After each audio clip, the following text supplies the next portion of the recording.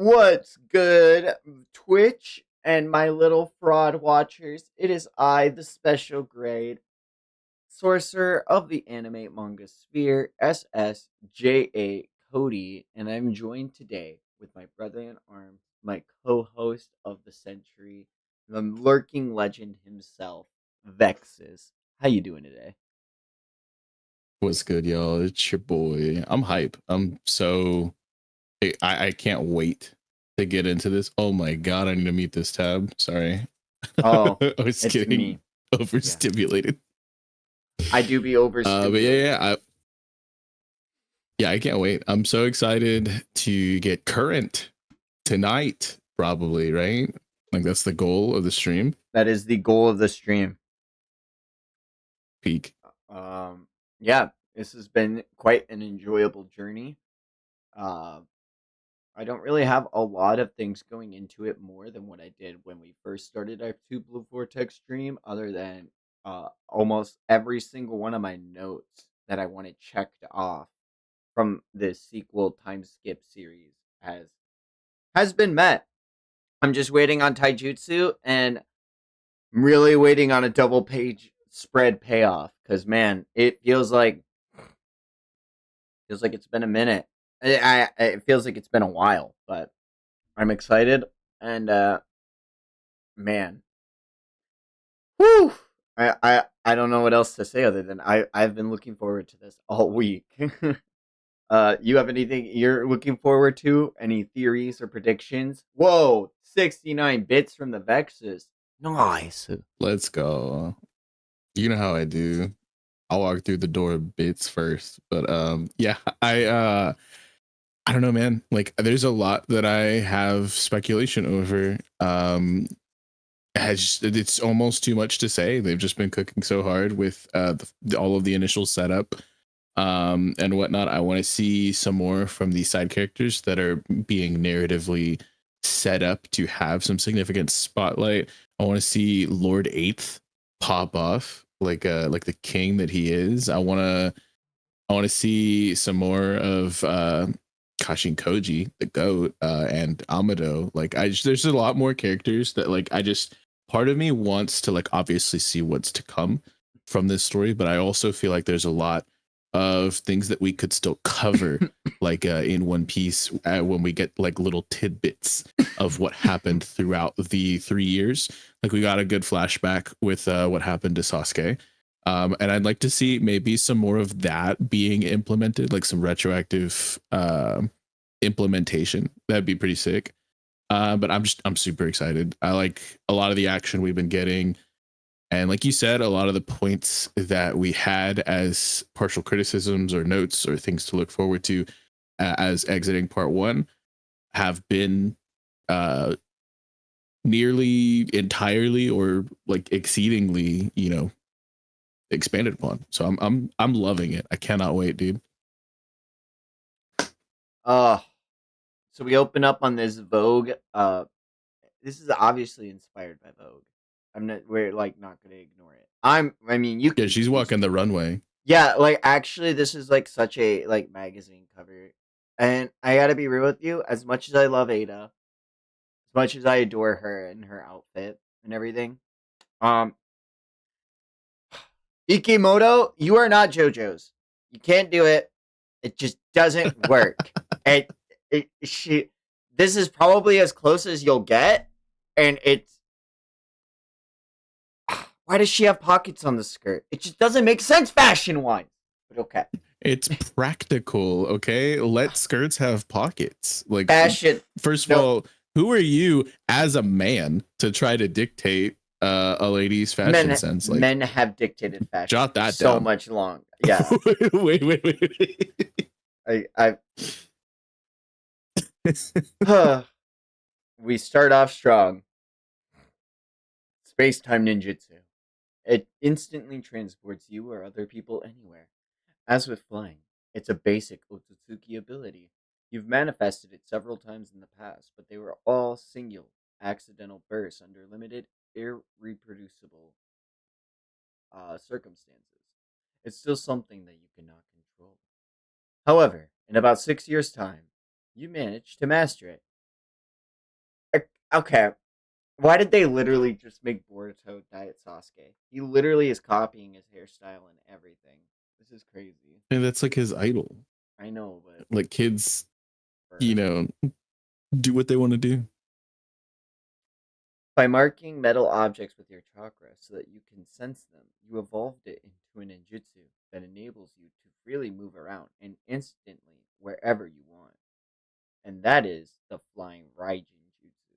Flying Raijin? Yes, you named it after the similar jutsu favored by your grandfather, Namikaze Minato, the fourth Hokage. So he marks metal objects with his chakra so that he can sense them, and then he uses those to teleport to using his Otsutsuki abilities. So it's not actual Flying Raijin, but it's Flying Raijin. Like, that's pretty sick. In truth, they are two different jutsu. You actually don't know the real Flying Raijin. As you sought to control space-time ninjutsu, you devised on your own a copycat Flying Raijin that produces near identical results. Devised? I'm a genius? Except all I feel right now is pressure. Metal objects are the most suitable for chakra marking. That is the optimal solution that you reach through trial and error. Metal? So this blade too?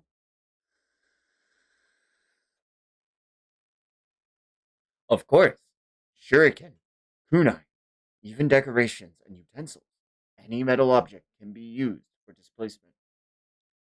And and if it was in your visual range, the translocation would be easier and more accurate. Within visual range, huh? Are you saying that it's difficult to teleport far away? Let's say you've got two chakra marked shuriken, one far to the north and other to the south. You sense the chakra on the objects nearby and try to translocate, but in this case, you have no clue at which of the two shuriken you'll arrive. Makes sense. Could be a problem.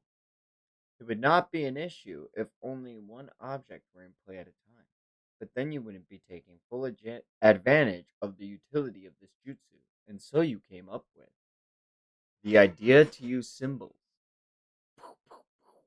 Each metal object would be a distinct shape, and visualizing that unique symbol would make it possible to accurately transport it to your intended coordinates, even if they were far away.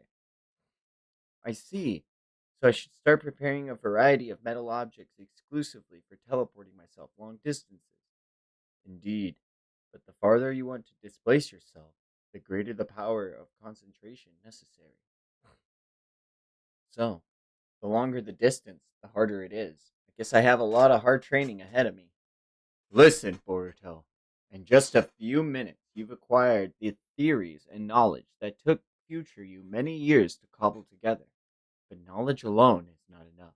In order to truly master Flying Raijin, you'll need to study and practice an extraordinary amount. That's not a problem. Let's keep going. I've got a ton of things to do. And then we go back to the hideout. I don't get it. If you can see both good and bad futures, why not tell everyone everything and have them help? Wouldn't that guarantee things go in a good direction? Dot dot dot.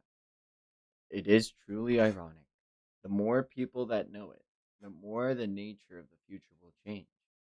And once you know a future, you can no longer act the same as before you knew it. Instead, it will branch in complex ways, making it even more difficult to predict, to the point of completely negating the advantage of foreseeing the future in uh, precis- prescience, precisions, It's like omniscience, prescience. prescience. Crazy. For better or worse, to know the future leads to the act of destroying it. And in particular, the more futures you know, the greater you diverge from the track called fate and become a singularity and heretical existence, which makes the future unstable. Singularity? So it's better for most folks to not know anything, for things to proceed towards a good future, and the duty of we singularities of fate is to aid the paths towards good futures from the shadows. We, just like me, you've become a singularity. And, as have you, who will likely see this sooner or later, Ida. Singularity of fate. Damn, So, that's crazy.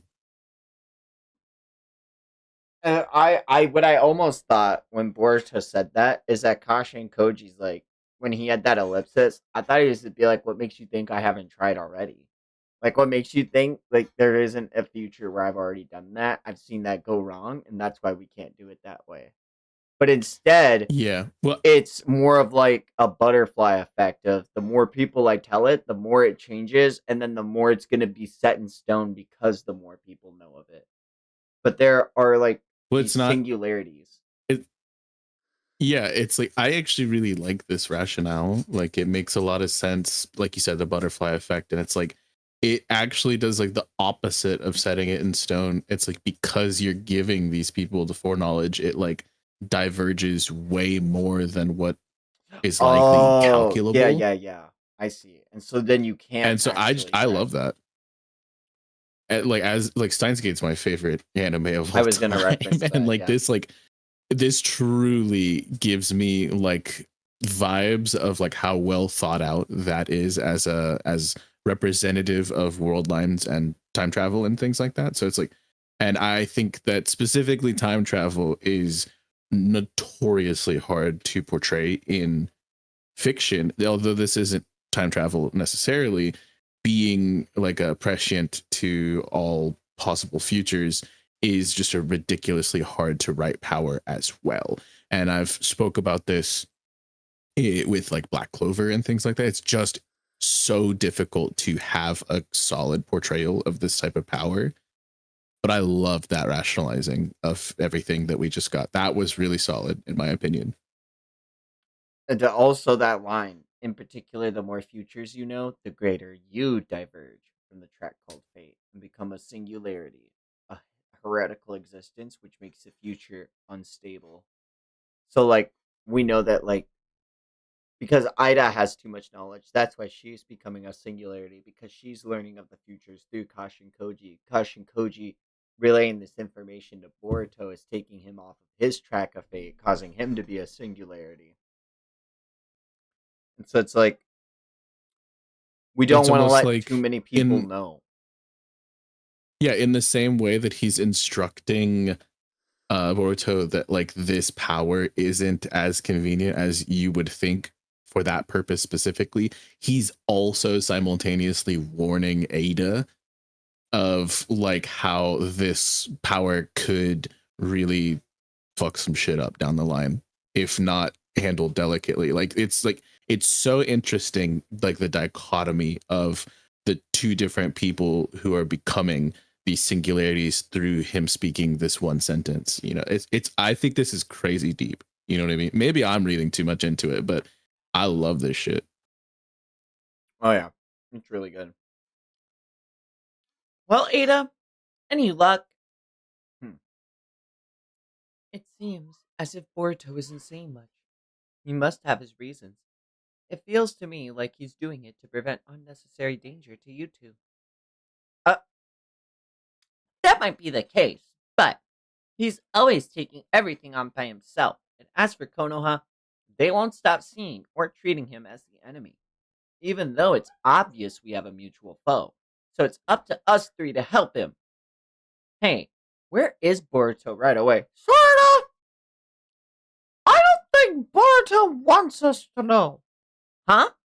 We have taken Boruto's side outwardly, yet we know almost no crucial intel about him. But I think it's because of that we've been able to live freely like this.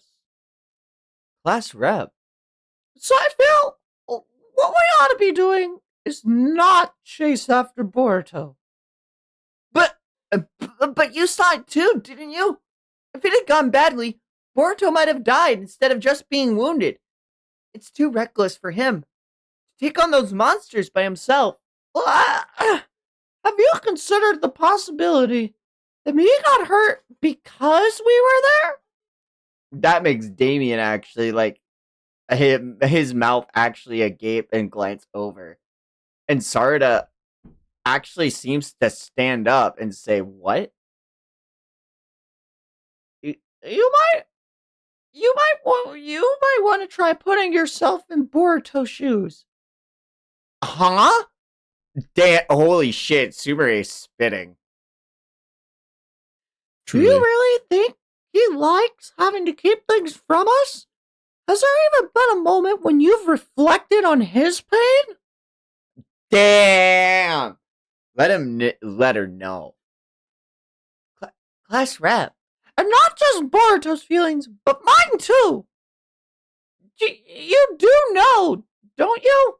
That I like Boruto a lot. Oh my god. Yo, what? I didn't. Insane. I thought she was into Kawaki. What? What's She going gets a on? lot more attention in the anime, and there's like anime canon stuff that ended up getting novelized surrounding her. And yeah, she does have like difficulty confronting her feelings on the matter. So this is like a crazy bit of development, not gonna lie. Yeah, I always thought it was because I thought like the reasoning I thought that Sumire didn't have the jutsu work on her is because she had strong feelings towards an Okotsuki, which was Kawaki, and like that's the reason that like the jutsu didn't work on her.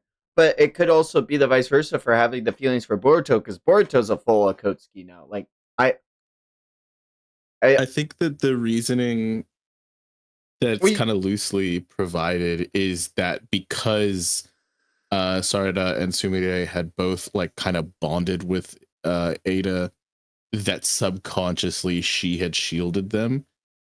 But ah I don't know. You know what I mean? It's like it could we don't there's know. no real way of knowing, you know, Mm-hmm. like unless the author just comes right out and fucking tells us because it was a subconscious exertion of a power that she is not openly aware of or how to control.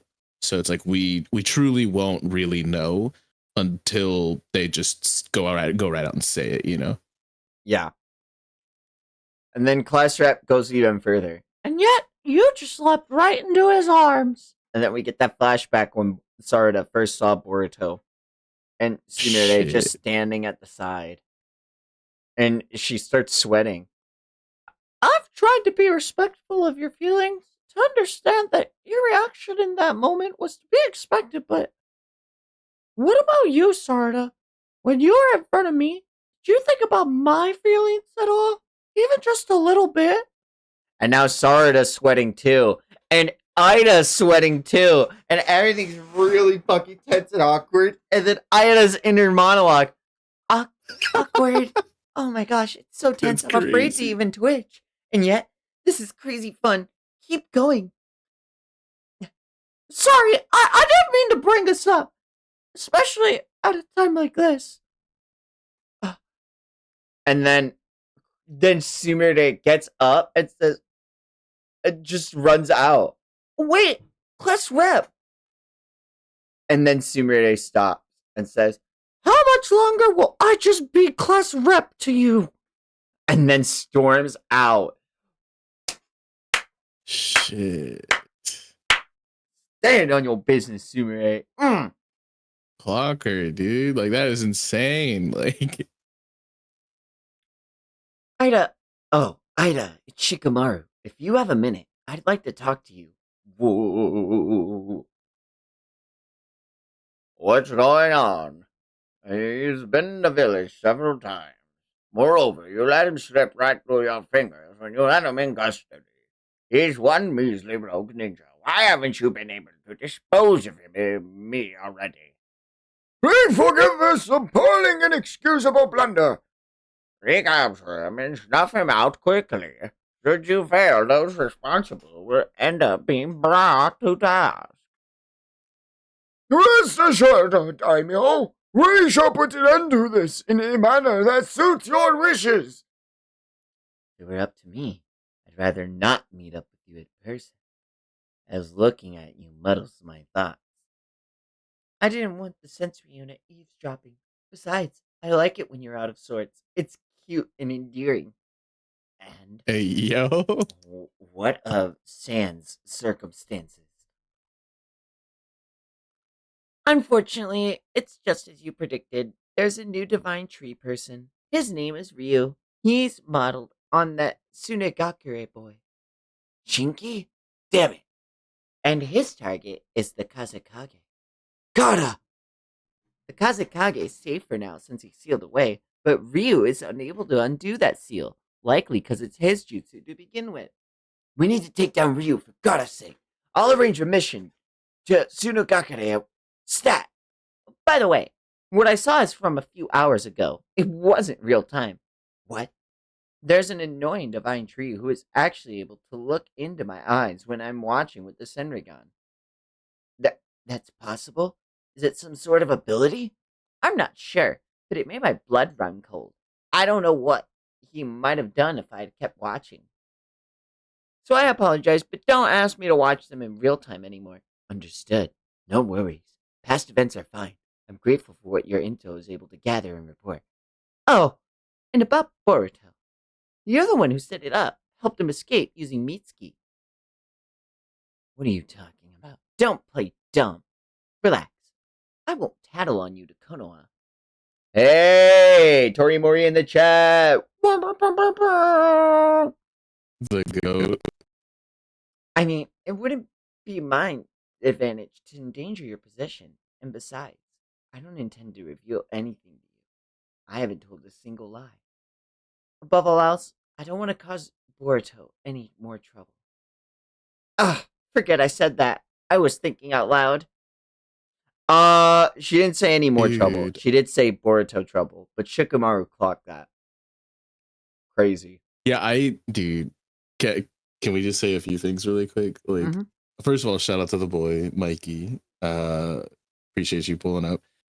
But second, fuck, what was it? It was so Ada's reaction to the whole Sumire and Sarada interaction is really something because almost exactly like Mitsuki realizing like that's not his son anymore, and Shikamaru coming to the same like the similar conclusion that like hey something's wrong here, and like them kind of shifting their opinions through omnipotence and whatnot.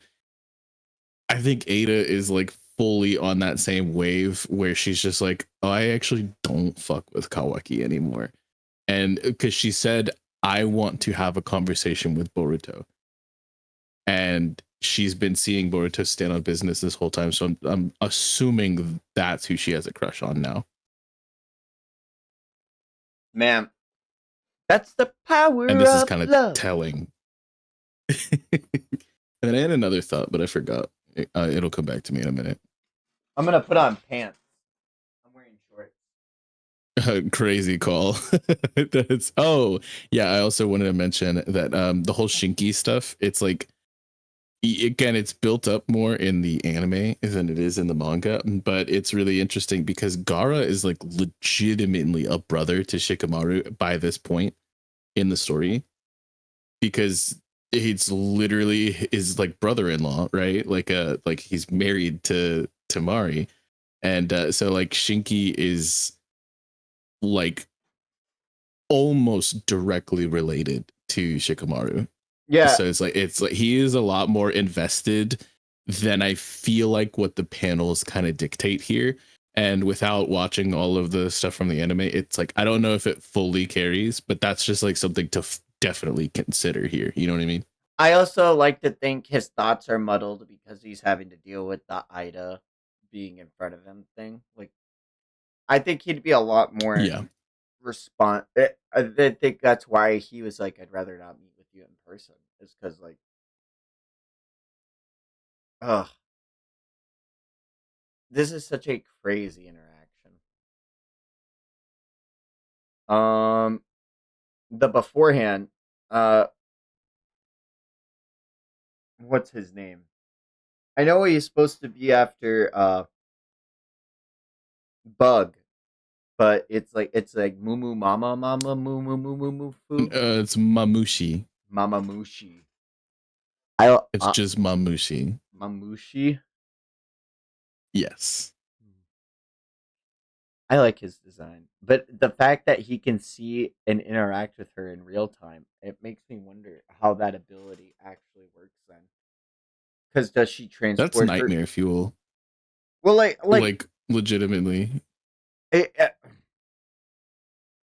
is it like Ino's jutsu where she has her soul leave her body and able to watch these things happen in real time with her Senrigan, and that's how he's able to watch her? Or like there, it was a thought I had, but this just like brought it up, and that's why I wanted to like, you know, how does watching in real time differ from watching in a memory? Is what I'm wondering. But there's too much with Yeah, it reminds me Shinjutsu. We don't of know. yeah, but it reminds me of like a Brachio's power, you know, like how much more cracked it would be if it, like I don't know, it's really interesting. I just I don't know. Like I see what you're saying, like the whole potential astral projection side of it. And but like maybe it's just that he has some sort of like innate ability through his because they all have Rinnegan. So if he maybe they're all representative of different paths of the like Rinnegan. Like we saw like Pain Nagato using all of these different like the Deva path and shit like that. And so maybe he is just somebody who specializes in genjutsu of sorts, and he was kind of just maybe he didn't actually perceive her, but he set it up that if he were to be perceived that it would trigger this. Like we don't even know if it's like actual reality or a genjutsu at this point, which would be crazy, you know what I mean? Yeah, the other thing that made me think about it was I was thinking it could be like time space time ninjutsu in a way that like she has to like watch this happen from a separate dimension in real time, but she can view them outside of time because it's in the past.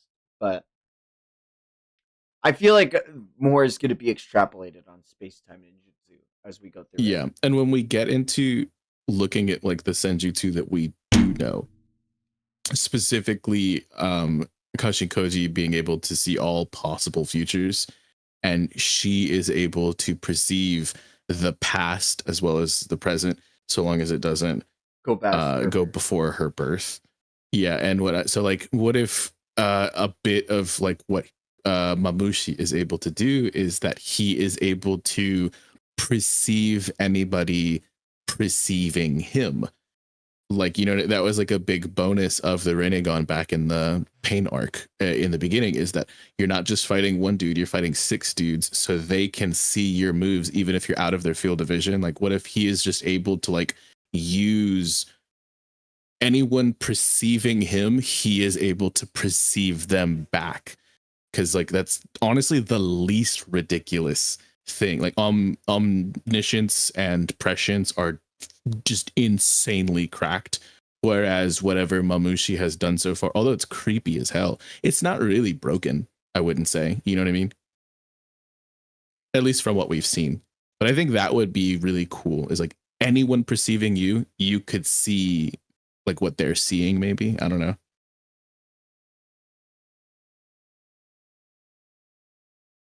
I think that'd be sick. Yeah. Sorry, my mouse just like disappeared. I was like, where did it go? All right. Mute the tab. All right. But Kawaki's agreed to team up with him for now. So if you want something done about those divine trees, I'd leave the two of them alone to do it. Ida, Boruto has a mystery accomplice. Have you seen him? He previously spoke to me in the form of a toad, and that toad was familiar. It's Kashin Goji, isn't it? And then out from Ida's hair As sharp as ever, Shikamaru. Oh, wait. Ribbit. Wait, Okay, that's I'll let you adorable. decide right now. Does it have a toad voice or does it talk like Kashin Koji? You No, decide it's right gotta have now. its own unique voice. As sharp as ever, Nara Shikamaru. Ribbit. And yes, you're correct. Listen closely. I'll give you the gist, Ribbit. No questions, alright? Sarutobi Konohamaru, Uchiha Sarada, and Mitsuki, Ribbit. Deploy those three to the land of wind. Shikamaru just keeps like fucking mouth agape. Me right now. Either Ryu or Matsuri are bound to show up there, or perhaps even both together, Ribbit. Have your own trio team up with the two Sand Ninja to slay them. Hold on a minute. Explain what's going on here. Give me a convincing reason why. Ribbit, I told you no questions. If it's not enough to convince them, then come up with something plausible, Ribbit. What? One other thing. Do not. Oh shit. Do not let Uzumaki Himawari outside of Konoha. Jura has set his eyes on her. If she steps outside of Konoha, it may draw his notice, and it will result in her death. Bro, you can't put that on fucking paper. No, I'm gonna actually throw up. Fuck this. Oh god, I'm gonna crash the fuck out. Valid crash out, honestly. But fortunately, Jura holds Konoha's cultural value in high esteem, and he himself is reluctant to wage battle within the village, Ribbit. So, barring any extreme circumstances, she should be safe for now as long as she stays within the village's boundaries. And notify everyone to treat him as an ordinary customer, Ribbit, if Jura ever happens to pay a visit to the bookstore or some such. Are you serious? This is no joke. What is most crucial, Ribbit, is to not provoke Jura. Understand that if you truly anger him, we have no chance of winning. Absolutely none. What is the What Beerus? the This is a real fuck, dude? Vegeta! Beerus is on his way, and you're gonna have to make him happy!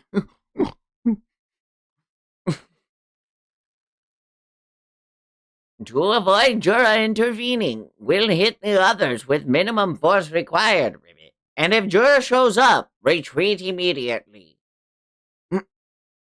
That's all for me! I wish you luck. Hey, hold on. My belated thanks for your assistance in Boruto escape. I am very much obliged, Ribbit.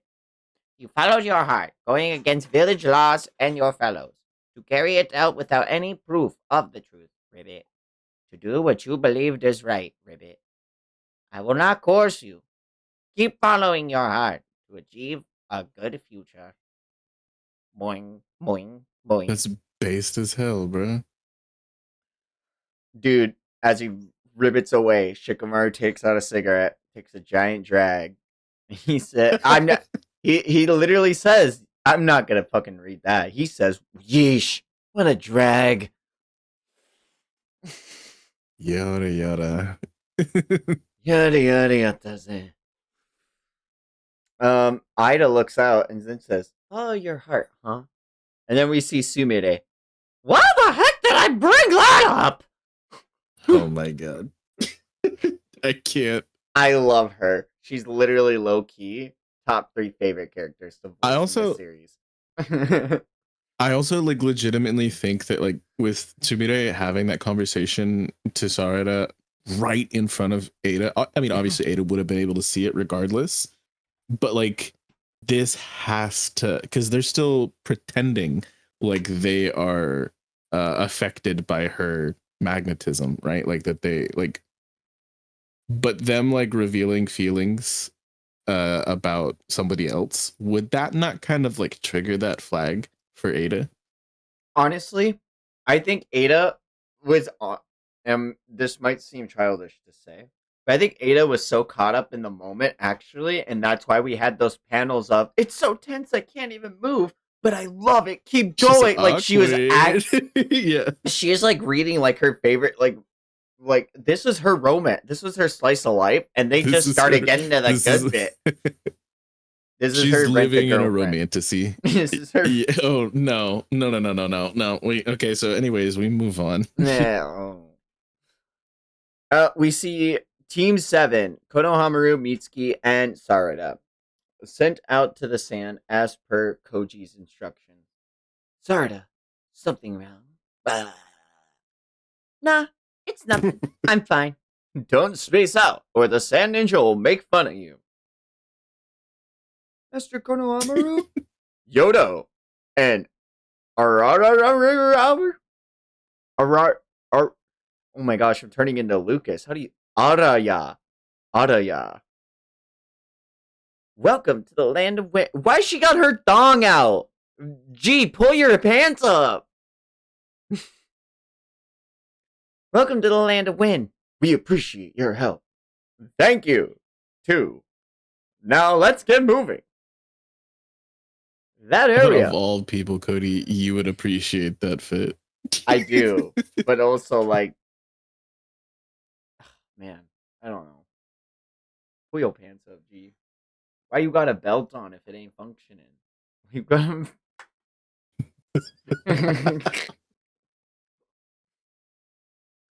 That area, that area with all the columnar rocks corresponds to the coordinates we were told about.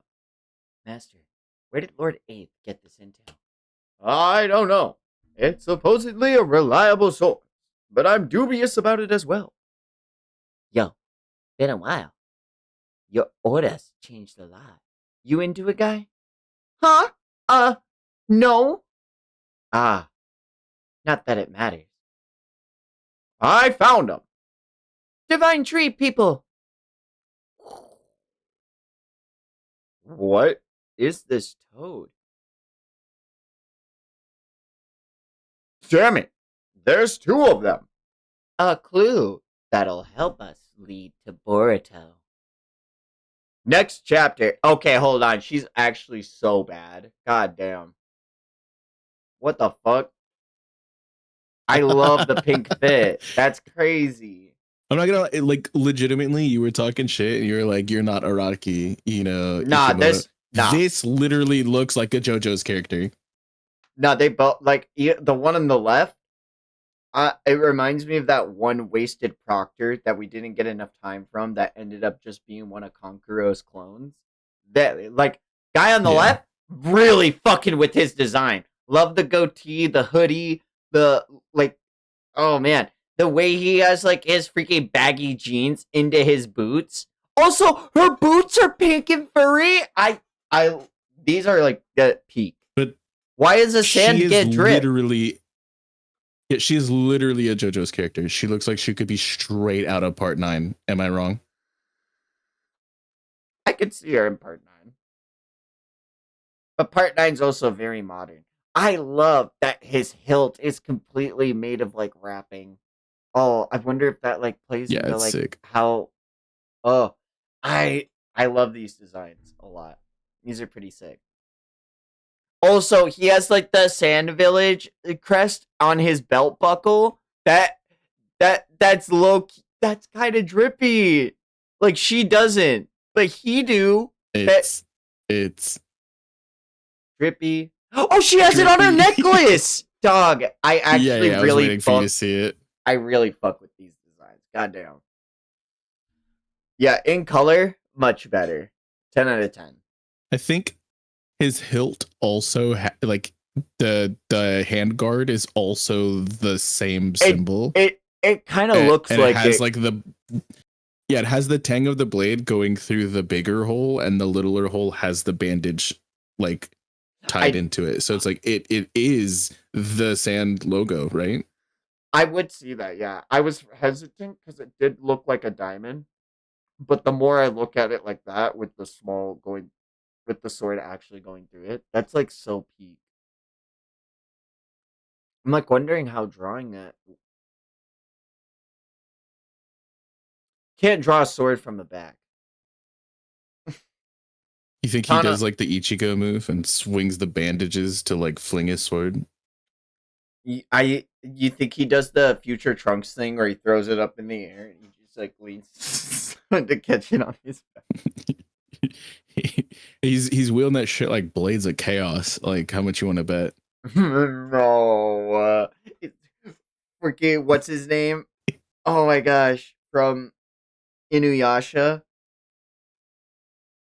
Kohaku with the kunai Sesshomaru? and chain Oh, with the yeah, you're so right. Yeah.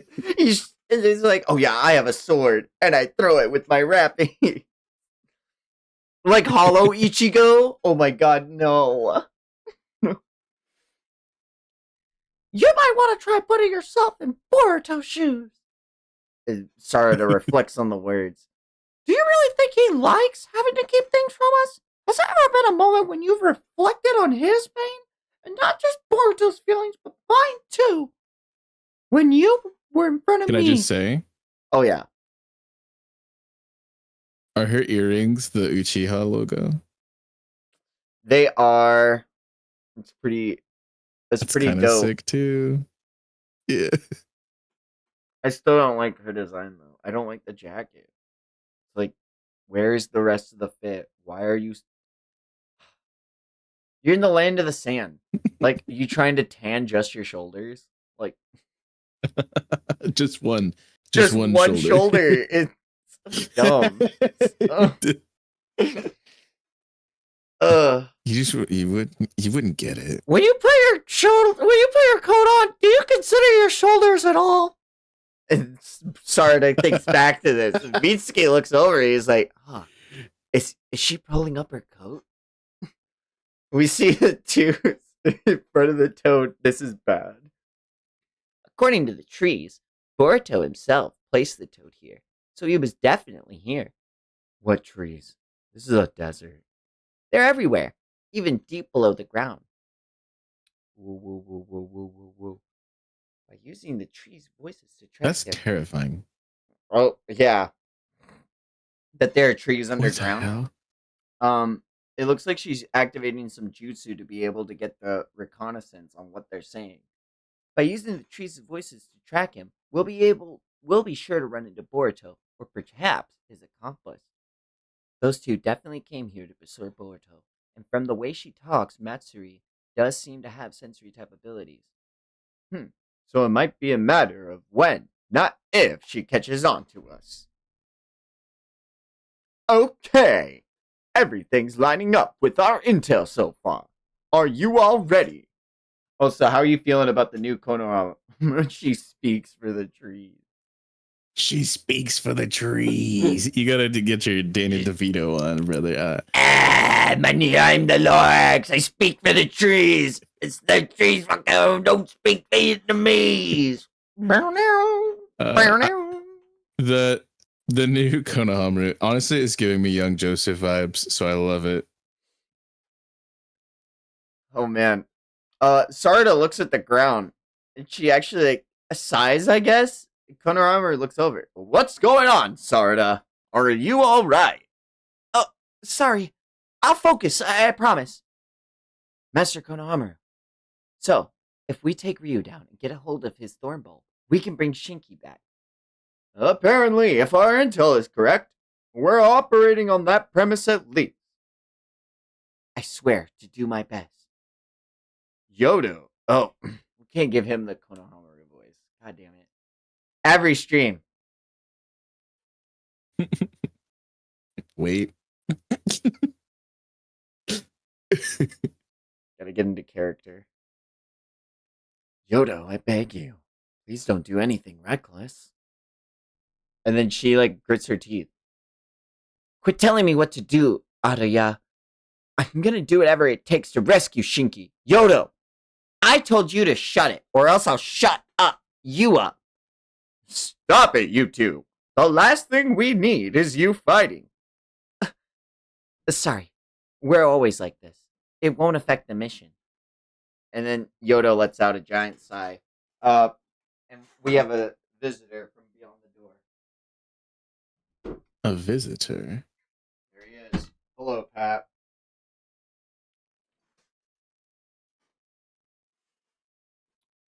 Sarada looks over, and now Konohamaru says, "Yeesh!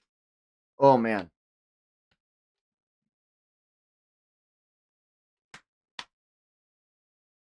no, you can't be in my lap. I don't think that's viable right now, bud. Okay, come on, come That on. does whatever he wants. I'm gonna pick you up. There you go. Just to be safe, I'll ask again. Do all of you understand the plan?" Yes, sir. Though I wonder if it'll really work. "Don't you start now. We've come too far not to proceed. Let's go!" And as he says, "Let's go," the first actual, like, thing with an exclamation point besides telling him to stop fighting, I assume that's what, like, alerts, Matsuri to, their location. Oh, no, this does. Konohamaru straight up aura farms and walks up on them. "You two over there! Who are you and what are you doing here?"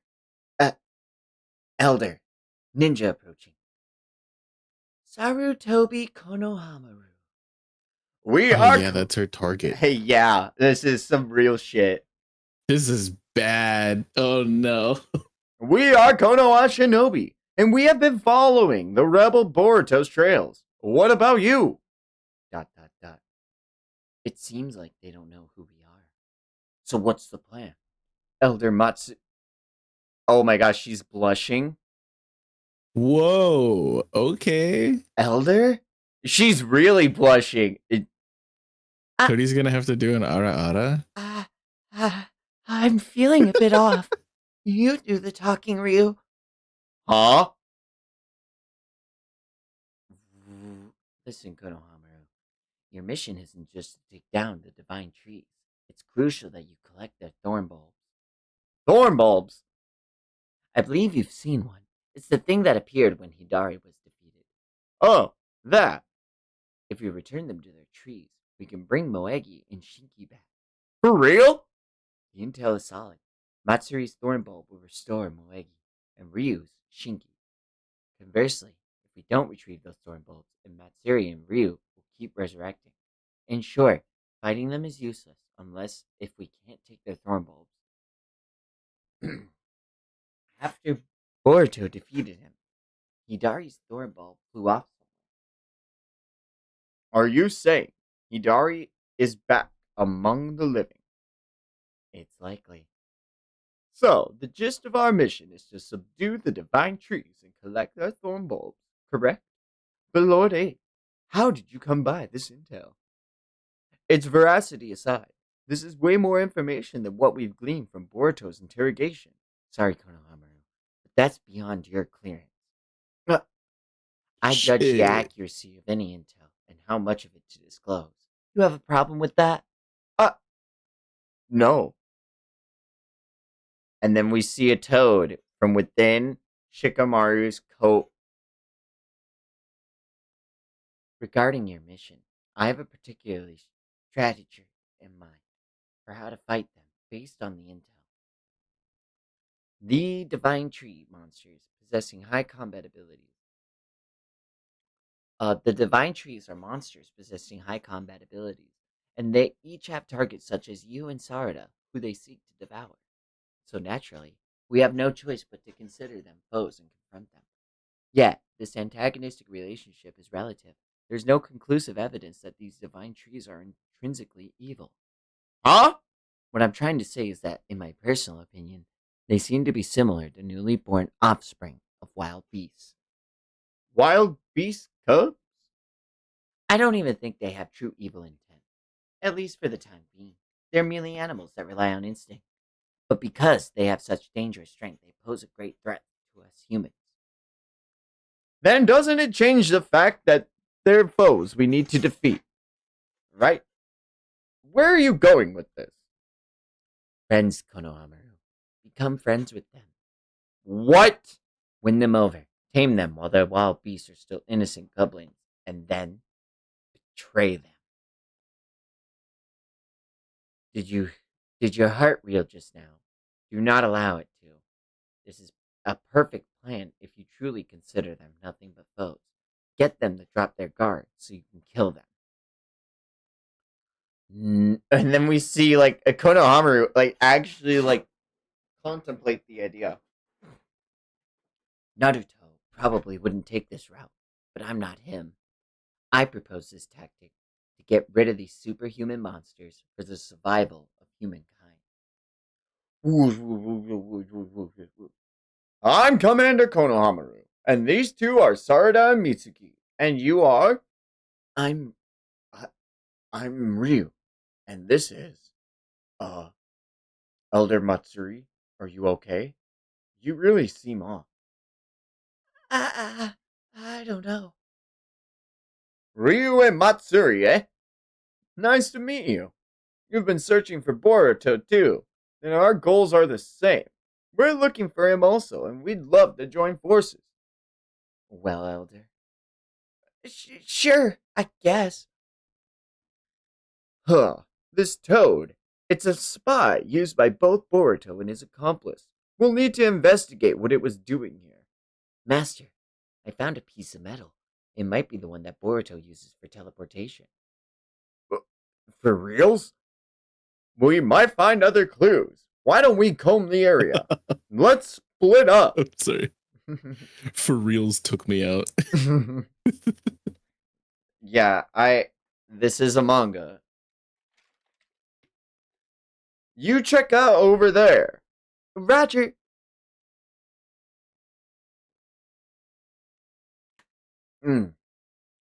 You're Matsuri, right? What's the matter? Are you not feeling well? I'm having trouble breathing. What's wrong with me? Ryu! We found some other stuff that might be Boruto's over that way too. For reals? Oh my god.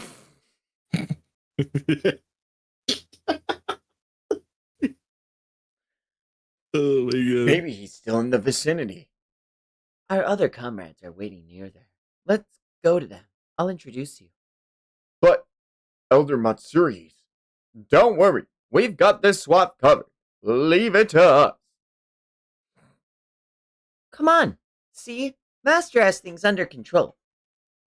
Phew. What a relief. You Konoha ninja are seriously nice peeps. Just like I was told. Huh? Elder Jura's full of respect for you. He's our boss man. Jura?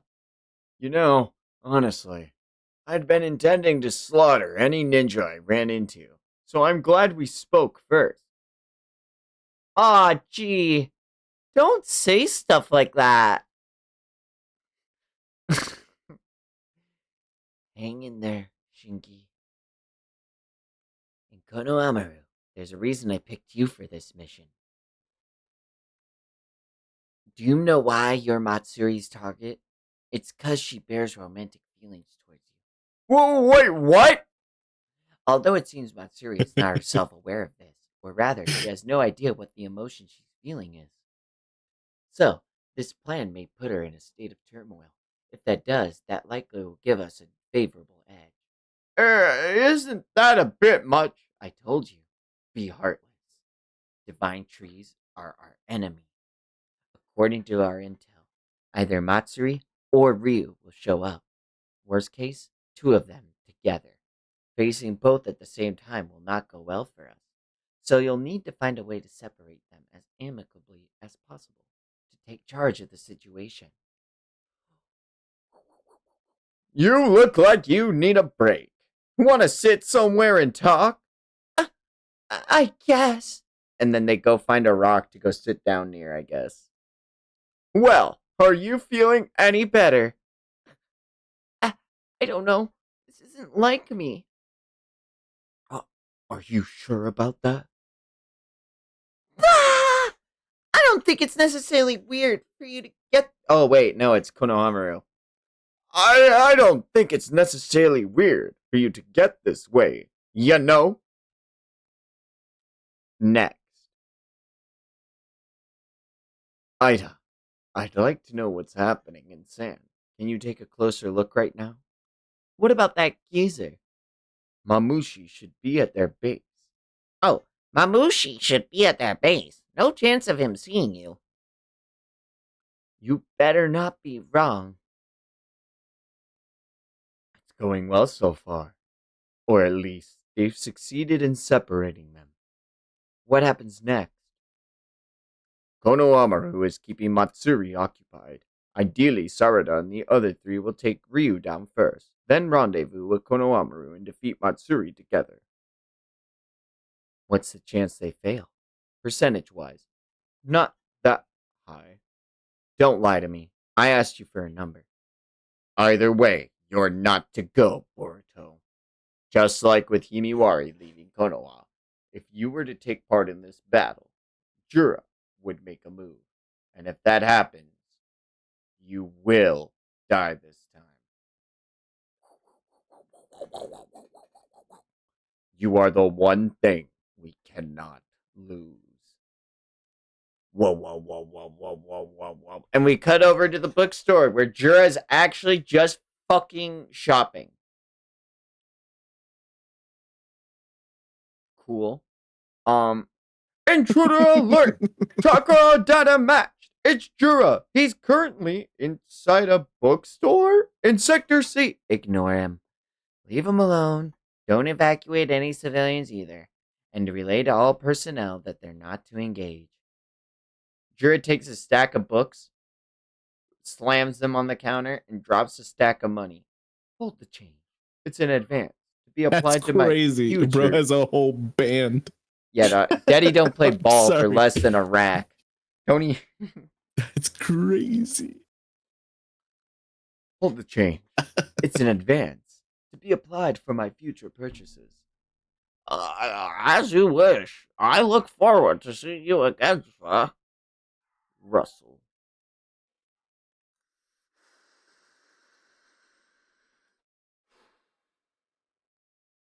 And as he goes to take a drag of his cigarette, Amato is stopped. Cigarette ripped from his hand.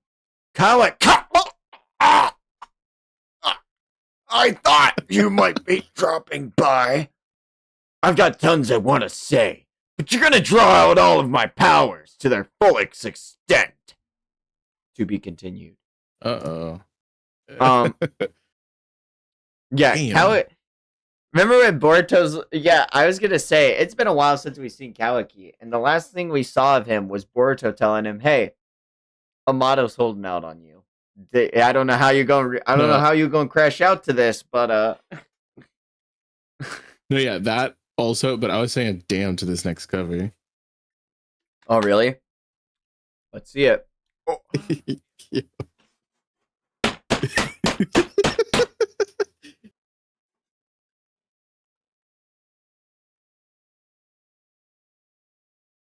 I'll give you a moment.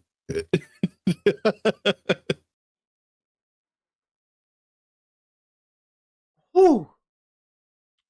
Damn. I might be a divine tree person because I've got some wood. Oh my god! It's just the feet will never sit well with. I'm not a foot guy. Let me just say that. It's just that is off-putting. I think right? it's off-putting Like, because it's the only characters we don't see grippers for. You're so right. Except for that back gripper. Like, I don't know. It's like that's crazy. That is actually insane. I like that her.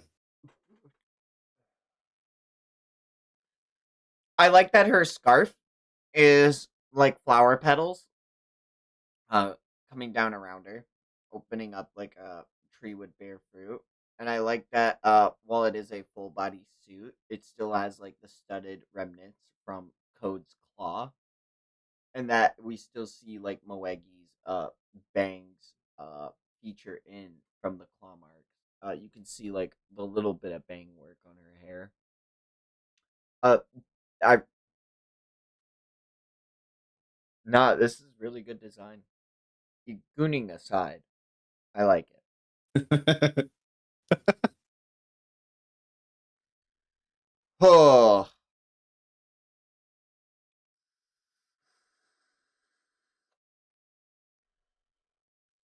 we open up and we see Sumire, uh, walking and walking. And I'm walking, I'm walking, I'm walking. She goes up to her keypad at her house. Do, do, do, do, do, do, do, do, do, do. Oh my god.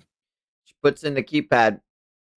It's not her house. She's going to work, and she sees her boss up against the wall by pinned by Kawaki. Kawaki! Relax, Sumire. I'm totally sane, and it may look like a tad violent. We're just having a talk. Right, Amato? At this point, I don't care that you've been tinkering with my body like it's a toy. However, that ends now, and I'll decide things. Change my settings, amp my offensive power to the max, and if you don't, then you're no use to me and I'll kill you. Kawaki! I'm not kidding. Look into my eyes. You see that, right? Dude, Sumire's top one for me to voice in this series. I love it. She's my favorite. uh, as he lets go of the grip off of Amato.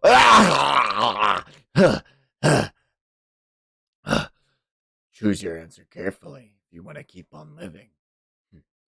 Only babble in your sleep, Kawaki. And as he says the sleeper agent phrase, Kawaki falls to the floor. Damn, brat! A failsafe. A failsafe! Just like with Delta. I was gonna ignore it. No, dude. You just go right back into the voice. That's insane. An emergency shutdown code! You have impeccable timing, Sumire. Can you help me move him? And we see Kawaki passed out on the floor. Tap, tap, tap. Ryu, meet Yodo, the girl on the left, and the one with the blade is Araya. Hi there. Is it my is it my imagination, or is she totally glaring at me? Oh, sorry, she's shy.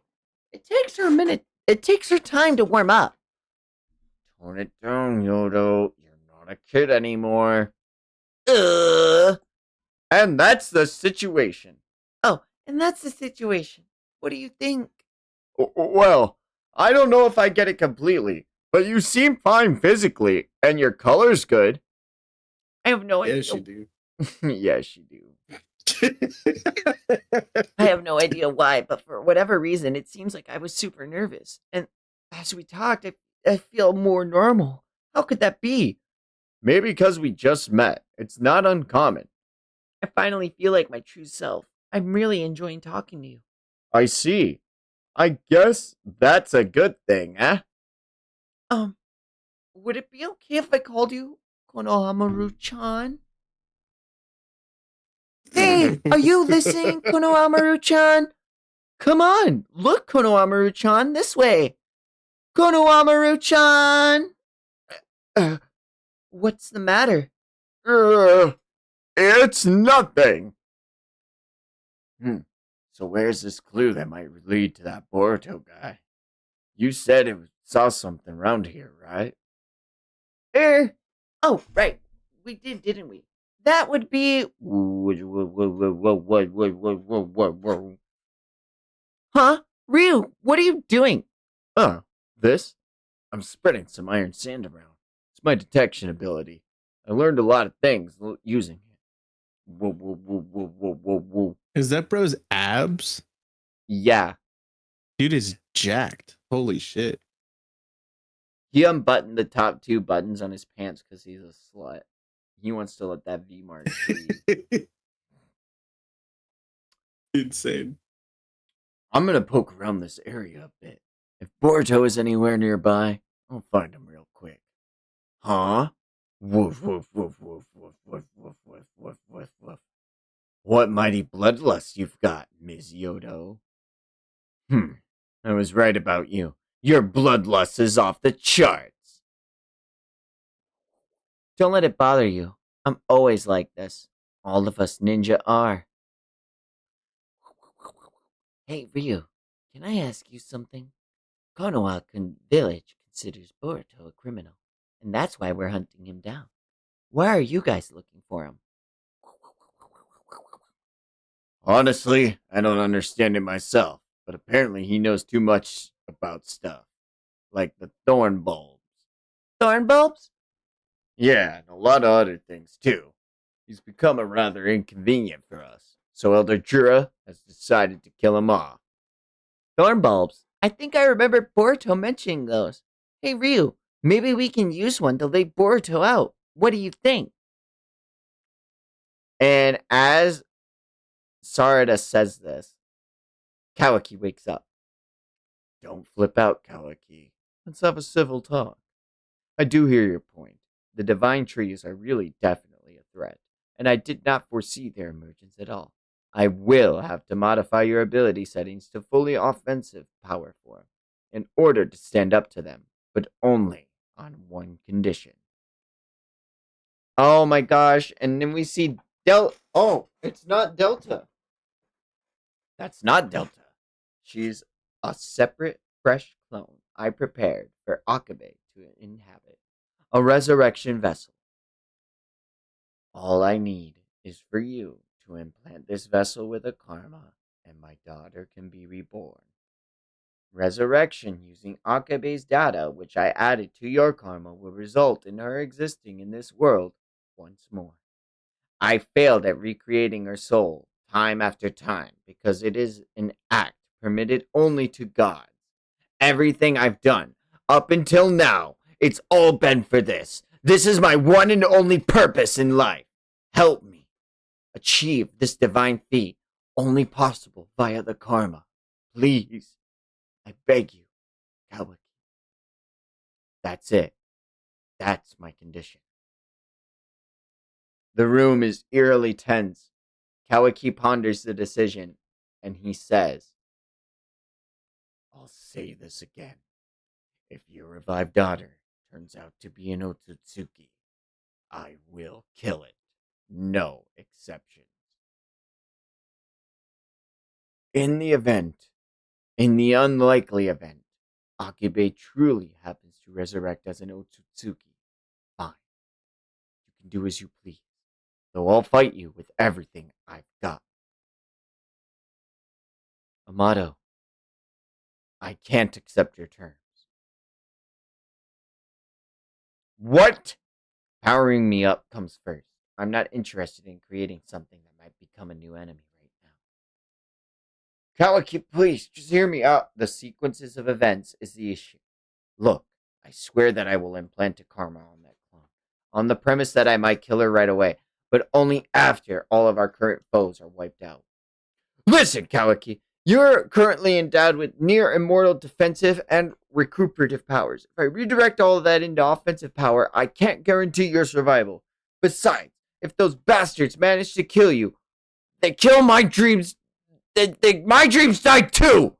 Hey, what I want isn't a guarantee of survival. It's the potential to kill them. So quit worrying about my welfare, Amato. I'm telling you to make me an even bigger, badder monster than them. Use any means necessary, scientific or otherwise, to make me stronger beyond all limits. Divine trees, code, and Boruto. You'll only reunite with your daughter after I slaughter them all. Ah, this is the best day of my life to get to talk to you so much, Konohamaru-chan. Well, not that I've been alive very long, but I'm still very happy Konohamaru-chan will. Wait, hold on. I'm sorry, but could you not call me that? Why? What's wrong? There's only one person who calls me that. You see, it surprises me too, but it's giving me ghost bumps. Do you mind just calling me Konohamaru? Only one person, and who's that? Oh, Oh shit. don't read too much into it. You wouldn't happen to be referring to Kaze Matsuri Moegi, would you? I'm right, aren't I? So what is that woman exactly to you? Answer me, Sarutobi Konohamaru! Um, this is bad. I see. Okay. Some people are into that. That's all I'm gonna say. Oh, yeah. I see. Use the thorn bulbs as bait. That's some super smart thinking. He removes his thorn bulb, and as it's removed, a thorn bulb, just like the one I saw. So that's a thorn bulb. Now then, let's see if they bite. Crunch! Yodo, no!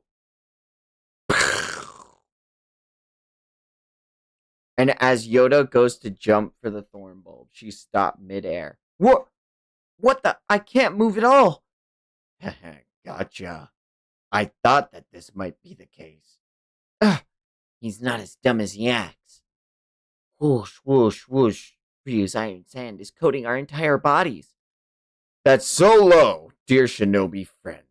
Your betrayal is gonna give me some serious trauma. I think you need to be punished. And, chick, my body's moving on its own. And it seems like Sarada has grabbed her kunai from her pouch and is now leaping towards Yodo in the air.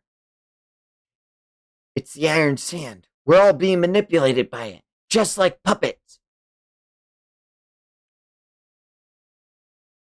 Yodo sees the slash coming towards her, and as it does, what? As Sarada's coming towards her, a wave of energy overcomes them both and dispels the iron sand holding them. And they're both in the air, caught in like a stupor, saying, I'm back in control. The iron sand, it was dispelled? Lodestone, sand sealing blade. Shinki, I never thought I'd have to use this jutsu that I created for us in this way. Shinki, will you lend us a hand too with this battle? What the heck? That's not fair. Dude. Oh man. That's where this chapter ends. Damn.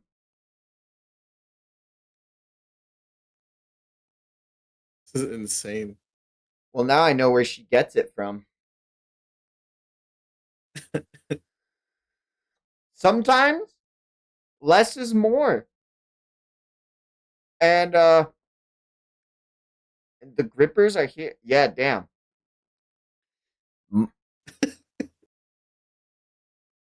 I see you, Konohamaru. I see you. Chapter 19. Konohamaru-chan. Whoosh, whoosh, whoosh, whoosh, whoosh. That should do it. Go on, take it. What'd you do? I infused the blade with my chakra. If you apply your wind-style sword jutsu to it, you should be able to manipulate iron sand somewhat, similar to how I can. Huh? Are you sure about this? You'll have no chance against me when we spar. Give me a break. If anything, this'll be the perfect handicap. Ha! We'll see about that. It's all for the purpose of protecting Father better. That's what I want to expand our powers as much as possible. Father this, father that. All you do is talk about your adopted father. Of course. What's wrong with that? You should pay Yoda some attention too. Who's a hypocrite now? All you do is talk about Yodo. It's not like that. Damn. Lodestone! Sand sealing blade! And we're fine. Oh man! Dude! We're getting some sword play? And more? Let's go. I'm getting kind of hyped. Okay, G Fuel then vape. We gotta get the vocal cords ready.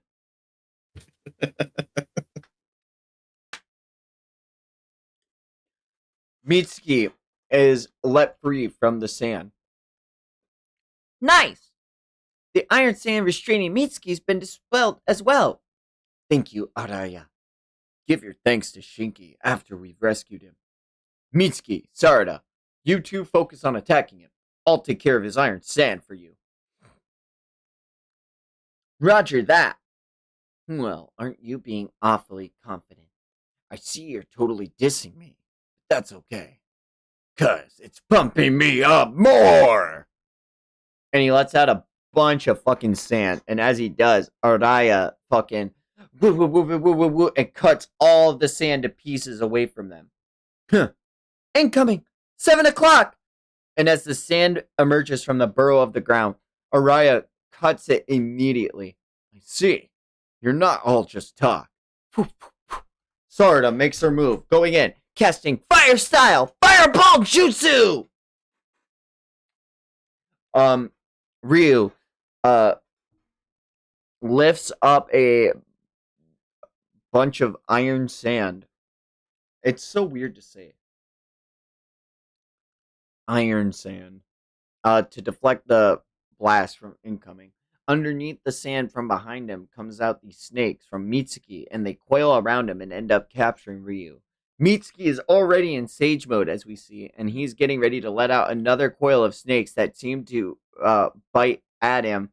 And as they do, we see that it's a substitution of sorts made of iron sand, and Ryu dissipates within it. You got him? No, not at all. He disintegrated himself and evaded my attack. It seems he can turn himself into iron sand too. Be careful. He's a He'll- Logia? He's a Logia. It's crazy. He's literally a Logia, and there's no hockey in this world. That's crazy.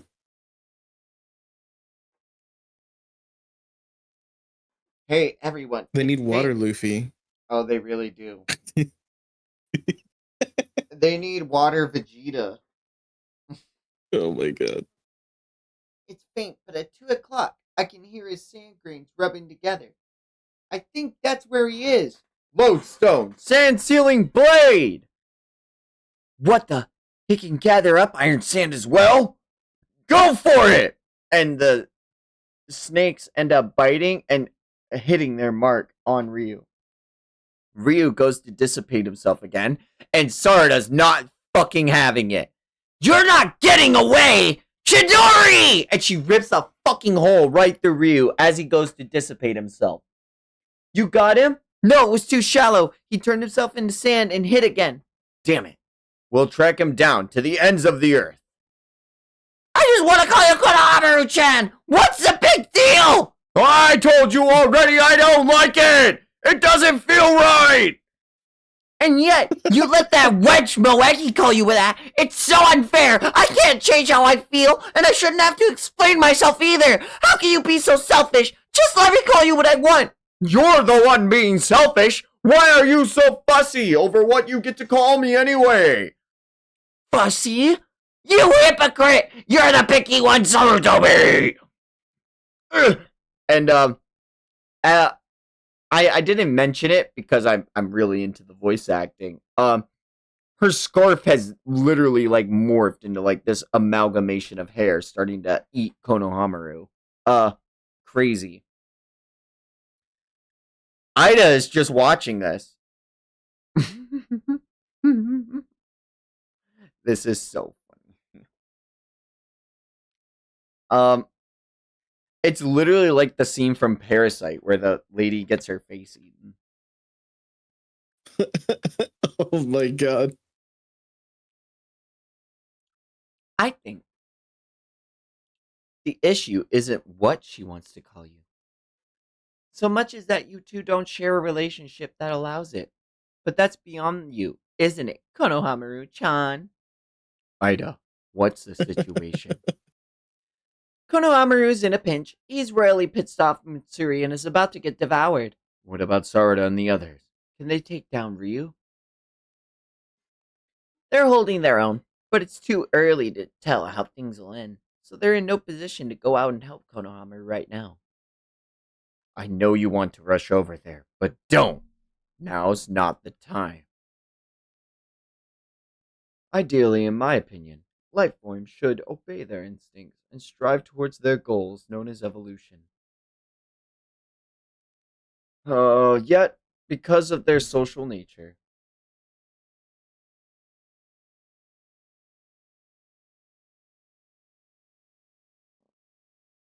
Mm-hmm. Oh. Um, Weapon.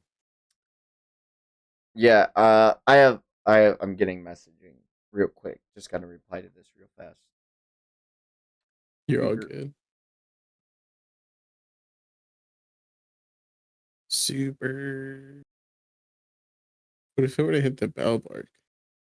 oh my god, man, that would make this a lot harder to focus. Dude. Oh my god. This is just such an interesting concept for like a quote unquote villain.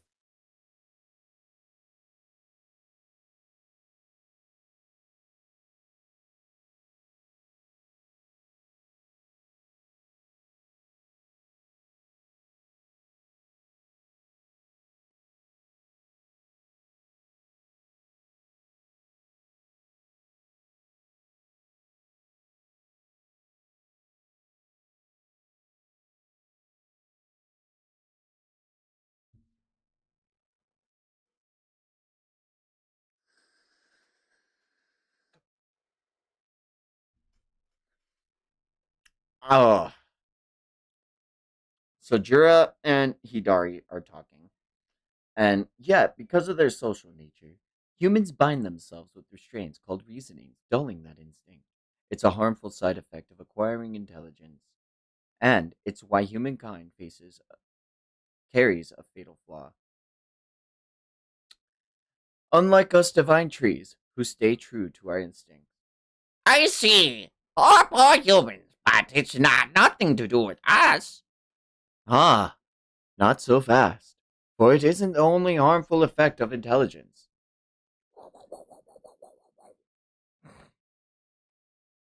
The other concept carries with it the risk of causing even us divine trees serious problems. It's called love. My head's so full of thoughts for you, it's driving me batty. Why do I have these feelings? It's so painful, it makes me crazy mad. Hey, calm down. Yeah, and that's precisely why, because if I devoured you, I wouldn't ever have to feel this way again. Each of the Inashikocho trio is accomplished. Mm. Each of the Inashikocho trio are accomplished shinobi, but they prioritize Team Iwari's safety over their own teams. What's shocking is that they were all aware of how foolish that decision was. In particular, Yamanaka Inojin lost his composure and ended up needlessly losing his life. Both of these foolish acts were caused by love derailing their thinking. So, what is this love thing? Is it a disease? Baby, don't hurt me no more.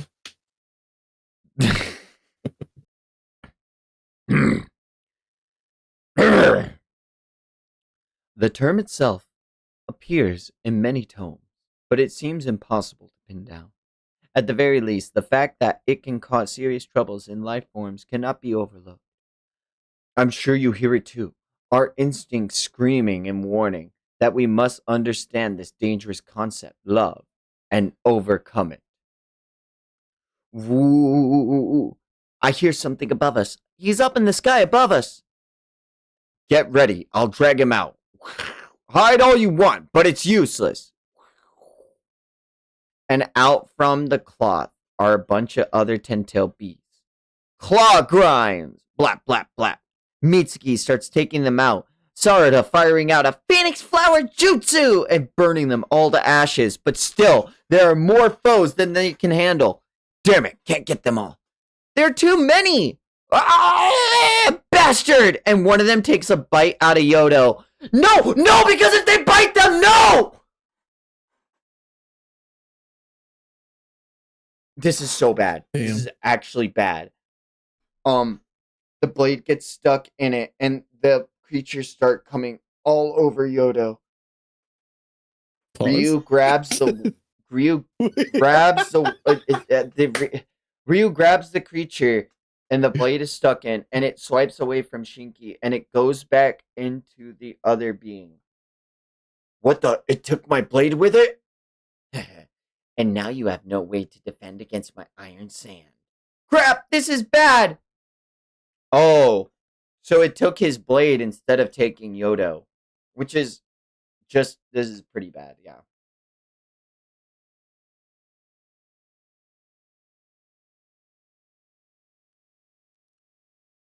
And we see Konohamaru start becoming devoured. Now let's become one, Konohamaru-chan. Next chapter, chapter God 20, damn. because of love. Konohamaru's spitting up blood. You whine way too much. Will snapping your neck shut you up? Or would you rather chatting right up until the moment I devour you? I'll let you choose. Konohamaru-chan. Become friends with them. Win them over. Tame these wild beasts. Didn't you say earlier that getting to talk so much made this the best day of your life? If you devour me, I'll die, and then we won't be able to talk like this ever again. Yeah, it was fun, sure, but it was simultaneously terrifying. It felt like my sanity was slipping away. You're dangerous. You make me crazy.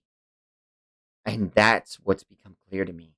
My defensive instinct tells me to eliminate the danger. Conversely, there's a part of me that desires you, and as they mix together, I feel compelled to devour you! And the trees stab into Konohamaru's back. Oh! Ryu starts coming after our other protagonist with his iron sand. Arayata weaves hand signs and uses wind style, sand, storm, blast, and tries to blow the iron sand away, but it's ineffective and he gets stabbed. Ah! Damn it! As they're all being overrun by the iron sand, Mitsuki actually launches a counterattack by burying the snakes in the sand and trying to get at him from beneath him. Araya is knocked towards Ryu, and Mitsuki realizes what's happening and pulls him back to safety before Ryu can get his hands on him. And then Ryu actually stabs Mitsuki 3 times with separate sand spears, it looks like. Mitsuki! Mitsuki drops out of sage mode, and Sarada actually starts getting even more worried. Mitsuki starts flying up in the air, and now both Mitsuki and Araya are caught in the jutsu, having their bodies used against them. Looks like checkmate, my friends. Yoda! Sarada! Forget us! Just save yourselves! Stop saying stupid things. I'm not letting any of you escape. Then again, just killing all of you, here and now, doesn't make sense to me either. Let's do this. Otsutsuki, Boruto, or even his accomplices. Tell me where either of them are. Any weaknesses would be cool too. In fact, share whatever intel you have on them with me. And I'll let you go. All of you. Don't fall for it. I bet he'll kill us regardless. Just run! I'm offended. You're the ones who broke their word first. Don't let me in with you. Sarada, tell him where Boruto is. You know, don't you? Yodo! Just spill whatever you know. We're all gonna get slaughtered otherwise. Don't believe him. How ridiculous can you be? Like, it's gotta be a trap. What other choice do we have? You're saying it's okay to be silent and getting killed? Sorry, but I won't sell out a friend to save myself. Not even I have any intel. Not that I have any intel to share about. We may have taken Boruto's side outwardly, yet we know no crucial intel about him. But isn't it because of that we've been able to live freely like this? I've long wondered why you keep sticking up for a rogue ninja who's sought by his village for committing serious offenses. But I think I finally know. He's the kind of guy who makes you want to always have his back, even if the rest of the world hates him, huh? I feel the same about Shinky. Hello? You're still there? So, what do you say? Should I go ahead and kill you? Hold up, Ryu. The problem is we don't have any real intel on Boruto. I see. So no ability to negotiate. Not so fast. If you're amendable, you can have me instead. I'll cooperate with you using my enemy detecting abilities. Yodo, you idiot! I'll start gathering it for you. I'll gather whatever intel you want, and in return, you let the other three go.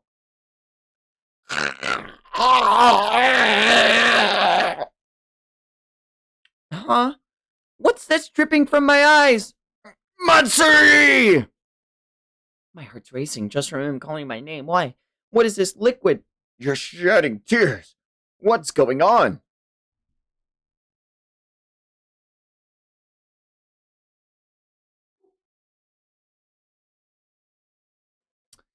Tears? You must be feeling sad, which means you don't want to kill me. Flip, flip, flip, flip, flop. And then we see Jura starting to have tears come out of his eyes.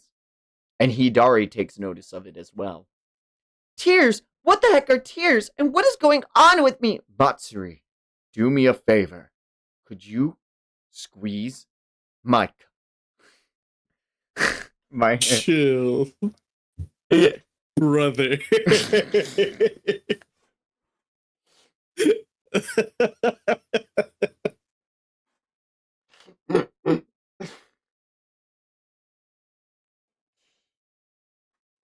Let's join hands. That's how special relationships start. Special relationships? That's right. It'll be the first step together for the two of us. And as she takes Boruto's hands in her own, she says, so warm. Konohamaru, Become friends with them. Win them over. Tame them with the wild beasts and still innocent coupling. And then... And Boruto, as his hands are in hers, forms a Rasengan.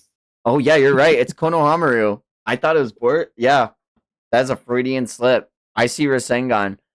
Konohamaru forms a Rasengan in both of his hands and starts shredding her open. And as she's crying, he says, "Betray them." And Konohamaru grows the Rasengans out. Giant Rasengan! And as the Rasengans grow bigger and bigger, did your heart just reel now?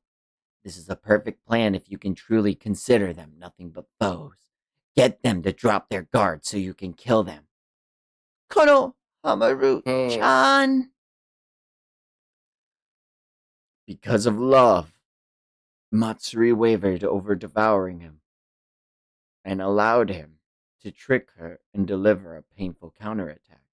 And because of love, Sabatoi Konohamaru fell prey to doubt and foolishly let victory slip away from his grasp. And as those words come out, Matsuri sends her scarf towards Konohamaru, and we see on the next page Yodo stabbed by Ryu through the stomach and thrown to the side. That'll be a no thanks. And please don't talk down to me. I get annoyed easily. Yodo! Hang it there, Yodo! Damn it, you bastard! Why can't things go well for once? No way! It's okay. I know that I'm done for. Yodo! And some of the iron stands start sticking to Sarada. Last one in the bag. Now that you're all obedient puppets of mine. Sarada, I'm not sure why it's happening right now, but I can hear it real well. You know for yourself, don't you?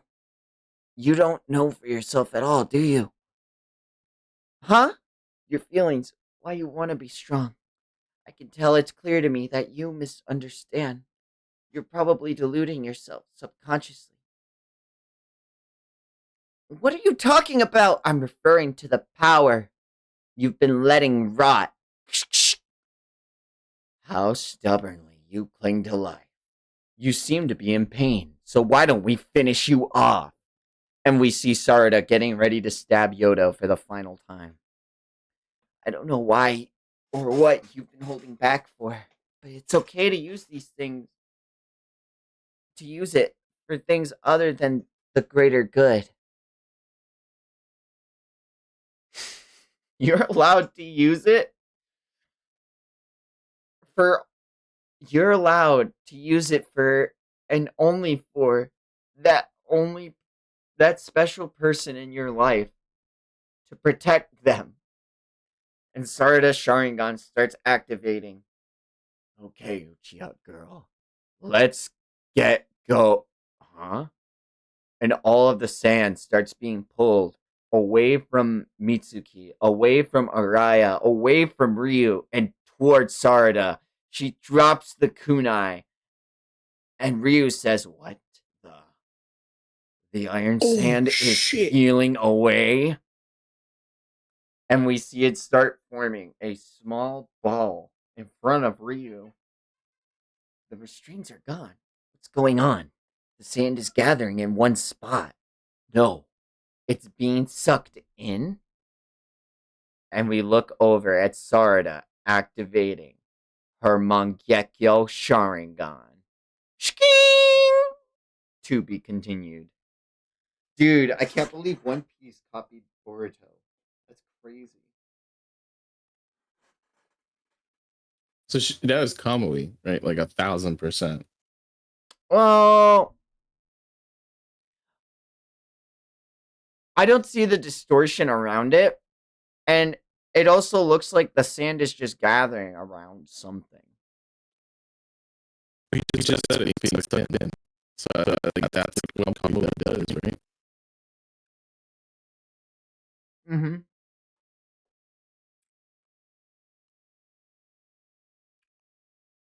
Why do you dress like this?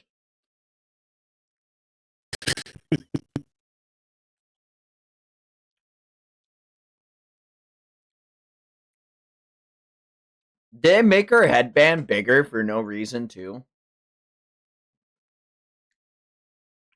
Maybe she just got a small head. God, that could be real, too. Yeah. Do not. Oh my gosh. More gummy worms. I'm so sorry. I shouldn't be snacking right now, but they're so delicious. This is kind of. I've been waiting for this. You see, becoming Hokage is my dream. A Hokage like Lord Seven. For real? You. For real? You're way too self aware, Stop. Sarada. You can't. Disrespect. Maybe I'll take a BF today over some future dream. I wonder where I can find myself a hottie, and I envy your carefreeness. What I'm aiming for, Sarada, is to become a shinobi like your dad. You're gonna be Hokage, right? Then I'll be your right hand man, and I'll work hard to protect you. Uh, it does that bother you, Sarada, that other girls might like Boruto? Well, it certainly bothers me. As for Hokage, all of the people in this village are like my family. I'm not an extraordinary shinobi like Lord Seven or my dad, and that's why I don't have time to think about anything other than becoming a Hokage like Lord Seven, who protects everyone and Konoha's future. And we see her flashing back to getting hurt against Kawaki. And move aside, Sarada, or are you still feeling the need to interfere? Regarding Lord Seventh, who's been missing, there's a strong possibility he's already deceased at Boruto's hands. I need to go after him, Sarada. Let me go. I'll kill him. I can't blame him. In fact, it's a perfectly normal reaction. Boruto almost killed Kawaki, and then with Naruto and Hinata. I don't understand. I don't understand what's going on. What's wrong with everyone? I'd say that Ida is involved somehow. Similar to the phenomena, all who seem to become her captives, I believe something's happened to everyone. Just earlier, everyone was chasing Kawaki, and then all of a sudden now they're trying to find and kill Boruto instead. That would never happen under normal circumstances. It's clear that an unnatural power is at work, like some powerful, like a Shinjutsu. Ida must have done something to save Kawaki from his predicament. That's the only thing I can think of. But this? It's too cruel. Why can't Boruto ever catch a break? Mangekyo Sharingan? It's a variant of the Uchiha Sharingan, said to be triggered into awakening by an extreme psychological shock. So something truly terrible, well beyond normal understanding, must have happened.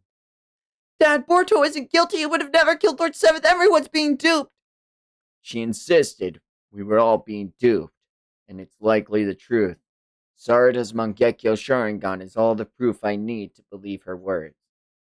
Uncle, those eyes of hers will likely be a great help in going forward, though it seems that Sarada herself isn't aware that they've awakened. But she will realize it eventually, as well as intuitively come to understand her abilities and what she's capable of.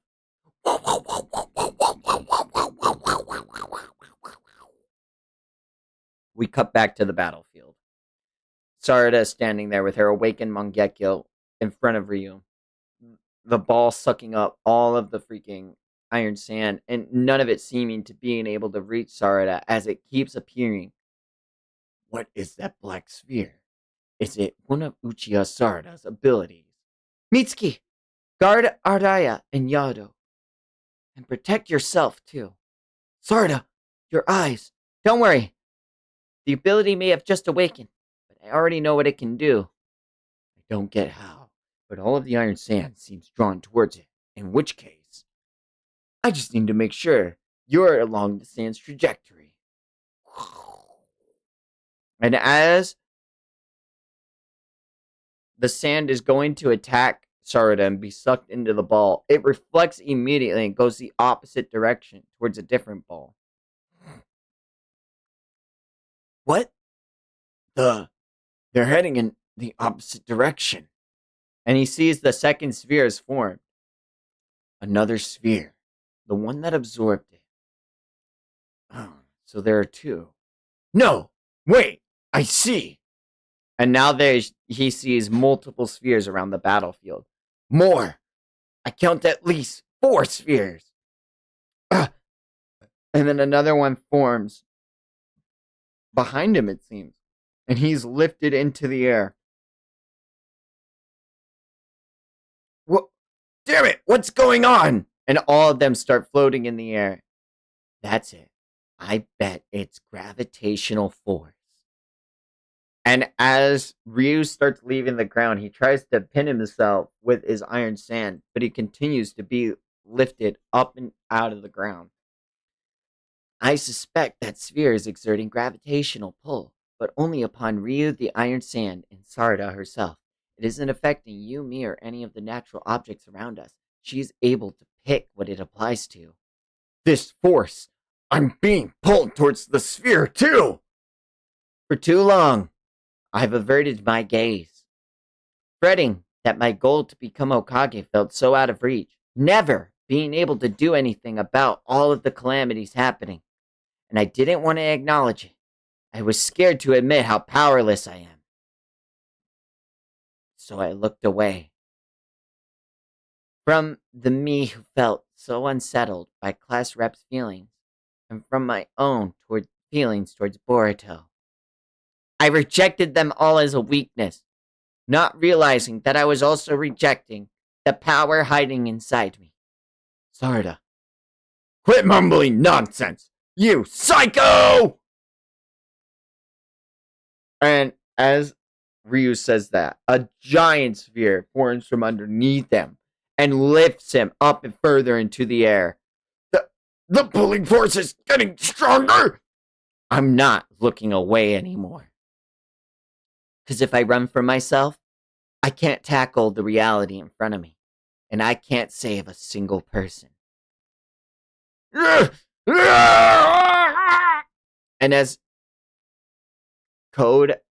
as he starts trying to reach fingers into the claw grime to get away, his finger is pulled back out immediately, back towards the sphere. Damn it! I can't even move a finger! If becoming Hokage is my dream, I need to start by accepting myself. And she starts bleeding from the eye as she says that. Mangekyo Sharingan. Oriyume. Uh, Orume is an alternate name for Amaterasu, the sun goddess and chief deity of the Shinto pantheon, which is an awesome fucking note. And it also has like the sun pattern following her and being, oh, this is a really cool ability. I This is crazy. also finally, it's not a double page spread, but we have a full singular page dedicated to this, deservedly so. And it's like, I want to sing its flowers when I can for the art, but I really fucking love this. This does everything right in conveying like a character's design and power up, like truly peak. I don't think peak, but it's really good. I be throwing that word too around too much, but I really do like this. How are you feeling about it? I don't know if you've seen this yet or not. I haven't. Like I've always really, really, really liked the characterization we get from Sarada.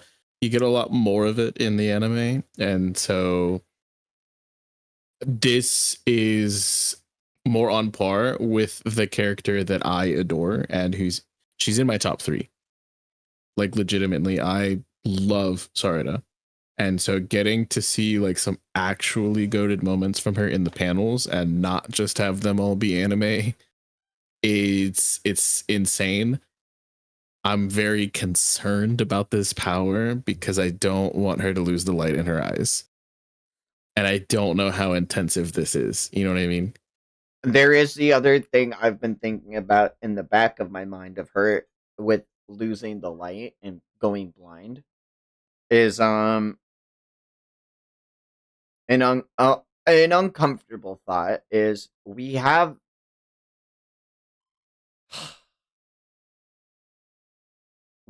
good guy Orochimaru, and who knows what he could do with Donzo's leftover findings.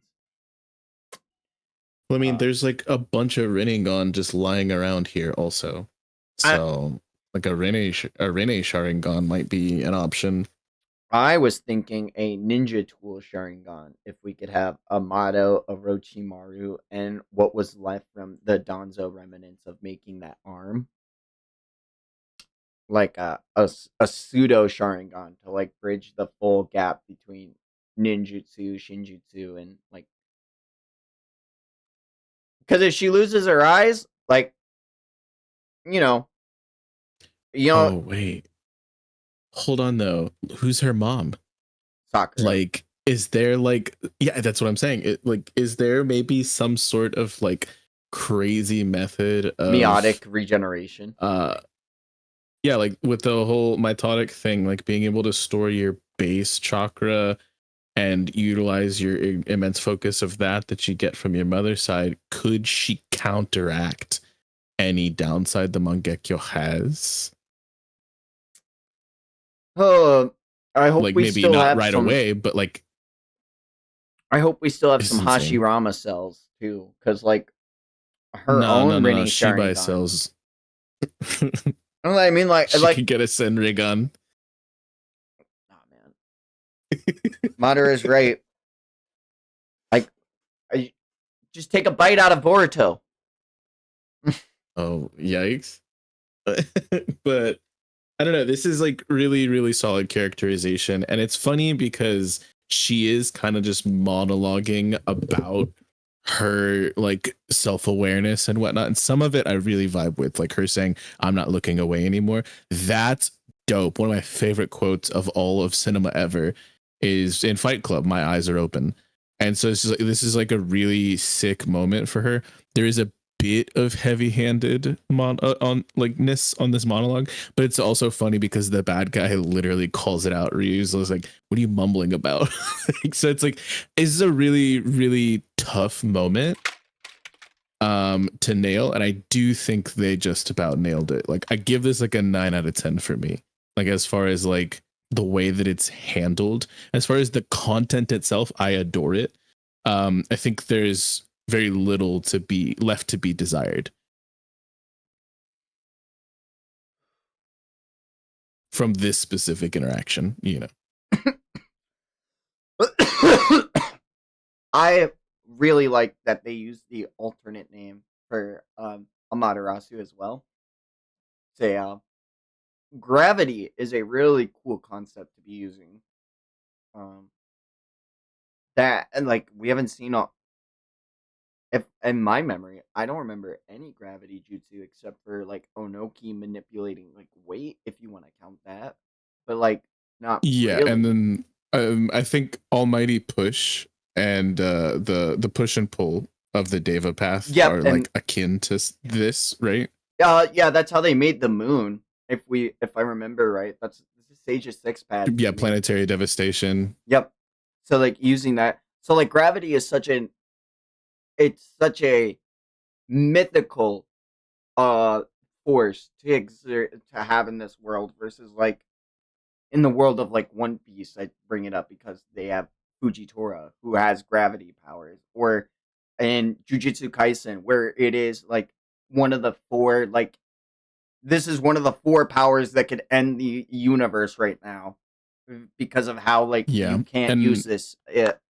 It is the the ceiling has been elevated so much higher just well, off it's of like it's her. always been, yeah, it's always been on the table, but seeing it implemented in this way is really really interesting. And so like you mentioned, like Onoki was able to do it, and then yeah, like with the Deva path we've seen a power that's like this, but it seems like it's a subsect of spatial ninjutsu. Like obviously teleportation is partly spatial, but gravitation is also a spatial thing. So it's like it's not necessarily time jutsu, like it's not space-time ninjutsu, but it's in that like family.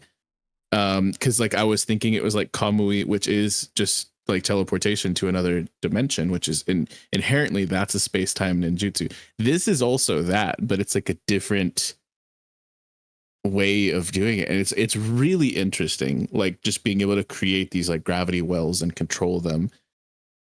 It's a sick power. It's truly insane. The possibilities are insane as well, because being able to selectively choose what is and isn't affected is also insane. You know what I mean? Like that's like a whole awakening of like Eustace Kid, is for him to be able to assign as opposed to just indiscriminately pulling and pushing things, you know? So there's a bit more finesse to this than I think like the Deva Path had potentially. Yeah, I could see that for sure.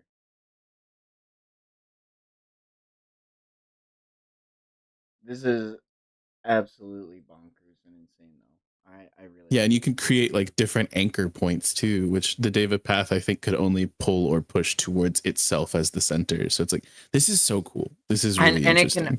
it can affect concepts like uh well not like concepts but like she was able to only have the sand pulled towards one of the orbs and then Ryu towards a different one and then having it affect her to be able to be lifted in the air like it Yeah, she's just flying right now, like mhm. Magneto. Shit, Yeah, like that's so this cool. yeah, we're finally getting some art as we see Ryu absolutely get fucking disintegrated like Gonzo. And as he is eliminated, this is insane. But as he is eliminated from it, Sarada's jutsu comes undone and she starts falling to the ground. And as it happens, Mitsuki grabs her mid return to Earth and pulls her to the ground. Sarada! She's unconscious. She must have used up her chakra. Araya notices that the thorn bulb is going away to the side. Let me take this call real quick. I'm getting cold, I guess. You're so popular. Oh my god, Cody.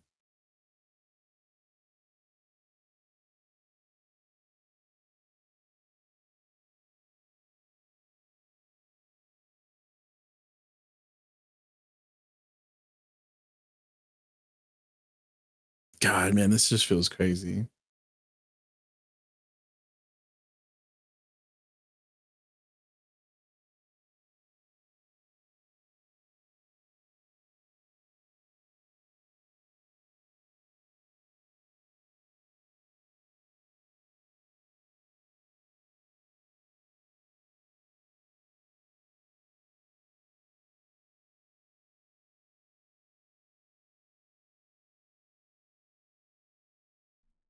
My God, I feel like I constantly work. That was just my D&D group for Fridays. And they were like, "Hey, we're making another character sheet. How do we roll stats again?" I'm like, "Guys." They're like, Oh, so cute. I know. So the thorn bulb is starting Man, to disintegrate. This is crazy. I'm so excited right now, dude, because like Himawari getting her power up was a bit of a trade off because Naruto no longer has that, right? But like this doesn't take anything away from anyone. It just boosts my girl. You know what I mean? Until she has to take her dad's eye away from the tree. Man, could you imagine? I did. That's why I said it. I didn't like thinking it. No, I truly do think that maybe with help from her mom and training with the mitotic like regeneration, she might be able to like bypass the downsides of Mangekyo. Or Because like we the other thing, we are literally sitting on Chakra Jesus, who went, "Hey Kakashi, there you go." Like I I always forget Naruto did that. I always forget Naruto can do that. could Fuck off. I hate it we, here. we don't know if he still can, but There Himawari can. there's a potential. Man, I want I want a shitty Shonen Jump moment where like all of the tail beasts come together and they're like, "Oh damn, Kurama left and you out of luck, boyo." And then they all pool their chakra together in the Naruto and they're like, "Well, we already met up inside you." And that would be sick. Anyway, Ryu just got his ass defeated. I just relaying this information. Ryu was just defeated, taken down by Sarada's new power. So it's awakened. Good. We've managed to achieve one of the most critical goals of this battle. Indeed, though it's a real shame about Peak, Yodo. peak. One of the most Oh, critical sorry. goals. Yeah. That's insane. That's so hype. Oh, sorry, pop off. Go. Keep going. But it wasn't in vain. Her sacrifice was a major contributing factor to this outcome, so it couldn't be helped. Hey, wait a sec, Koji.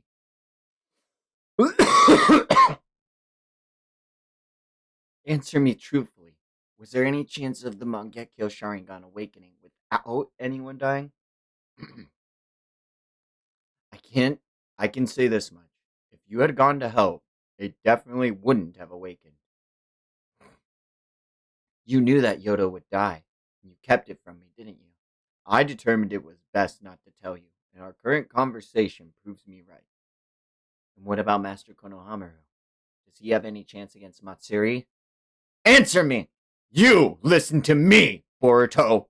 Jura is connected to all the other divine trees through shared senses.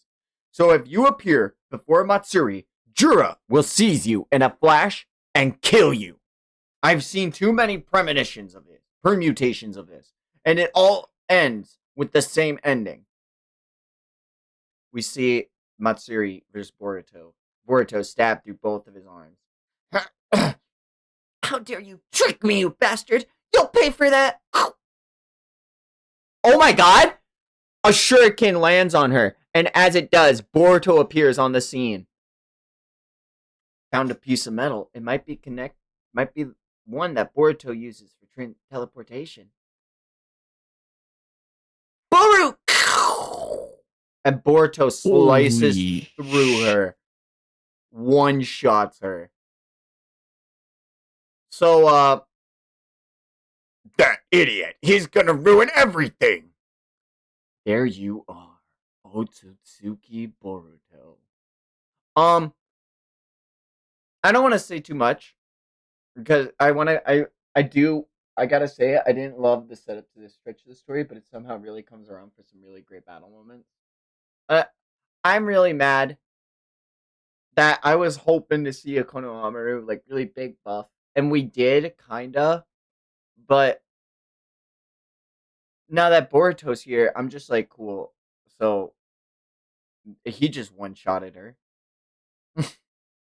I think it makes like I get what you're saying. It would have been great to see him pop off more so. He did pop off, but because of his hesitation, like Jura had said, it had cost him the victory. And it's He not a would have downscaling. one tapped her. Mm-hmm. Yeah, he absolutely was. That's what that statement is. He was literally about to one tap her, and it was only because he hesitated that he didn't. Yeah, and it's like I just wish, like as we're building up our sidecast, I was hoping to see maybe a Konohamaru power up or a Konohamaru battle, but now that Boruto's here on the battlefield, it just seems like we're gonna. It feels like we're gonna start moving past that possibility, especially now that if Matsuri is truly removed from the battlefield, then it's like cool. Then Boruto's not a target anymore. Or I'm sorry, then Konohamaru is not a target anymore. The way they handle Konohamaru rather consistently feels like they're putting a talent skips a generation angle to him. Damn, that sucks. Because he's the No, dude, grandson. he's a prodigy. He's an actual prodigy. It's just that he's surrounded by chakra Jesuses and shit. You know what I mean? Like, I understand what you're saying entirely. And it's a bit of a give and take because shelving Boruto for this entire interaction is the cost of Konohamaru popping off. Whereas we got to see both of them on the battlefield, and it still has narrative depth in that like this will have consequences. So we got to see a little bit of Konohamaru pop off and a little bit of Boruto pop off, as opposed to only Konohamaru or only Boruto. You know what I mean? I think this is like a decent mix, at least. I, I, I, I see what you're saying, but like I would rather just no mix and just have Konohamaru pop off because we've had Boruto pop off. So I just want more sidecast stuff to be working out right now, so that like because it's like Kashin Koji says, like Boruto leaving right now isn't the move, and I'm nervous now for what's to come up. Like hopefully nothing bad. But rash decisions never have consequences in Boruto, right, Sasuke? Right, Kawaki? Right, Oh my Orochimaru? god. Right, Nagato? But Right, obviously they're Madara? setting up for something. Obviously they're setting up for something bigger here though, with the Yeah, schism between Boruto and Kashin Koji. And I think this kind of just makes the conversation of like what it meant to become a singularity and know of possible futures hit a lot harder for me, because clearly Boruto is like exemplifying that to a degree. He knew the future, and so that kind of like trapped him in his own like kind of fetal mind state of like it's so interesting because the information that Kashin Koji is choosing to present him with and choosing not to is what caused this schism. But in that same sense, it's like they're using like this information as a huge weakness as well as a huge strength. And I love that conceptually. It does suck that obviously our young rash protagonist has to, you know, impulsively, you know, act out a bit to illustrate this, but it is still you know, it's like that D&D moment where it's like it's what my character would do. Like it truly does feel like that, but in a good way for me specifically.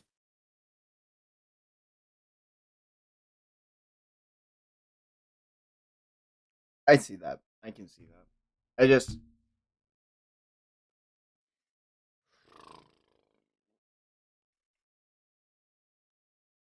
And I mean, it's also like it's a tough situation for us narratively sitting in this without knowing the full depth of the consequences. Imagine how it felt for Boruto.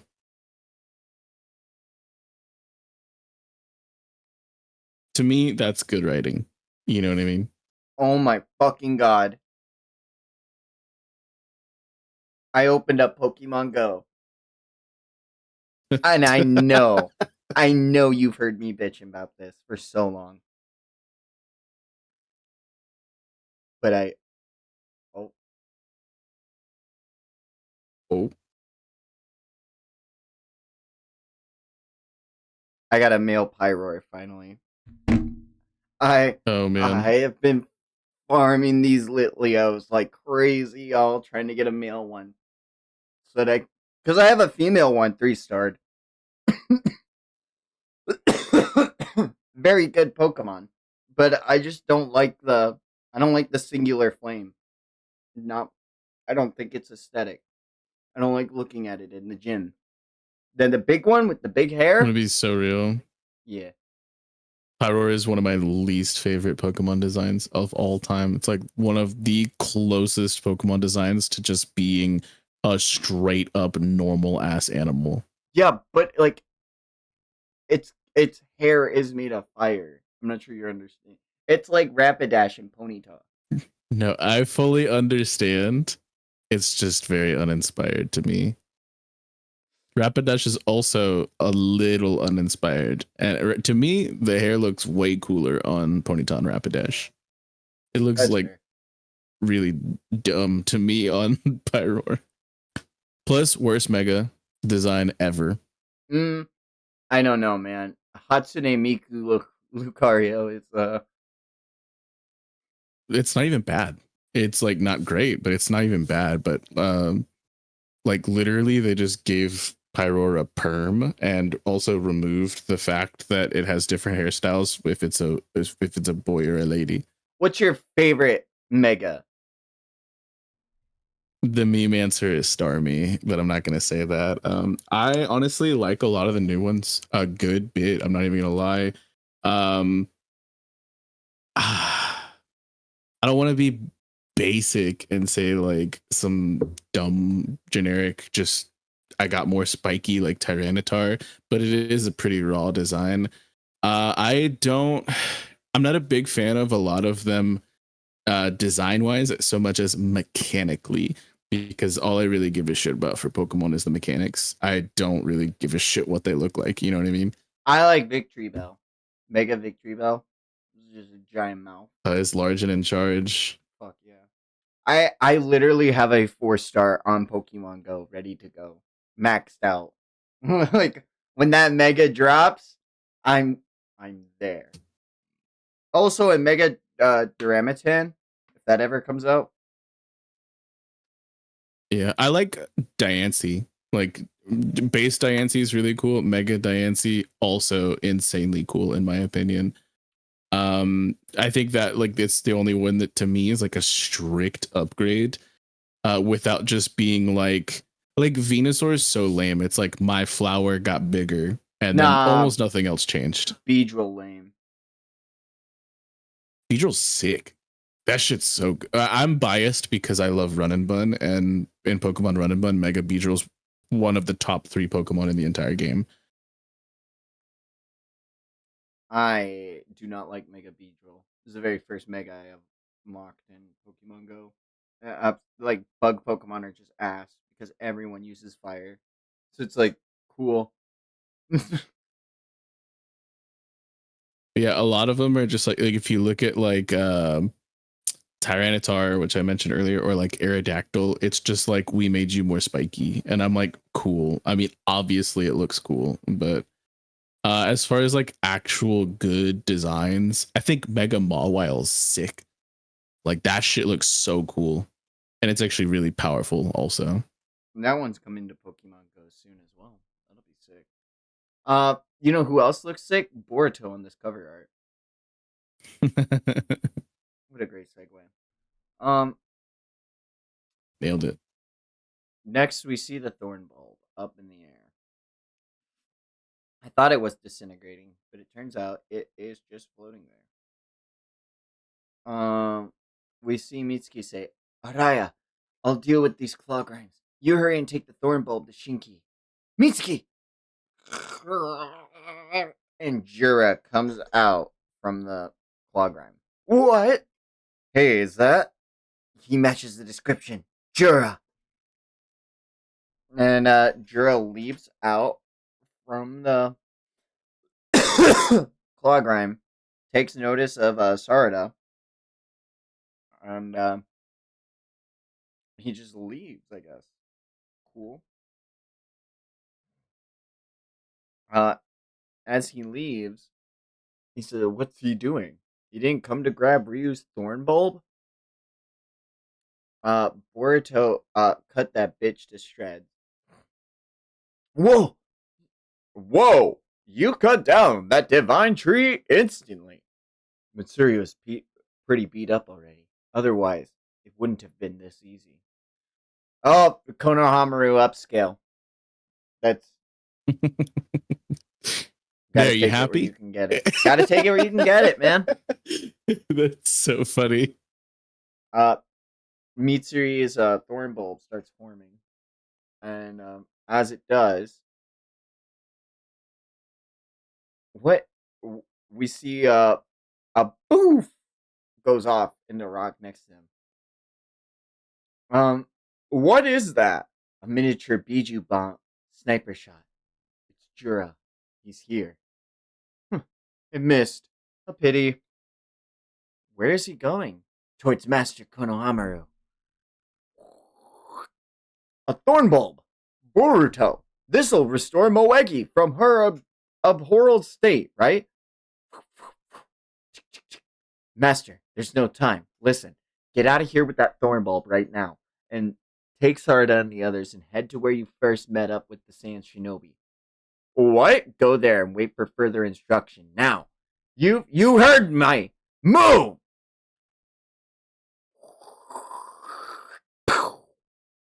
Gah!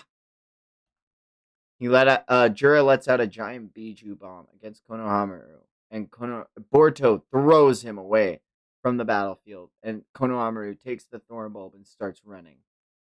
As Jura takes notice of the shinobi fleeing the scene, Boruto wastes no time and flies behind him with a Rasengan! And throws Jura back down to the ground. But as Jura is falling to the ground, he looks back up at Boruto and launches another Biju bomb. But it doesn't matter because Boruto has used his flying Raijin technique to get behind Jura and slices at him. Matters not. Jura has met his foe head on and has caught the blade somehow with his own claw. Absolutely. What an intense battle that is performing. I love this. This is so good. With good choreography. Not a single kick. Just want to let that out here right now. Like, I've been saying I want to sing its flowers when I can. Not a single iconic Boruto flying kick here. Like, Pete, this is like actually, it's so good. I like when we're like this. Oh, is that his like middle finger growing out and deflecting it? Yeah, he has like finger claws. That's so weird. I mean, Oh, he's a tree. well, yeah, I know, but it's because it's Code's power that is that gives him like those leather studded appendages, you know. So it's always Hmm. it's just weird to think about where they're placed versus like when you think about Matsuri and how she had them over her whole body except for her face. The flying Raijin, impressive translocation. It's a bad habit, but fighting a strong opponent like you makes my heart dance with joy. It seems Boruto is holding his own quite nicely. He really has no chance against Jura? That's right. There's no way he can win. Not with the current sequence of events. And Boruto himself has got to be well aware of that fact. Then he needs to teleport away. But he can't, even if he wants to. Huh? Long distance flying Raijin is tricky. Boruto's teleportation depends on him sensing chakra marked objects, and they're harder to detect the further away they are. Even more so while facing a superior opponent who's out to get him. And that's not all. If Boruto fled right now, he'd put the others in danger. Plus, Juro would retrieve Matsuri and Ryu's thorn bulbs. So Boruto is thinking that he needs to keep Jura engaged until Konohamaru, Sarada, and the others can get somewhere safe. You mean Boruto's done for, without a doubt. I believe you know this already, Boruto, but I have come here to kill you. Because starting with the thorn bulbs, for whatever reason, you seem to know way too much about us divine trees. How you happen to be so knowledgeable about us, given our recent emergence, is a huge question to me. Is your intel source the accomplice who is aiding you? Ah, you don't intend to answer. Very well. He's got to have taken some damage from that Rasengan. But I can't read him at all. I guess I'll have to take him down. I'll need to use Uzuhiko. Well then, Utsuki Boruto. This next question comes out of pure curiosity.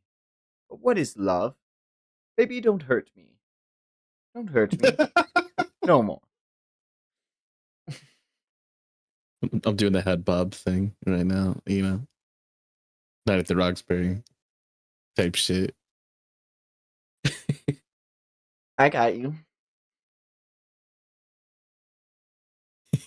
If I do the Jim Carrey one, my headset will go flying. But Same, I just tried. I yeah, had it plugged in because I was charging it, and it just yoinked it right I out. felt it slide like a little bit off my beanie, and I was like, nope, Rein it in. nope, nope. My current opinion is that it is a concept that can be a fatal weakness for your humans, a flaw that is a side effect of being highly intelligent. Take you, for example. I suspect you know how minuscule your chance of winning against me it is, and yet still you came here to save your friends. In other words, love has lured you here to your place of death. And several roots form from beneath the ground and try to take a hold of Boruto. He flies to the sky to try to avoid them, and more grow from the mountainside next to him. As these roots come out, Boruto slices them apart, but it doesn't matter. They form too much, too plenty after Boruto, and he has to run away. Damn it. Without planting my feet on solid ground, I can't use Uzuhiko. And in that case... Uh, uh, Dude, that's crazy. Boruto takes his sword and throws it to the ground and gets done in by the trees. Ah! And he starts getting stabbed. And as it happens, the sword is in front of the dude man. And Juro walks up on the sword.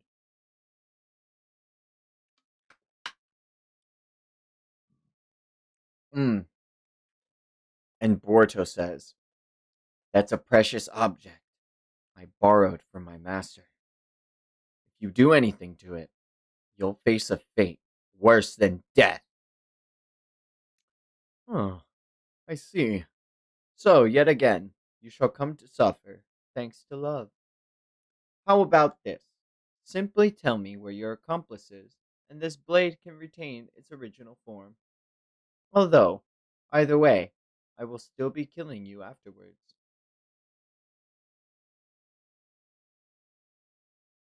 You might be right about love being a flaw and a weakness of us humans. But, and this is my opinion,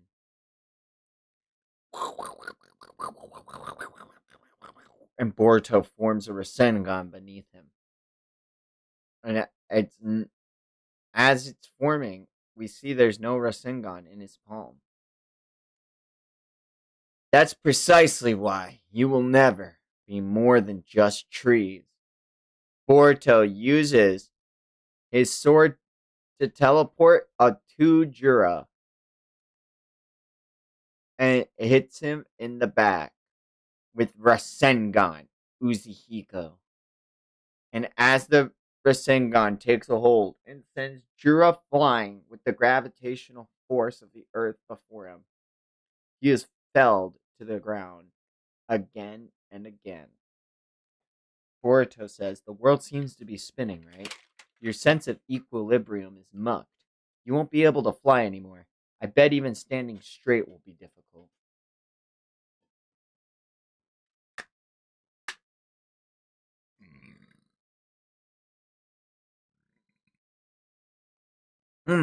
This power. Poof. Boruto's eyes widen in front of Jura. I see. It seems to follow the principles similar to my Biju bombs. Hence, I was able to nullify it. Damn it! Uzihiko doesn't work on him! To be continued. Crazy. It is crazy. Damn, he really It's thinks he's. actually I hate crazy. his thumb. I hate his thumb on his foot. Yeah, so this was something that I saw someone like share and they're like, what is this fit? And I'm like, yeah, this is not a great fit, but understanding like conceptually what this person is and why the fit at least is, I don't know. I can't defend this. It looks weird. Yeah, it looks weird. Some of their designs great. Like this one though is an odd one for He me looks like a specifically. trap I pin. do I do want to say really quickly, I actually loved how smart the reasoning of the choices in that fight were. Like knowing that he needed to specifically be like grounded in order to try to use Uzihiko, and then using the sword as a piece of metal, which he can. It was close in proximity, so him to be able to do his like pseudo Raijin technique. It was like I thought it was a lot of like really interesting and smart choices, and now it also makes sense in the conversations that have been being had up until this point through Jira and Boruto is Jura confronting him about like that whole what is love and love is what brought you here. And so that really does make me feel a lot better about. I understood what you were saying, but I wasn't as like critical on it, I think, as like how you were feeling when Boruto just showed up and cut homegirl down. But that to me made it feel like 10 times better is because they got to have that conversation. I know, but on the flip side, Kashin Koji and Ida's conversation really cemented in my mind that I was like, damn, we really are fucked. I mean, we'll see.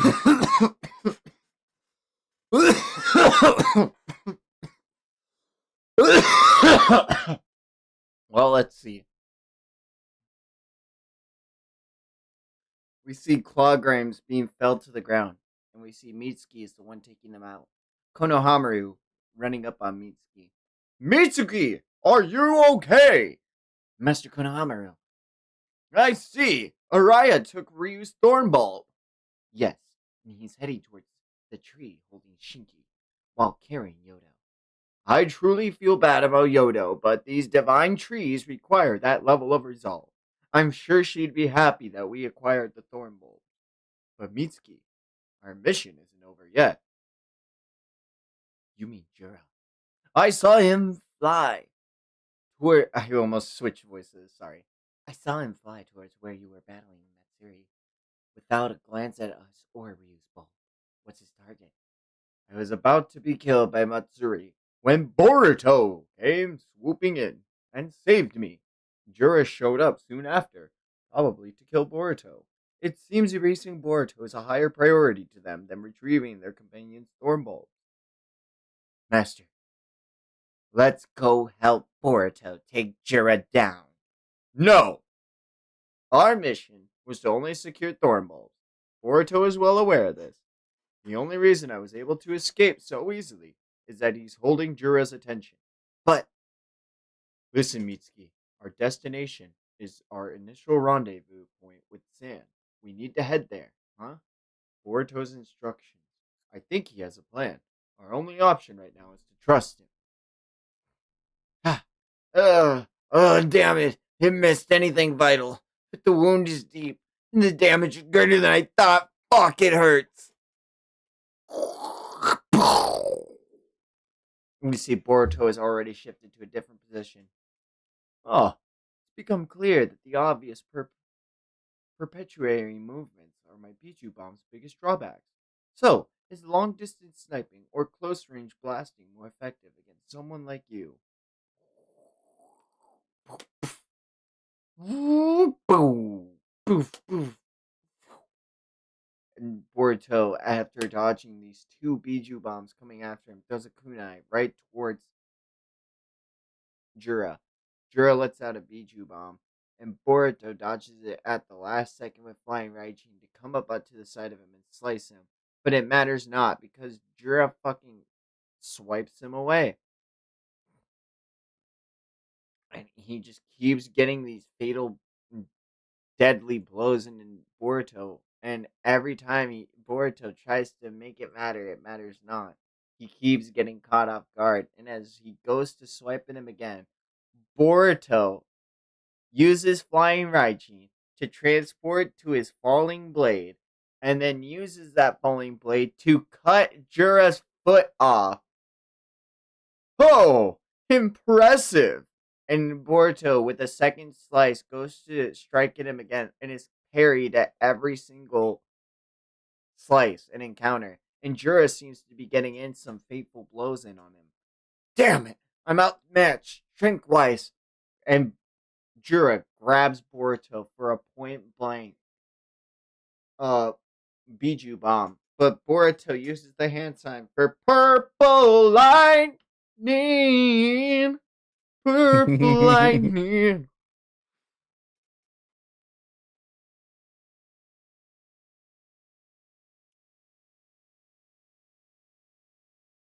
Um,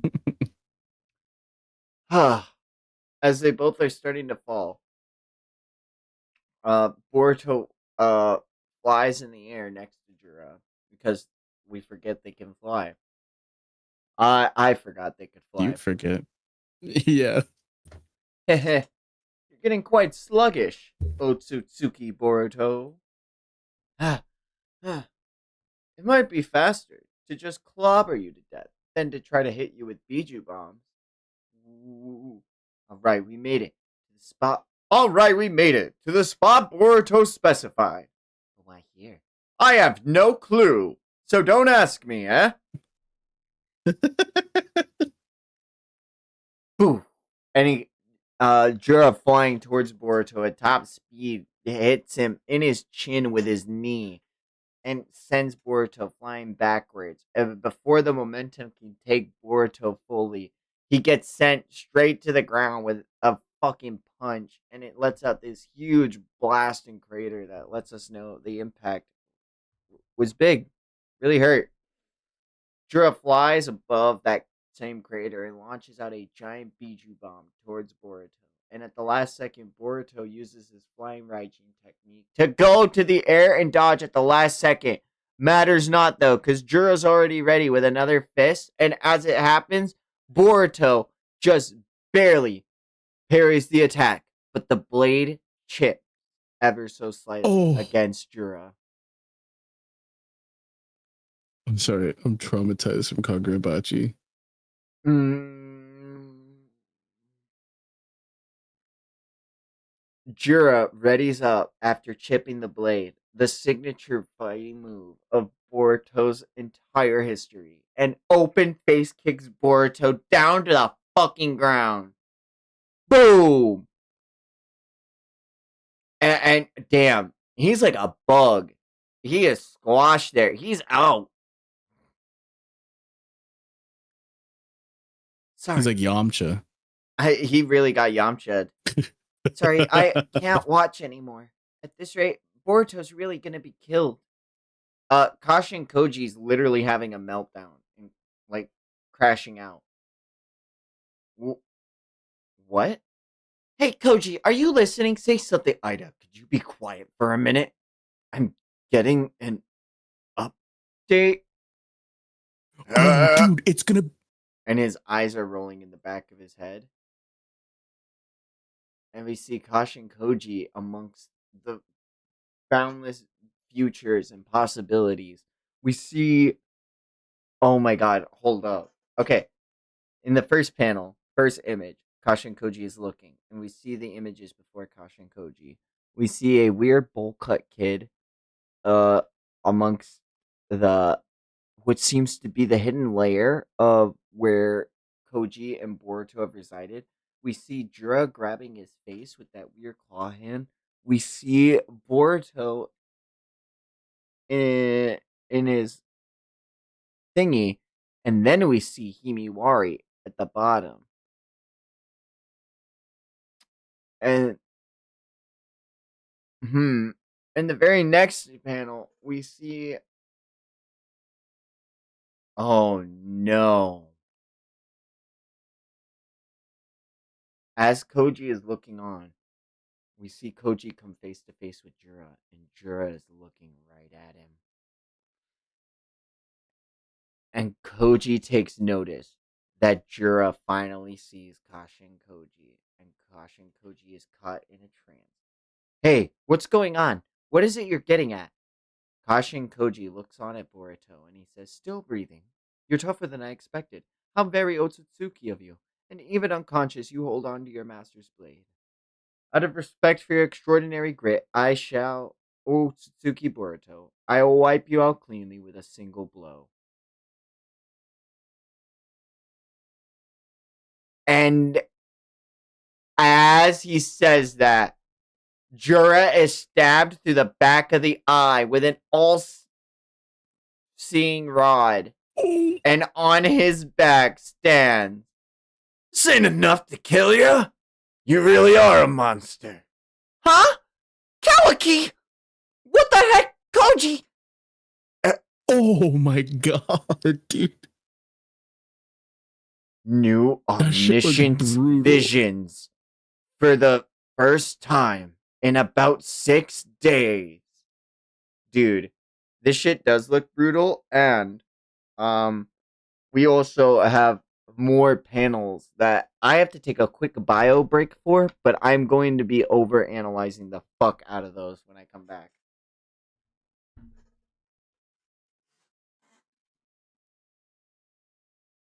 Oh man, I got pee. This is not what I was expecting. I'm not gonna lie. I was honestly expecting because they set up the whole like Chekhov's karma mark where Boruto had explained to Kawaki he hadn't used his karma like for basically like I was expecting Momoshiki to take over. I'm not even gonna lie.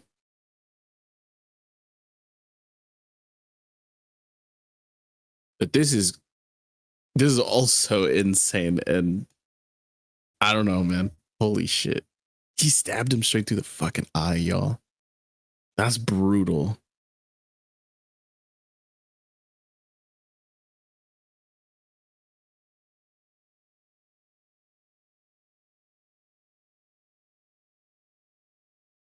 Jesus.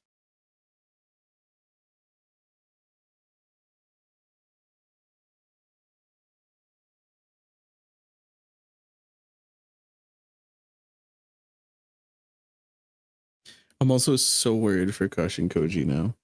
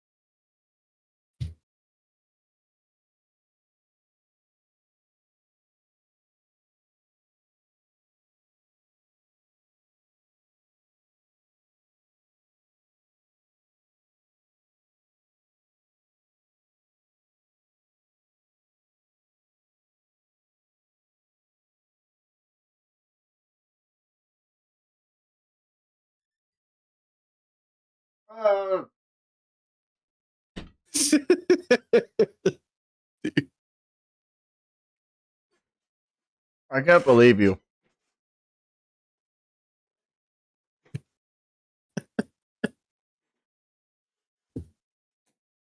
It's so funny. Oh man. We see Hidari. Oh man. I do see what seems to be. That's not Ida. She has white in her hair. Oh wait, no, that is Ida. Ida and then Bug. And then Bug is in some sort of, well, not Bug, but Mamamushi. Mam- Mashi. Mamushi. Mamushi. Yeah. We see him in a thing. We see Jura, Hidari, and then Sarada. I can't make out that bowl cut behind Koshi's left shoulder, but Yeah, I don't think we're supposed to yet.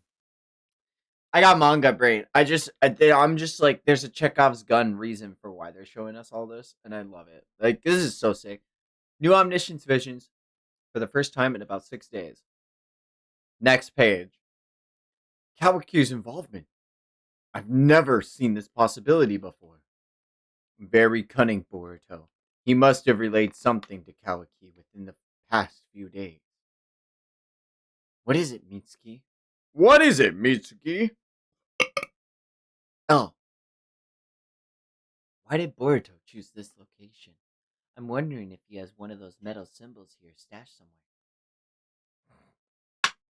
You mean for translocation? Oh, there they are. They made it.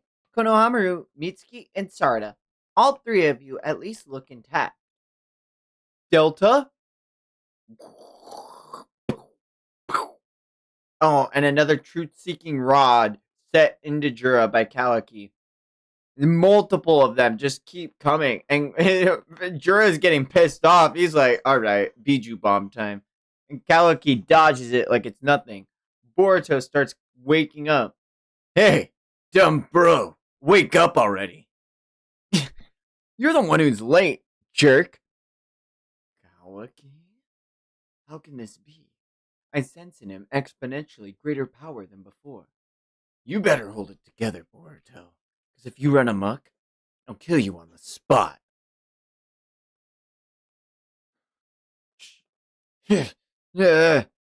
Just ignore me and do it.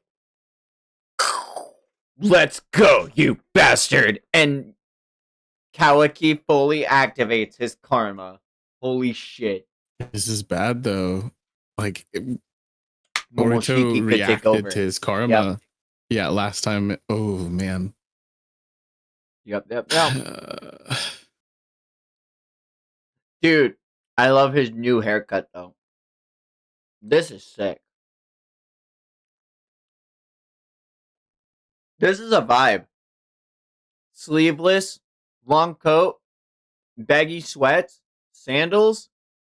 Absolute vibe. Absolute vibe.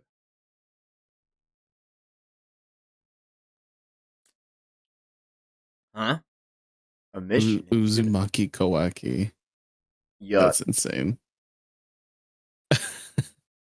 Is that the name of the chapter? I hate it here. A mission in Sunugakure. Yeah. Head there as soon as Amato's removed your limiters and help Sarada and the others. Once you've arrived, I'll go too. That will likely cause Jura to join in, but your presence will give us a chance. It can't be that simple. It was just for a second, but I saw his power. He's a bona fide monster. I don't think adding any more of us is going to make a difference. What? What's this? It ain't possible to take Jura Oh, down that's now. so cool. But the question is how to survive once he engages with us. The most realistic way is for all of us to flee together using my flying Raiji. But there are conditions on teleporting long distances. I need to sense the chakra I've imbued into that metal piece.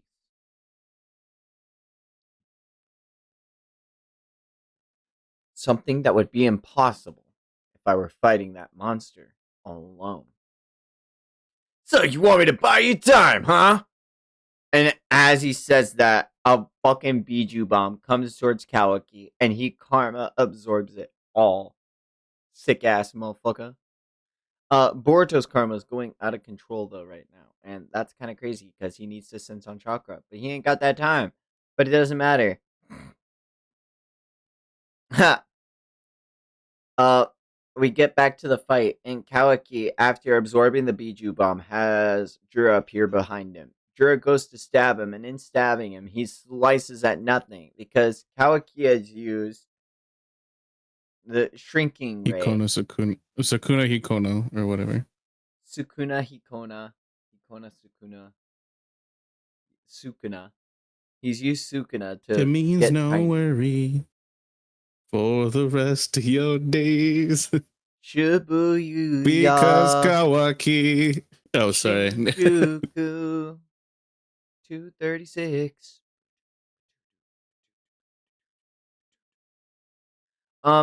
Yeah, Kawaki lets out all these giant fucking cubes against him, and Boruto even has to dodge out of the way.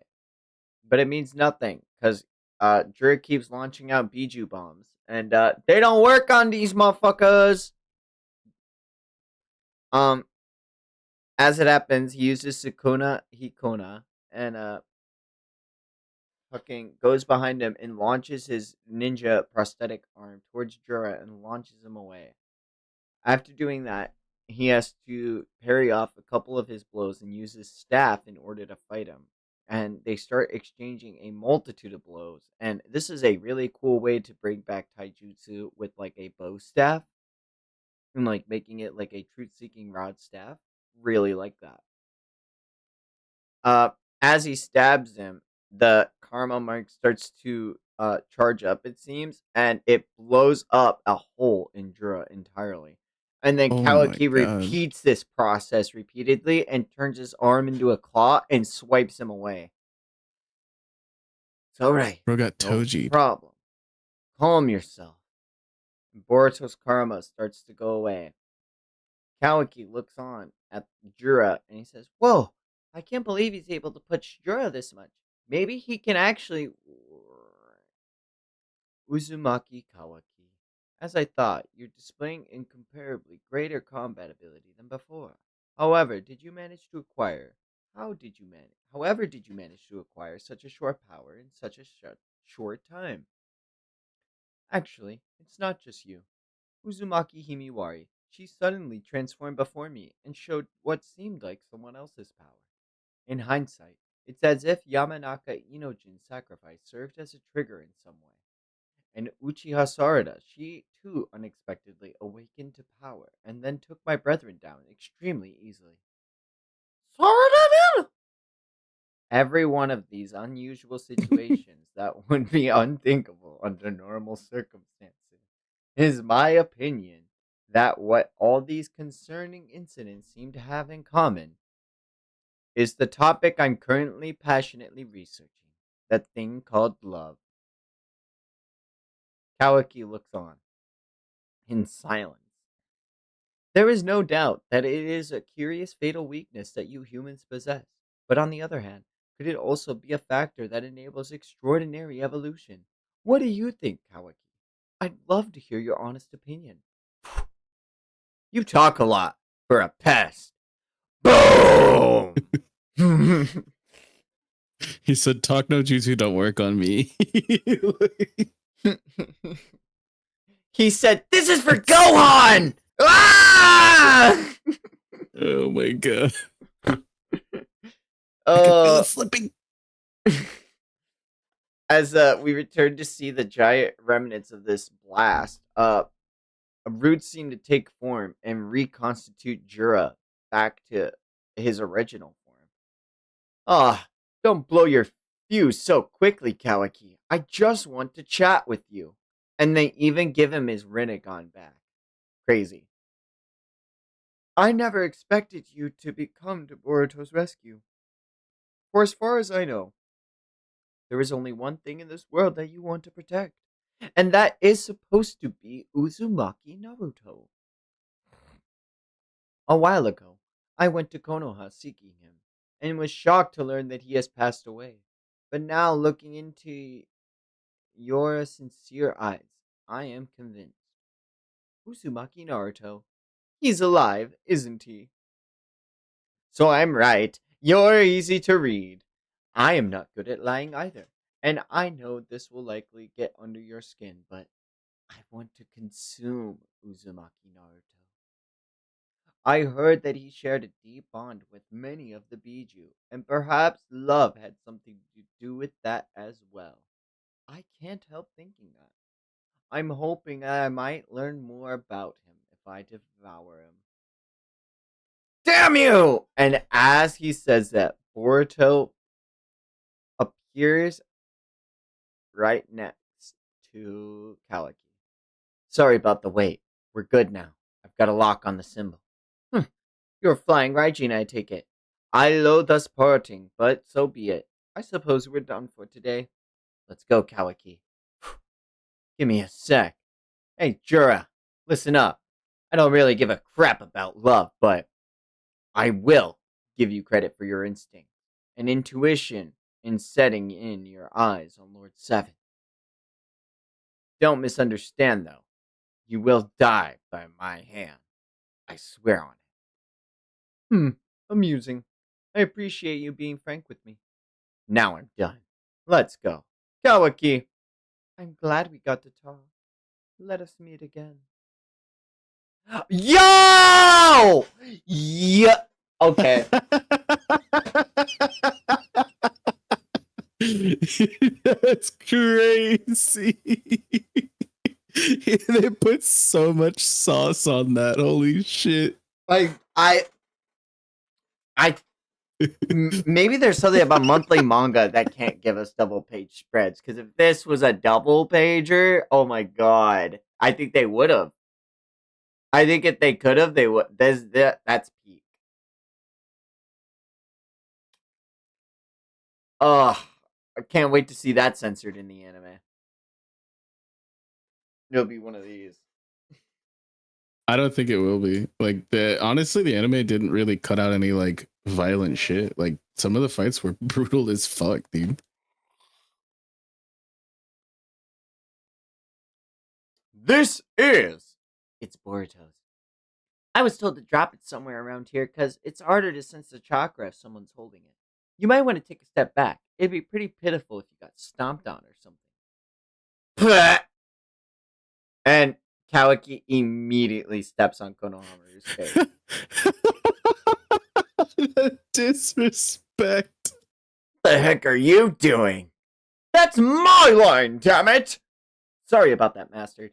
You still have the thorn bowl? Yeesh. Yeesh. This thing right here, right? Of course I do. Good. Then we'll head straight for Konoha. I wasn't sure for a bit how it turned out, but we can rest easy now, right? This shouldn't be praised. This was way too dangerous a waiver that could have easily destroyed even the good futures. The fact that Boruto survived itself is a good thing, of course, but it's thanks to his actions the future has greatly shifted again. What's the big deal? Isn't that how life usually works? This isn't someone else's problem, Ida. Mama Mushi's going on the move, and his target is you. You're joking, right? Bro, what's with your facial expression? You feel unwell or something? Just the opposite, Hidari. Listen to this. Kawaki actually paid me a compliment. There's a modern phrase I just learned. It might be totally appropriate to use right now. Oh, what is it? Totally ick. What the fuck was that ending? Oh no way. Official coloring? Peak. That's my goat. That's my goat. You see how Dude, the this night looks tail sick. like goes around the whole outfit? This is peak design. Yeah. Himiwari dog. She has the Uzumaki, and she has the little sunflower choker. Dog. This is peak.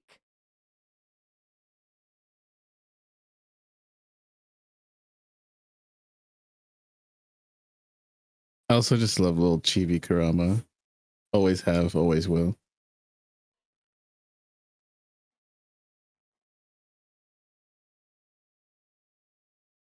Oh my god, we actually just got back to the leaf. Holy shit. This is it. It's happening, y'all. Put Thornball on Moegi. Mm, mm, mm, mm, mm.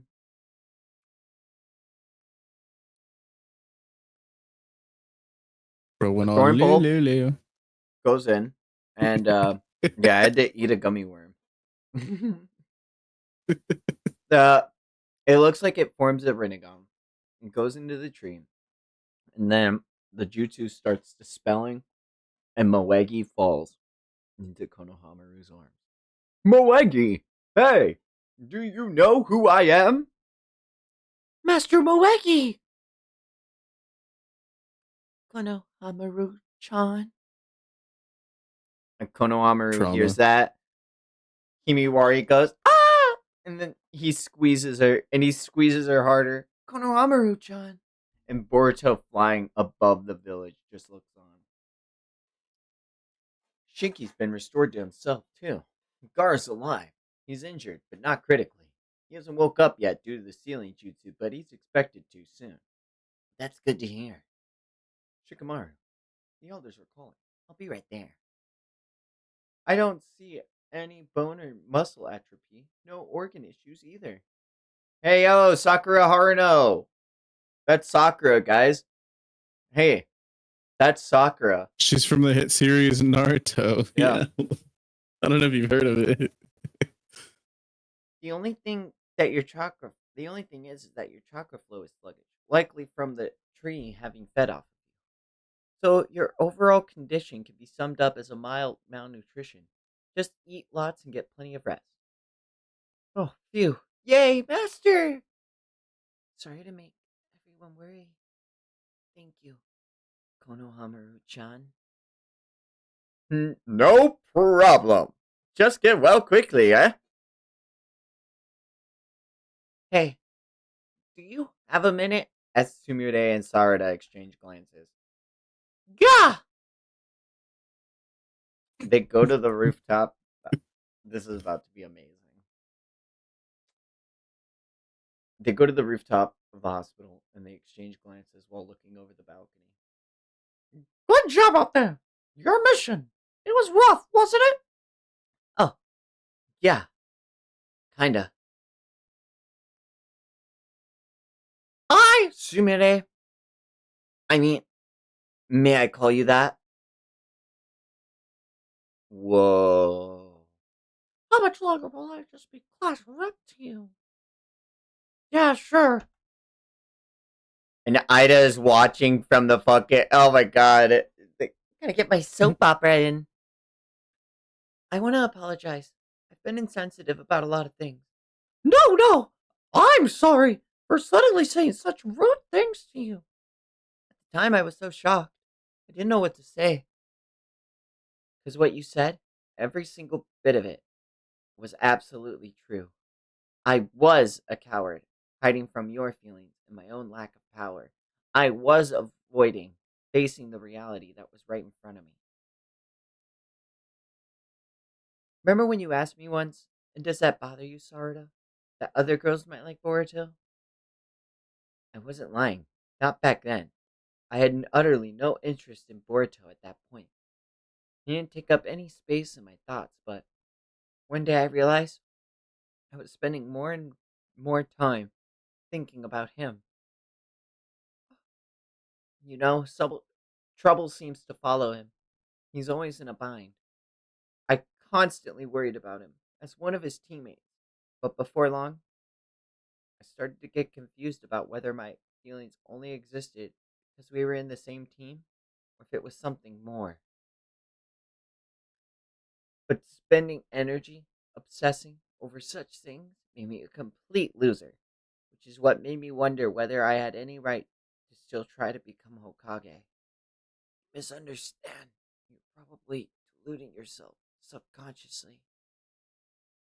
Sorta. But you see, I've decided to stop running. I also like Boruto. Damn!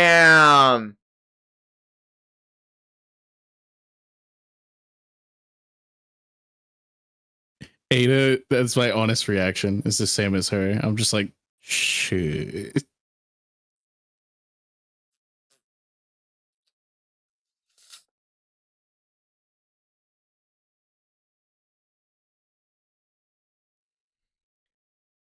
My wanting to help him will only make me stronger. It makes me think like I can become Okage. Those are my new feelings. I already knew long ago how you felt, Sarda. It was totally obvious. Back at you, Sumire. But thank you for telling me directly. So from this point on, I'm not gonna hold back anymore. Right back at you again. No way. How dare you have such a super intense conversation when I'm not present? Hey, come in, Sentry Unit. Please connect me stat with those girls. What's the And title of the chapter? She said the thing. we see Himiwari is meditating, training. And we see her fighting in her mind against Kurama, a chibi Kurama. This is so peak. This is so good. That's my goat. That's my goat. Himiwari gets knocked to the ground. That ain't the way. You don't get it at all. Listen, don't rely on arm strength when throwing a punch. And don't kick using your leg strength. Your chakra. Accomplish it all through chakra control. Better control than your average shinobi. I know that. I am a ninja, you know. Nope, you don't understand a thing. For you are no ordinary shinobi. In fact, you're even a little different from Jinjuriki, those who host Biju inside of them. You are human, and yet, if anything, you are more similar to me and Jura. Huh? Listen, I'm not talking about what you are or aren't here. The point is solely what fighting style you should adopt. This is a basic intro. Forget everything you know. Think of yourself as a personification of chakra. Chakra in human form. It'll all lead from there. That's easy for you to say, but I can't even begin to imagine that. Ugh, I'm tired. We're done for today. Oh, hey, Kurama, wait! Ah, yeesh. I wasn't done talking to you. Damn it, Kurama! Hmm. We see Boruto do the same, closing his eyes and awaking amongst the crater that houses Momoshiki. This is insane. Oh Are you my here? god. I'm just like, Oh I'm like, my I gotta take a god. vape hit. This is crazy. Holy man. Guys. Did I make Momoshiki Raditz right? Yes, you did. What has gotten into you to make you come seek me out? Yo, freeloader. As sulky as ever, as I see. I am deeply despairing, because you have failed to die yet again, and keep going on living. Okay? Boo-hoo! I'm pouting!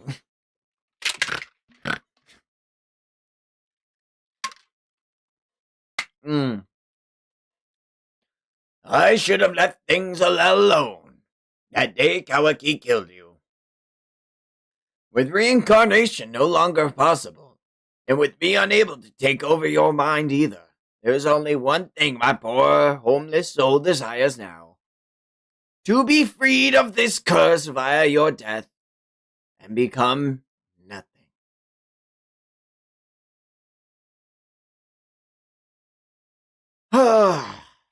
I'm here to ask you something. Could you consider lending me a hand? Don't make me laugh. Be gone. Just hear me out. I don't plan to compensate you. If we're able to take down Jura, I'll give you my body. You can have everything you want. Boruto himself hasn't picked up on how we feel about him. Likely. Oh, he definitely has no clue. Though honestly, that's what's so endearing about him. What does he mean he's just gonna give up his body? Oh, I mean, he's gonna let Kawaki kill him. yeah. Oh my god. He has no clue that people in this world love him. Oh, that's sad. Oh no.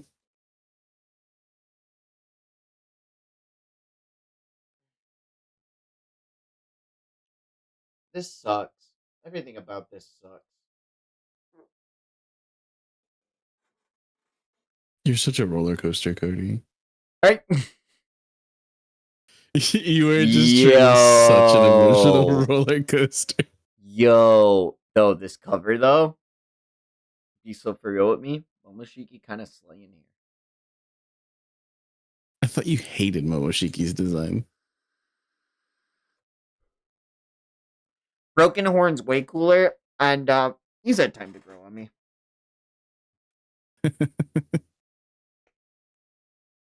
No, I really like the coloring too. Against this background, maybe it is. I don't know. I just really like this color. Yeah, I agree to that fully. Like in normal Naruto setting, especially against like Naruto and Sasuke, who are two very like contradictory color sets, and then you just have this like palette of grays in front of them.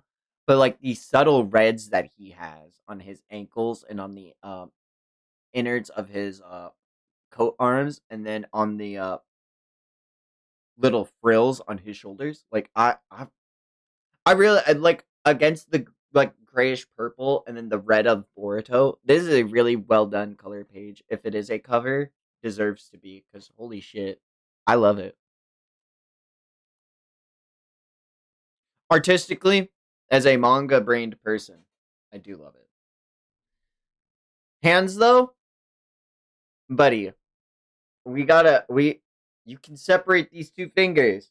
You can do it. I believe in you. It's about the perspective. Ikeburo, I believe in He's extending the pinky. The rest of them are normal. Like it's only the pinky that's actually weird if you think about it. I just think doing West Side. He's doing pinky out. He's doing the when in doubt, pinky out.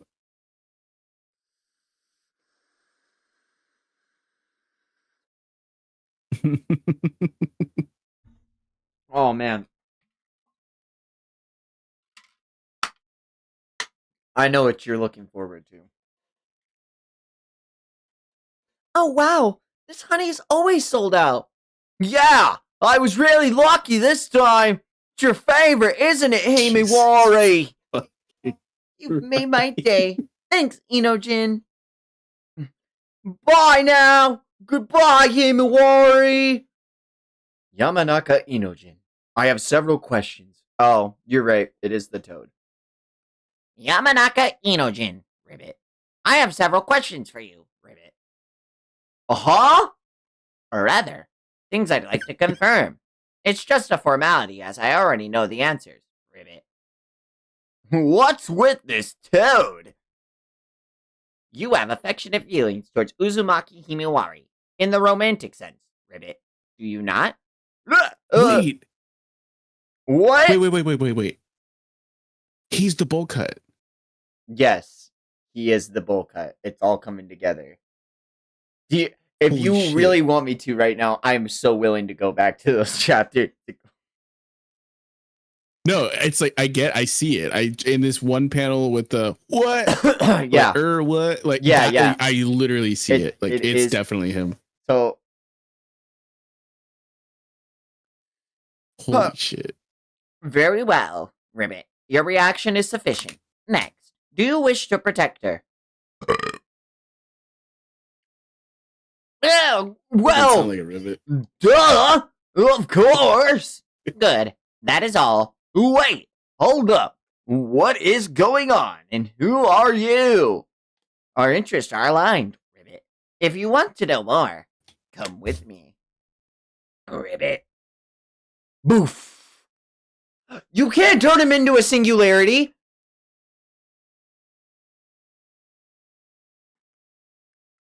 I'm sorry. Hold. Oh man, no. Oh man. Was it not this man like 2 chapters ago who was like, man, Boruto, can't go telling everybody about this. But, No, but he but saw a vision which gives him Credence to want a to ask slightly him. more privileged. Yeah, it gives him a slightly more privileged position to be able to do this type of thing I'm just like, because he holds more of the information than he did before. ugh. Who are you? My name is Kashin Koji, and I am fighting to protect this planet from the Divine Tree's menace. Kashin Koji? That Kara remnant? Don't take this as a threat, but this place doesn't have a physical exit, so you cannot leave on your own. Don't worry, though. Once we finish talking, I'll send you back. Boruto! Fucking Surfer Enojin is the best. I'm just trying to think because he's Yamanaka and he also has size abilities. So like I'm trying to think of like what specifically is it because Ino is like Shikamaru, I'm not gonna do this shit for you anymore. That they're gonna have to try to convince and use Inojin as their new like non-sensory unit way of privately communicating with the Hokage. That's like where my brain's at. You know what I mean? Thoughts? Man. Uh, Because maybe. remember, Ino had that interaction where she's like, "I'm not doing this with you anymore, Shikamaru." I'm just wondering if it mattered. Like, because the problems are so much bigger than if the daimyo figure out that Boruto's working with them right now. Even though they think that Well, Boruto, like, but omniscience that's is not the such only a. people they would need. No, no, no. But that's the thing. That's not it. Omniscience is exactly what we're also counteracting here, is because we have found out that I don't know, like Ada can't eavesdrop in these kind of conversations either. But also, now that we know that these people can perceive, like Jura looks straight at Kashin Koji, and Mamushi looks straight at Ada. So even if like omniscience isn't foolproof, or like omniscience and prescience have both been kind of like there's a hole poked in them. Could this patch that up a little bit? I don't know. That's the only thing that makes sense to me. Because otherwise, why the fuck do we give a shit about Inojin? Because he likes Himawari, and their child's gonna be cracked. Okay.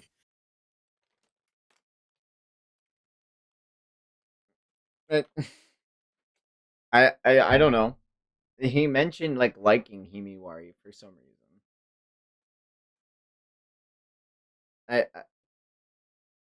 Uh, fuck. Do I have to pee again? No.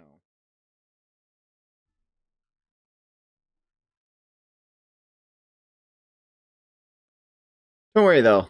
Once we finish talking, we'll send you back. Boruto.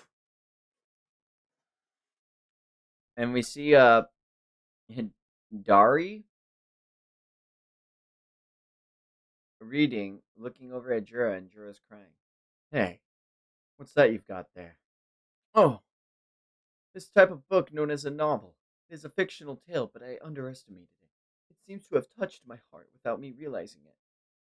You had a similar experience a little while ago. That was Matsuri's emotional reaction to the various feelings she came to harbor from interacting with Konohamaru. Anger, sadness, and a glimpse of love. Meanwhile, we see Mamushi looking at fucking porno mags. I gained a great deal through Matsuri, including these tears. Is that icky? No, it's intriguing. Yet, this is nowhere near enough to understand and control love. We need additional intel. Speaking of which, this ain't so profound as intel, but I think I understand the specific reason as to why my instinct chose the woman Ida as my target. Hmm, do tell. I want to devour her, not just in the sense of simply consuming her, but for control. I want to make her superior genetic information mine. I don't give a squat about love or what all. I just feel that we divine trees ought to thrive more as a species. Well, Thrive, hmm? I see interesting. Might not be a bad way to learn about love. Can you hear me? Shikamaru.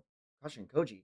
Wait, oh my god, you were right. Look at that. Manga I brain. fucking called it. Oh my god. Wait, whose mind transmission jutsu are you using? I have Yamanaka Inojin's cooperation. And relax, this transmission is off the books, of course. There's no chance of the sensory unit hearing us. I see, but could we talk more later? I've already got a lot on my mind with the elders having summoned me. It's actually about that very thing. Worst case scenario, you may end up losing your position as Hokage. Damn it, I was afraid of that. It would be a problem for me as well as that happened, so I'll give you as much advice as I can. But what will transpire is up to you. Tread carefully. What a drag. I feel like I should just resign right now. Pardon me. Well, well. Been a while. Lord 8th, or rather interim Lord Hokage Nara Shikamaru. Lord Kobu. What brings Lord Daimyo's personal chamberlain here? isn't it obvious that mission in the sand you planned and carried out arbitrarily on your own? Arbitrarily? I am here as an observer. Lord Daimyo is questioning your ability to carry out the responsibilities of village head and the very necessity of the shinobi villages that has been frequently brought up in recent times. Depending on the circumstances, we may be talking about more than just budget cuts. As you both know, our village and the Land of Fire are currently under threat from divine tree beings. Unfortunately, they're not the type to negotiate, and as we have moved to deal with them, we have obtained certain intel that the details and personnel for this recent mission were all based on this intel. What sort of intel was it? You probably already know this, but do not mention precedence. I apologize, but I cannot go into detail. It's for the safety of everyone. Its veracity is uncertain in the first place. However, on the front lines, we often have no choice but to rely on uncertain factors, and so I decided in this case to follow my intuition and lean on this intel I had, with the resolve to take full responsibility in case it failed. Lord A. Putting aside the intel's content itself, what's more concerned is its source. Jesus. While it seems unlikely, I would sincerely hope that the source is not the traitor Boruto. I hear he's well versed in divine trees biology for some reason. In fact, there are even rumors that he's secretly in league with them. That he has a despicable plan to deceive Konoha with fake intel and destroy it from within. As revenge, it's as revenge against the village that drove him out. If I may, with all due respect, that's Konohamaru. No, let him speak. Better they direct their ire at him than at you. Boruto saved my life during that last mission, so this may be solemnly my personal impression, but I don't believe he has any intention of harming Konoha. Are you actually taking his side, Sarutobi? Haven't said that one in years. God, that felt natural. Fuck.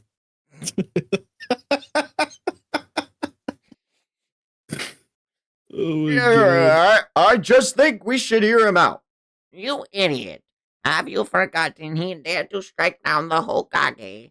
He is an undeniable felon and deserves to be eliminated. How dare you say that we should listen to a criminal? There is no room for debate on this point. But, Counselor, enough, Konohamaru. The mission itself may appear to have been a success at first glance, but not if there's a mole in the village's inner circle who is communicating with the criminals. That would be a major problem, affecting the security of the Land of Fire as well as the Konoha's prestige.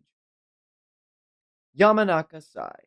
Escort Sarutobi Konohamaru. I shall question him myself. Yes, sir. Identify all who have had direct contact with Boruto. Spare no one. Whoa. To have managed to have escaped custody during his interrogation and flee, Boruto had to have had someone on the inside who have aided him. I swear to expose them. Secretly communicating outside their sensory unit's purview without following procedure, and smack in the middle of a meeting at Konoha's top breast, no less. When personal use of mind transmission is prohibited, I don't, I don't even know how many rules you just broke just now. Is this how you guys always operate? We are being hunted. We have no choice but to be crafty. And don't forget, Inojin, you are now deeply in collusion with us. Our enemy won't stop at anything. We too must conform to the enemy's methods. We don't have the luxury of operating within the rules. You always got to be thinking about what you truly need, using your brain.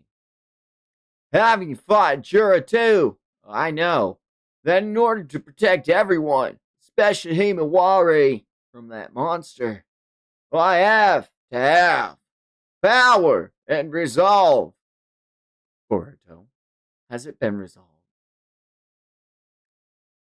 In terms of Momoshiki, you offered him some deal, did you not? Relax. Oh, hold up, man. It's not an answer. I don't care for that attitude of yours. Back at you. You're always holding back the inconvenient bits. How many were supposed to die during the sand mission? Oh, could you both stop? I merely guided things towards the most likely path for Sarada to awaken her Mangekyo in order to avoid a future where there's no way out of many more people getting killed. If you have any other childish criticisms to make, let's hear them now. We're wasting time. Shit. Could we move on? Very well. You there, Shikamaru? What's the latest? Konohamaru has been escorted into the interrogation room. I suspect my turn will be coming soon, but I am still free for the time being. Alright, contact us immediately if anything changes. The coming battle will go better with you as Okage. Yeah, what a pain in the butt. In about 1 week from now, the divine tree known as Mamamushi will appear in Konoha. His target is Ida. I will now tell you his abilities and how to deal with them. Damn! This is so fucking cracked. Oh my god. So, when will you profess your love to Boruto? Huh? What do you mean when? Who said anything about doing that? Wait a sec, didn't you kind of end up confessing to Kake? Where'd that come from? Besides, that's the last thing he needs right now. I don't want to risk saying it wrong and get things weird between us. Boring. And you, Kake? I guess it depends on the timing. Knowing me, I might just blurt it out. How exciting! Oh, I won't be able to look away at all. I think Sarada's the same, no matter what she says. Perhaps you're right. Giving her proper glomping offensive. Offensive? But in the end, what's more important is Boruto's feelings. Plus, as Sarada said, he's got bigger problems for the foreseeable future. By the way, sorry to break the mood, but speaking of love, I ask you too, again, you aren't captivated by me, are you? I And fucking. yeah, I knew it. and Damon's just I've been standing knowing there. it. Menacingly. Listen, make sure you're not found out, especially by Damon. If her charm doesn't work on you, it means.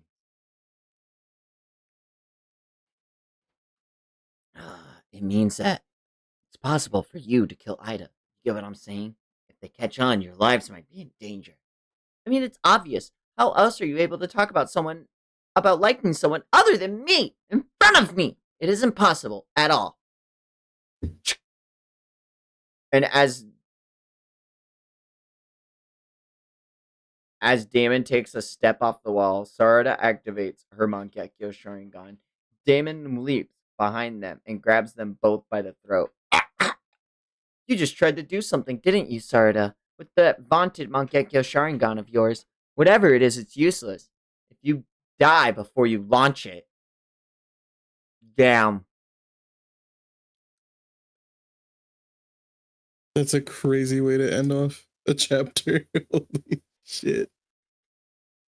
We're getting close. After that, we open up on the next chapter. Boom, boom. Damon lets go. And says, "You get it now, right? I could snuff you both out on a whim in an instant without either of you even realizing you were dead. So why didn't you? It's unnatural no matter how you look at it. How the two of you who are not Otsutsuki managed to elude Omnipotence's influence. Is it because Boruto and Otsutsuki has stolen your hearts? No, that alone can't explain it. There are plenty of others, both in and outside the village, who carry such a torch for Kawaki and Boruto. So if it's all it takes to evade my ability, then there ought to be more of people like you out there. But there aren't. It's just the two of you, which leaves one possibility. I must have eluded both of you." There it is. Dude, I'm stacking W's tonight. Unconsciously, of course. I must have wished it to be so, and omnipotence made it happen. But why? Sarda, remember what you said that day? About how about we just be ordinary friends? Boom, boom, boom. It made me so happy because that was something I'd been wanting forever, even before I met you in person. Maybe since we're all people whose hearts had been stolen by an Otsutsuki. I'm not 100% sure, but either way, it represented the kind of normal interpersonal relationships I'd been wishing for.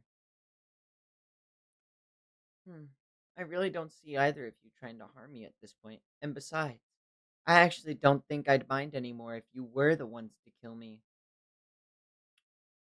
Whoa. Whoa. And as she says that, Sarada grabs Sumede's hand and storms out. No, they storm to Ida and hug her. I've never heard Aw. of a mutual life or death friendship. So what's with this bold hug then, Sarada? It's proof of my resolve and as well as my friendship. I'm not opposed to the idea of risking my life on a friendship. It's the epitome of excitement. Thank you, both of you. Once again, it's nice to meet you, my very dear friends. Wow. And even Aw. Damon smuggled. Oh. That's actually so peak because she hasn't. That is, there's so much depth to that, and I've always really appreciated the fact that like these little moments that we get from Ada, who's just like enjoying not being able to foresee things, and who's just able to like be blown away by these like simple interactions that she herself has never had. So she's just been kind of riding this enthusiasm vicariously through these two characters, Sumire and Sarada. And for her to like truly be able to like feel this for herself with them instead of like through them, that's peak. Oh. I actually love that. Yeah. Now it just makes Kawaki a dickhead. Like that's I like Ida now. It's all Kawaki's fault. Everything bad. If if you had to go on a date with a Kawaki or a bear, You gotta be more specific about like bear. Like, what are we talking about? That Alex obese Louise Tony Armstrong. Soprano. Oh my god. Mamamushi will undergo division. It's one of his abilities. Division? Well, I suck at math. And there's no limit to how many he can become. What? Dude, he's twice? He's literally twice? Yeah, That's crazy. from My Hero Academia. Yeah. He's going on a sad man's parade. So they're like shadow doppelgangers? No, they're totally different. biggest distinction is that each individual is a real him. Therefore, there's no splitting of chakra, nor power, or physical strength. He can multiply That's post-pain cracked. versions of himself. That's really bad news. The only drawback is that as he creates more of himself, there's a significant drop in intelligence.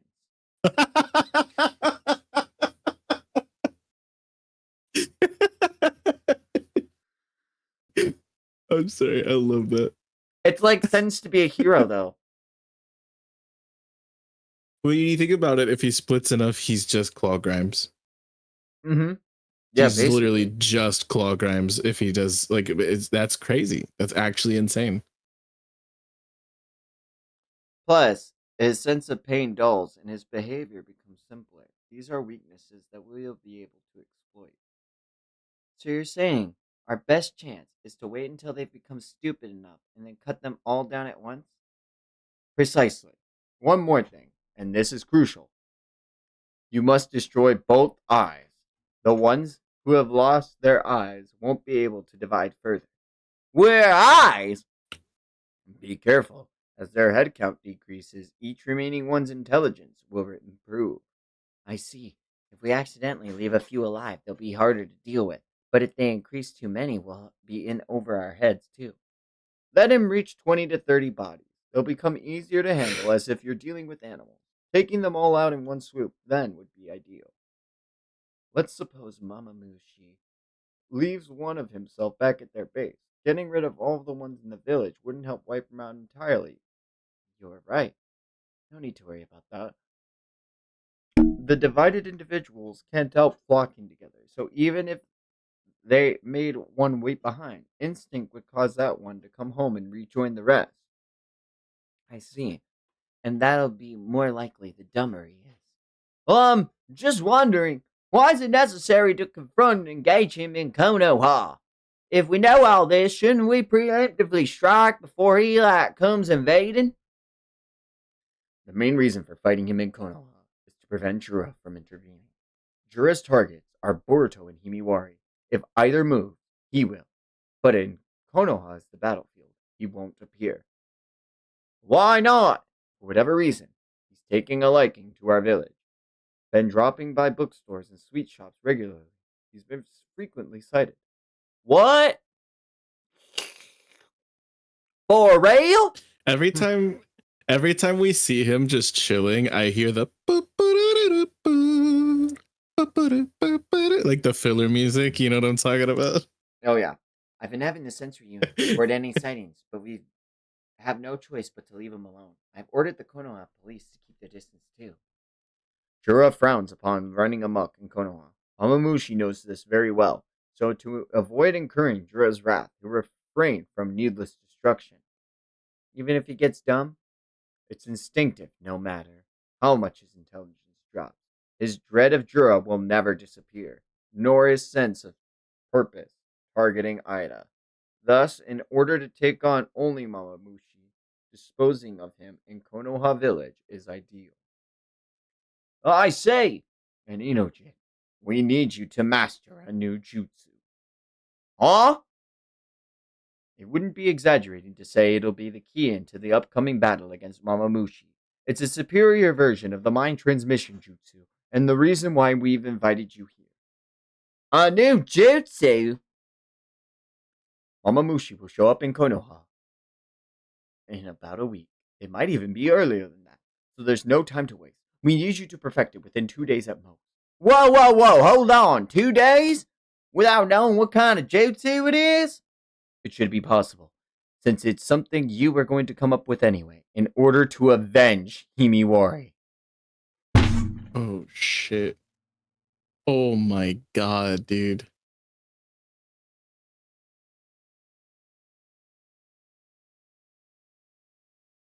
What did you just say?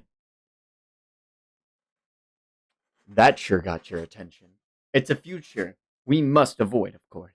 But the theories and techniques you gain from it happening were of great value. So I shall impart them to you here.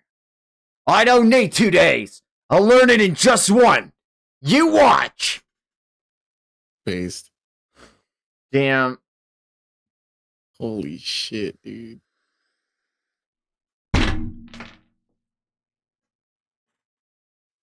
Cody likes this character. Oh man, who is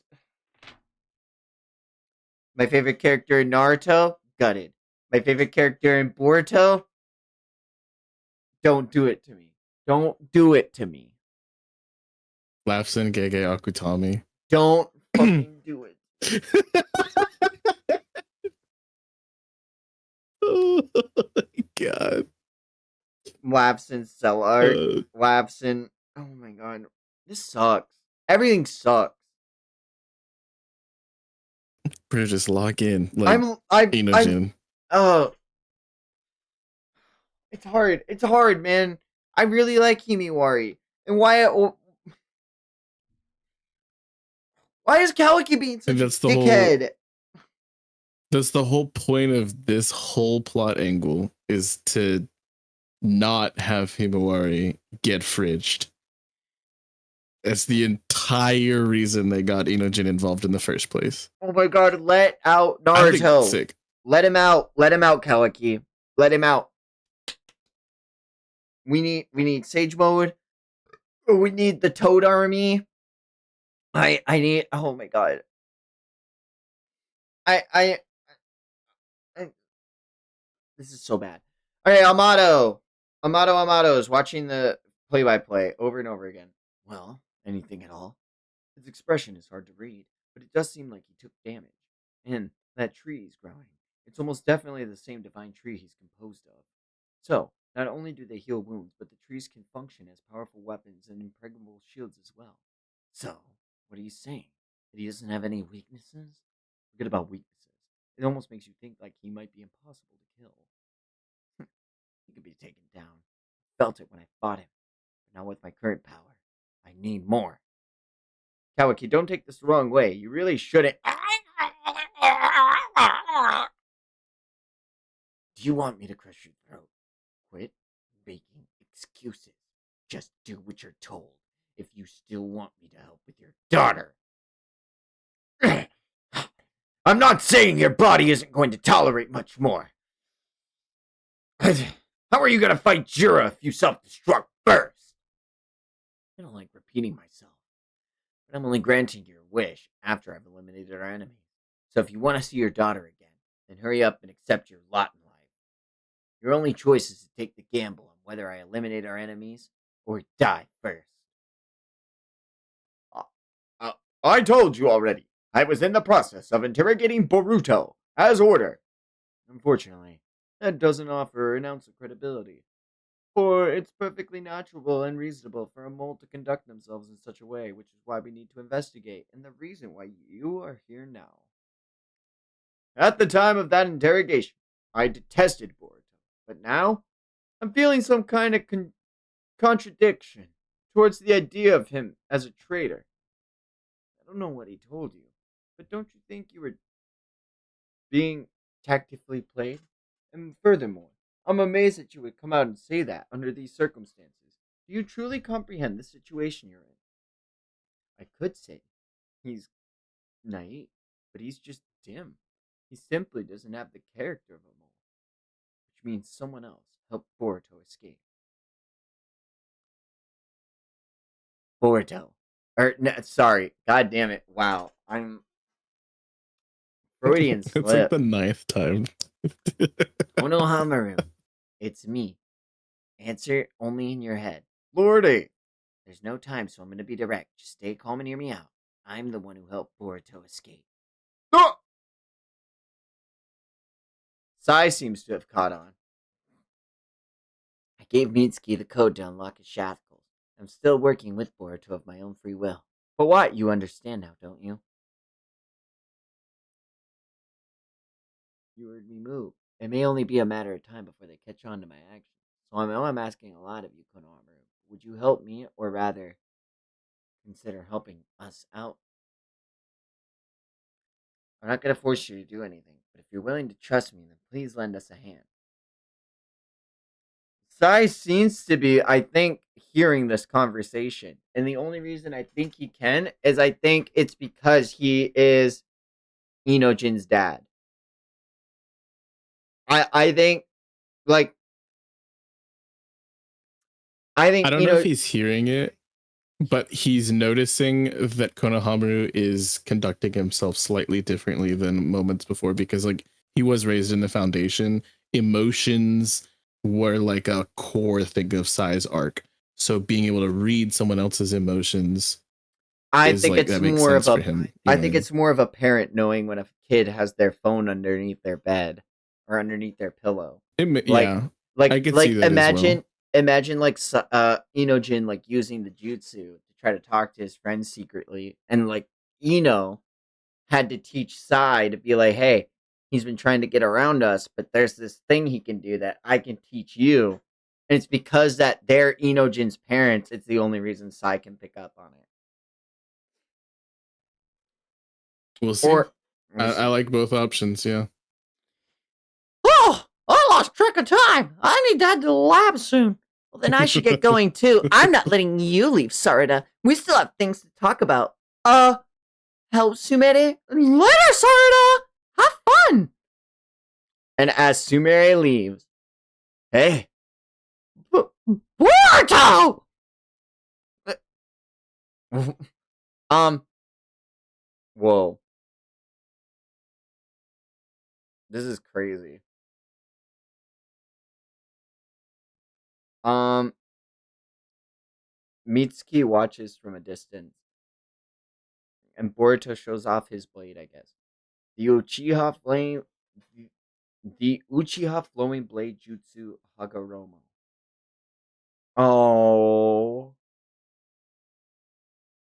did Sasuke really fucking name it after his chakra Jesus? Is kind of crazy. No, I think this is a jutsu, is what the next thing says. It's a jutsu that increases the blade's sharpness and prevents it chipping by continuously enveloping in chakra. See, I thought like Sasuke would have came up with that jutsu. He named it Hagoromo. Headcanon. Maybe the jutsu, but not like the blade. You know what I mean? No, no, no, no, no, no. No, the jutsu Hagoromo isn't. Well, Hagoromo also that's like I think it means like scarf or something like or like to like enwrap something in Japanese, which is really interesting. But like it's like in One Piece, like awakened. You know, like the like Rob Lucci has like the scarf, just like another character that I don't want to. In case there's any non One Piece fans, I don't want to say obvious spoilers, but the the awakening scarf, people refer to it as a Hagoromo. Still cool. Sorry, class rep, but could you fix it within the next week? Huh, me? Take a look. And he throws her a scroll, and as she looks through it, this technology is. Yeah, it doesn't exist in our world yet. Though, you would eventually develop it through your current research, class rep. What the fuck, dude? This is so crap. I can't say anymore, but will you do it? If we were to use technology to fix it, I feel like the blade might be reborn as something almost completely different. Is that okay? And as Boruto looks at the blade, he says, as long as it ends up stronger, I don't think my master would object. Okay, fine. But there's just one problem. What is it? No more class rep. You need to call me Sumire. Huh? Tee I'm gonna jazz it up. Look forward to it. I I don't know what it is about this new invigoration that Sarada has given her, but I kind of like her. She's always been a good character. It's just it hasn't done the best job of showing her off in part one of the manga. But again, I'm gonna sound like a broken record. The anime does a really decent job of building her up as a character. Several days later. I wonder where you're hiding now then. Big sis, hey, any of you, don't forget that you hear keeping chocolate signatures and raise all those pesky peeping toms don't catch on to us.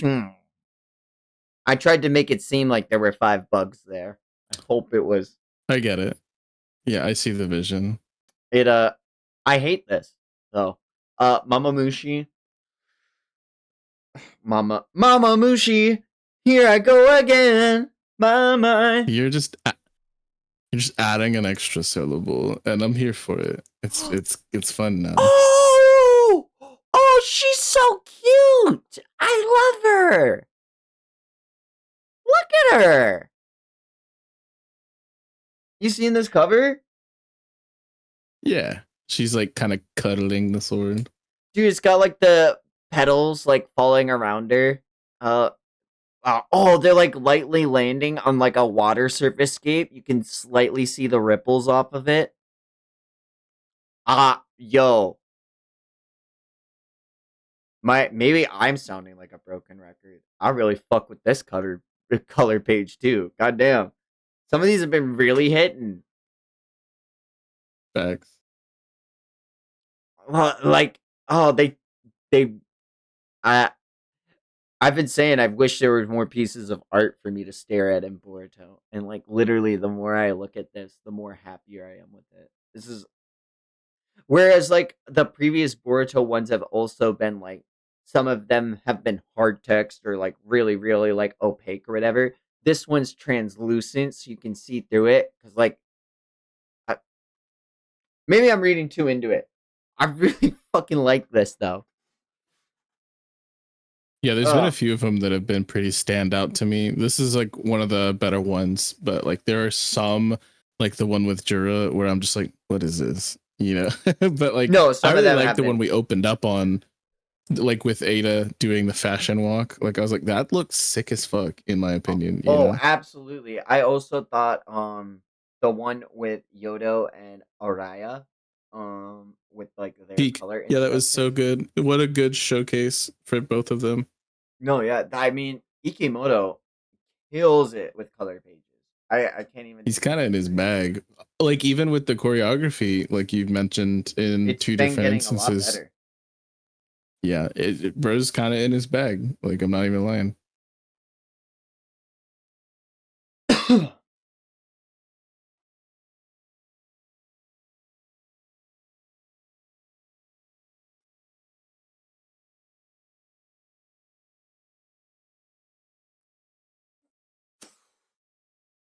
All right. We oh my god. What? Homeboy is locked in. Yeah, Inojin literally uses Kikoho. Just kidding.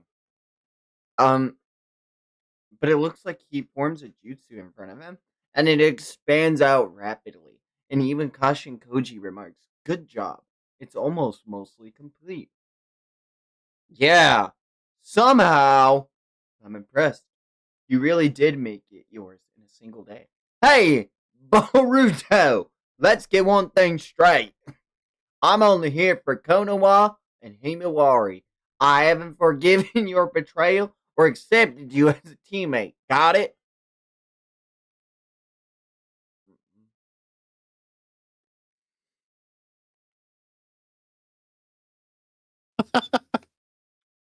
You know, I haven't accepted you either. So remember this. If you make Himiwari cry even once, I'll shave that ridiculous haircut off until you're bald. Huh? Hey, wait! What gives him the right to... I mean, how dare he? He's the one who completely messed up the Uzumaki family. Oh, you're here. Come on in. You're free to go. Return to your duties. Sentry Unit, this is Yamanaka-sai. Sentry Unit here. Go ahead. I want to know the comm history between Sarutobi Konohamaru and any third parties over the last several minutes. Roger! The last transmission, it was a scheduled check-in last night. There's no record of any usage within the past few minutes. I see. Thank you. Now, Mitsuki, child of the infamous Orochimaru. Well, well. You were nearest to Boruto when he made his escape. I have some questions for you about the circumstances of that moment. Boruto draws his new sword. The blade's materials are still the same, just treated and its shape altered for maximum strength and cutting ability. The guard is unchanged, but the rest has almost been totally remade. That's not all. The blade is now set to automatically maintain your Uchiha Blade Jutsu Hagoromo on its own once you've gripped the hilt and activated the jutsu.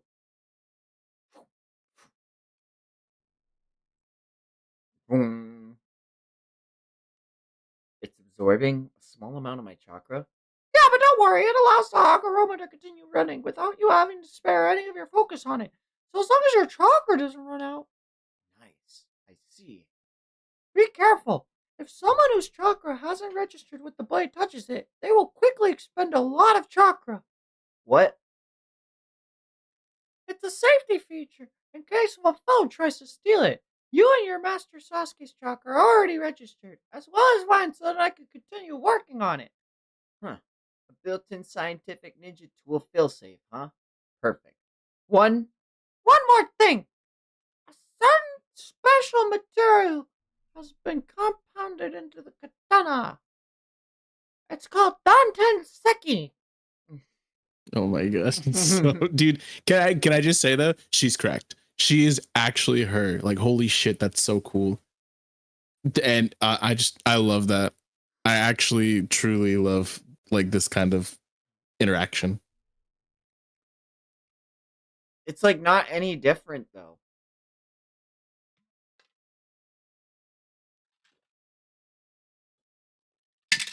I mean, a sword is a sword, man.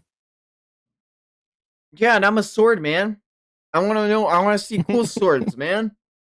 It's already a cool sword. It's just still a cool sword. But also now he doesn't have to constantly focus Okay, on maintaining this jutsu. I'm gonna give you such a real explanation here, right? Not an explanation, a reference, if you will.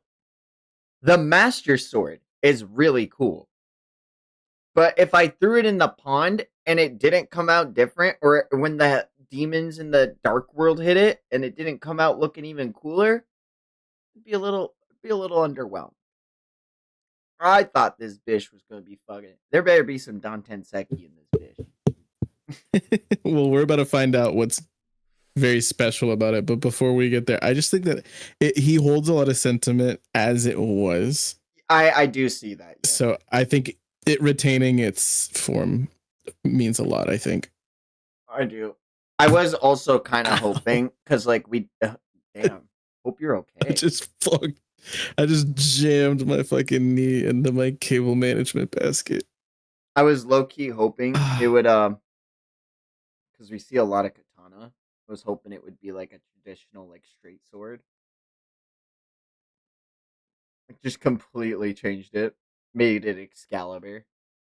Been really You fool. Excalibur pilled recently. Yeah, for some reason. It's strange. Fate has really fucked with me and other IPs. Oh, that's what you were talking about. Yeah, yeah. There might be some people So who watch anyways. Boruto that aren't. Yeah. So, anyways, moving on. So that's the deal. A surprise raid by the Divine Trees? Yep. Konoha will soon become a battlefield. I plan to launch an op using just the intel I shared with you. With that bastard Boruto as an ally? He's the criminal who murdered Lord Seven. When did you forgive him, Dad? I can't believe it. How can you call yourself the Hokage? There's something I swore to myself when I accepted this position. That I would be that I would be unbending in my convictions, no matter the circumstances, just like Naruto, Lord Seven. And that's what I'm still doing. I'm not compromising or giving in to pressure at all. I'm sticking to my beliefs and making necessary decisions in order to protect Konoha. Boruto's assistance is absolutely essential in fighting these divine trees. If you can't accept it, fine. You don't need to be a part of this op. I'm not going to order you to be.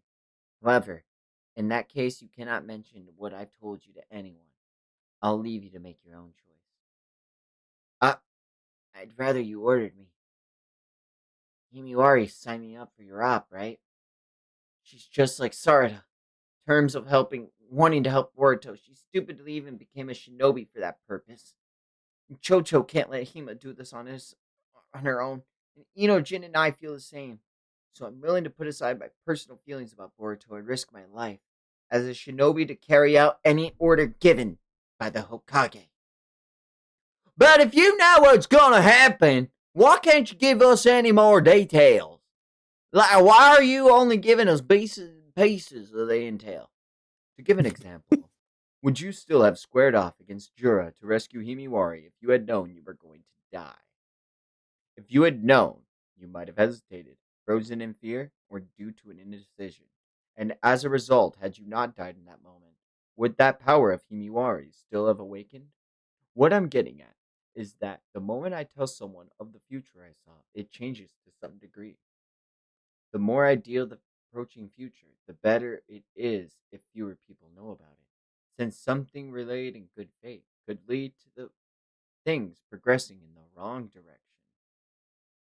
The consciousness and actions of the we singularities who know snippets of our future at times greatly sway subsequent developments, sometimes for the better, sometimes for the worse.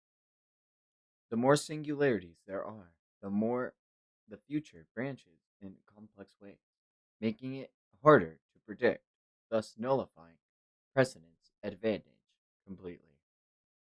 One must be continuously cautious about how much to tell and to tell who, about what and how much to tell who, in order to ensure things move towards an ideal future. Then, if you're not deliberately not telling us as much, can I assume that means us just continuing to go with the flow will likely lead us into a real good direction for the time being?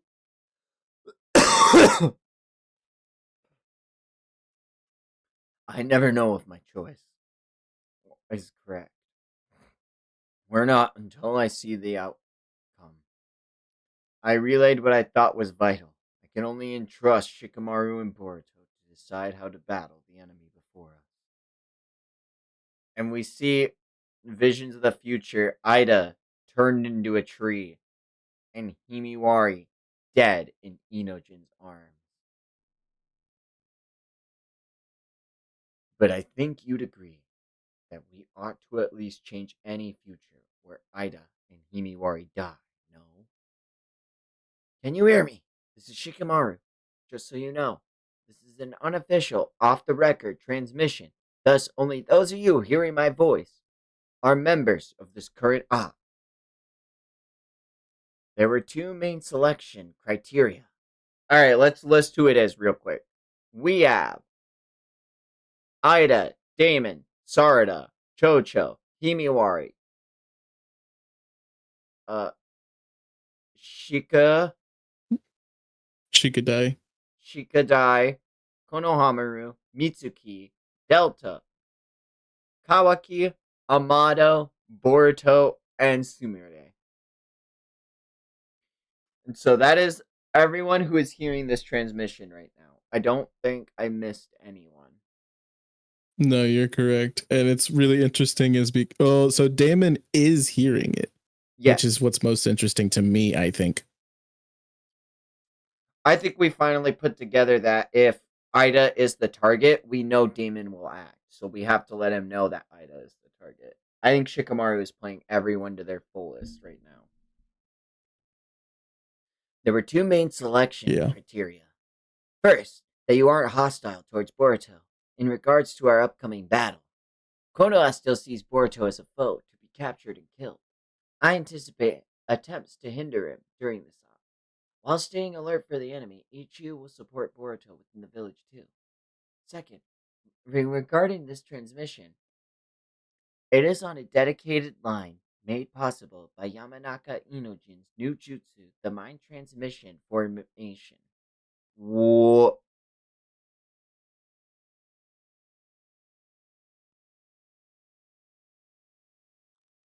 And so now we're able to see. So now we're all able to talk to these people because of this new jutsu. I guess let's just keep seeing what it does. Our foe is the divine tree Mamushi, a monster who can divide into multiple cells. Furthermore, He apparently can erase his chakra signature too, so we won't catch him using the village's chakra detection net. There's That's where this new jutsu of Inojin's comes into play. Um, so the feature where we can converse over long distances is identical to regular mind transmission jutsu. What's different is that each person connected to each line can be turned into a receiver and used to sense the vibrations of the object in their vicinity. Vibrations? Every object emanates a vibration with a unique wave frequency.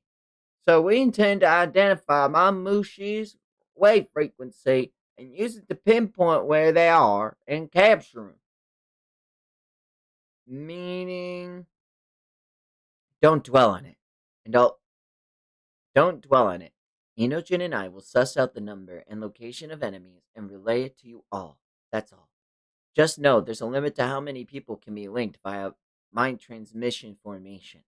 And that's the other factor that drove the selection of this op. Damn, Inojin. When did you master a jutsu like that?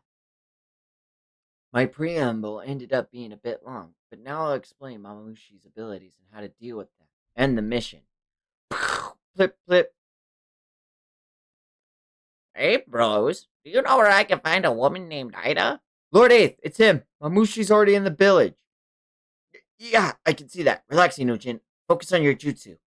The enemy is in Area 36 at Sector C.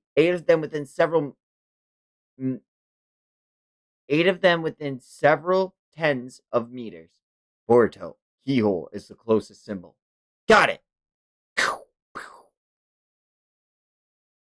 And we see the toad pick up the little keyhole symbol, and Boruto flies off. Damn it! That's several days earlier than the forecast. I told you, fate has already started shifting. Bastards! Just you wait!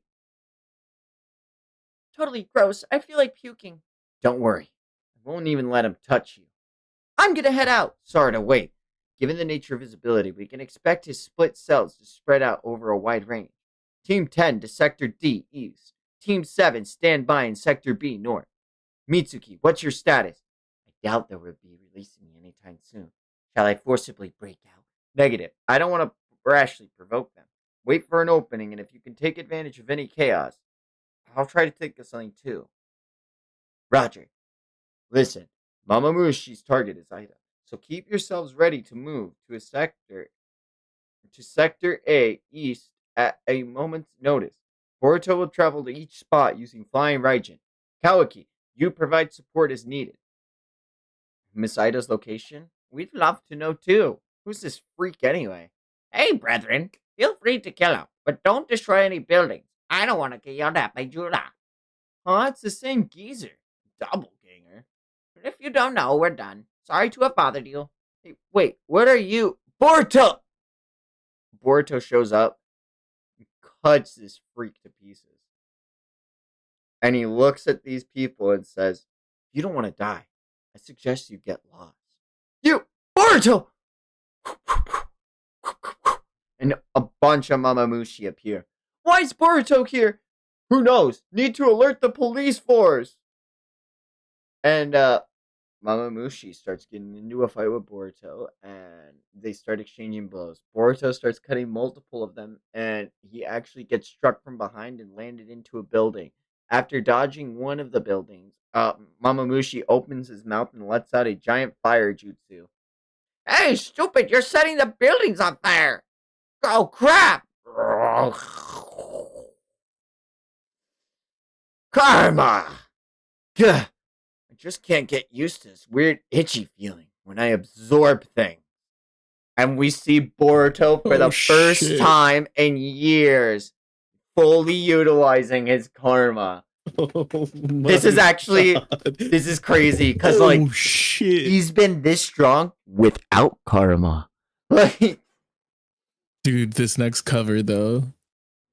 Oh my god. Oh, he's him. I like that it incorporated the eye scar. Like that looks so sick, dude. The little afterglow around him. Ugh. Dude, this is they're kind of nailing these colors. You'll hand over your body. Yep. That's if we manage to take down Jura. I won't I won't I won't renegade. You can tell that I'm serious. Irritating as it is, every thought of ours is completely transparent to each other. We cannot hide anything. So it seems your intent is real. I get it. You have no hope for a future. You want to kill me off, just to disappear from this world as quickly as possible. Unless you have a chance to obtain freedom, that is. These divine trees, they're enemies to us both, no? Well, very well. You're right so far. So then, once the divine trees are eradicated, Kawaki will come calling to kill me. No, I'm out of G Fuel? Damn. It won't be that easy. Nah, I need G Fuel.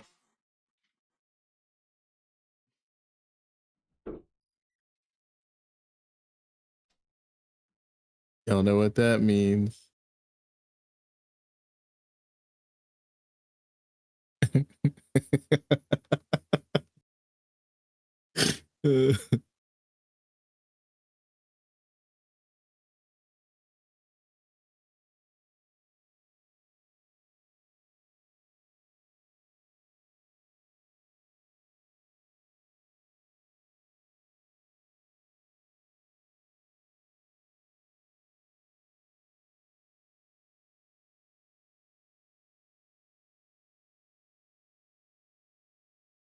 I can't believe we're like two or three chapters away, and then I'll have to wait a month in between every chapter again.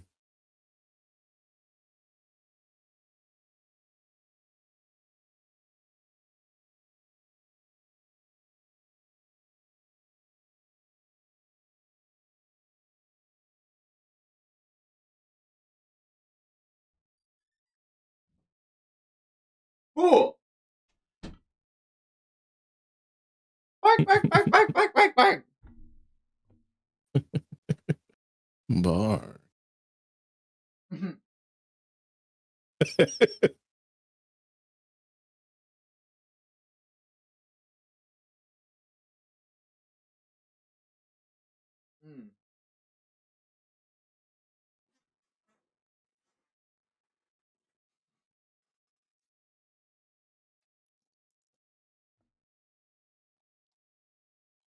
You all might be wondering, Cody, what flavor of G Fuel are you having? It's actually really impressive that I'm having the Naruto flavor while reading about Naruto-san. Minato's grandson. Oh. Mito Uzumaki's great great great great grandchild. Oh my god. Isashi Hyuga's. No, I'm kidding. Holy shit! I was like, oh my god, that's actually such a deep pull.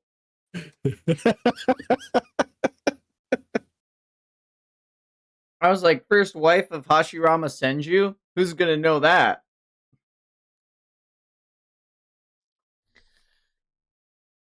Huh.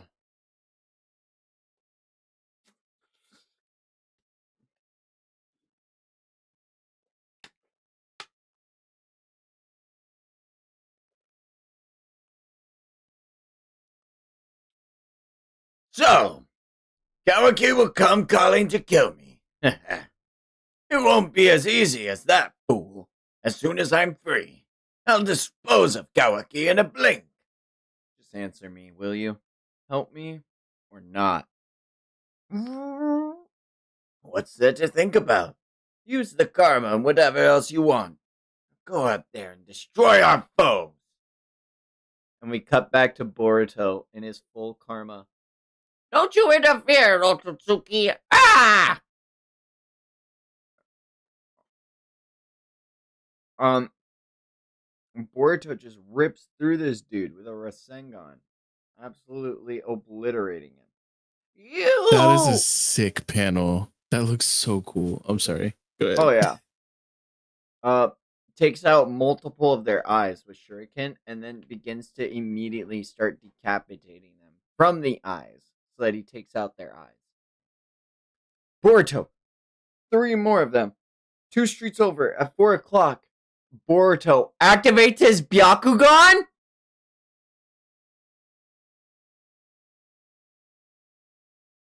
It's not a Byakugan. I'll tell you that right now. Vex. It. I. The words are right there on my screen. They probably mistranslated it because, like, I don't know if it's a Byakugan. I'm gonna be real. This is crazy if it is. This is like truly insane. What the fuck, dude? I'm losing my brain. What? Torimori! Dude, Torimori's laughing. This is insane. What the fuck? There's no way. Wait a minute. Oh my god. Wait a minute. Oh. So peak for real. Dude, so he sees the Mamushis with his Byakugan through the wall, throws the shuriken so they deflect like Itachi taught Sasuke, and he fucking hits them around the fucking corner, flying Raijins after it hits them in the back of the head, and the giant Rasengans them all. The words are on my screen. It's hysterical.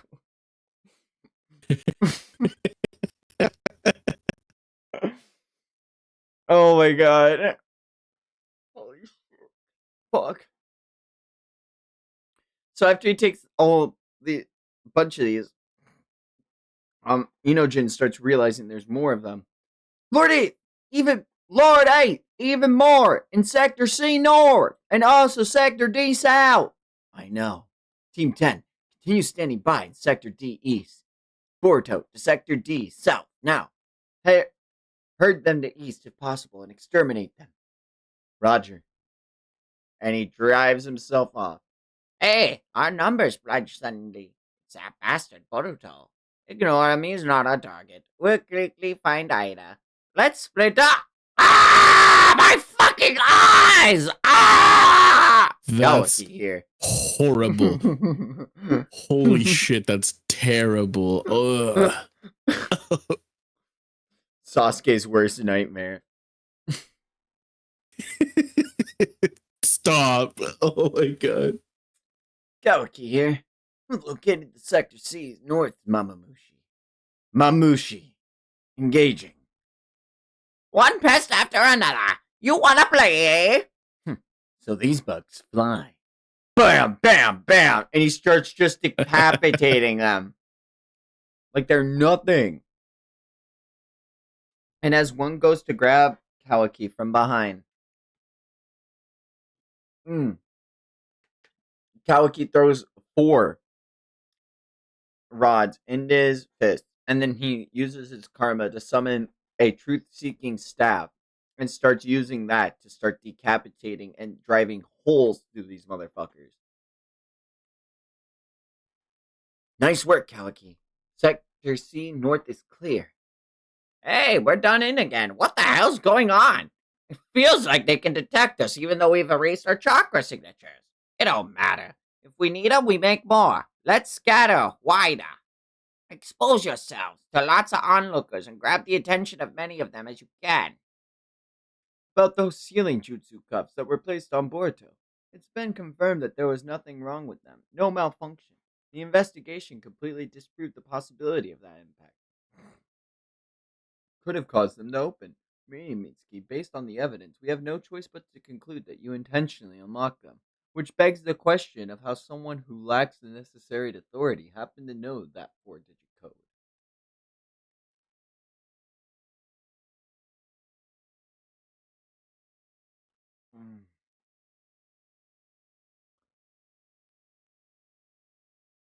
Only 3 people know that code.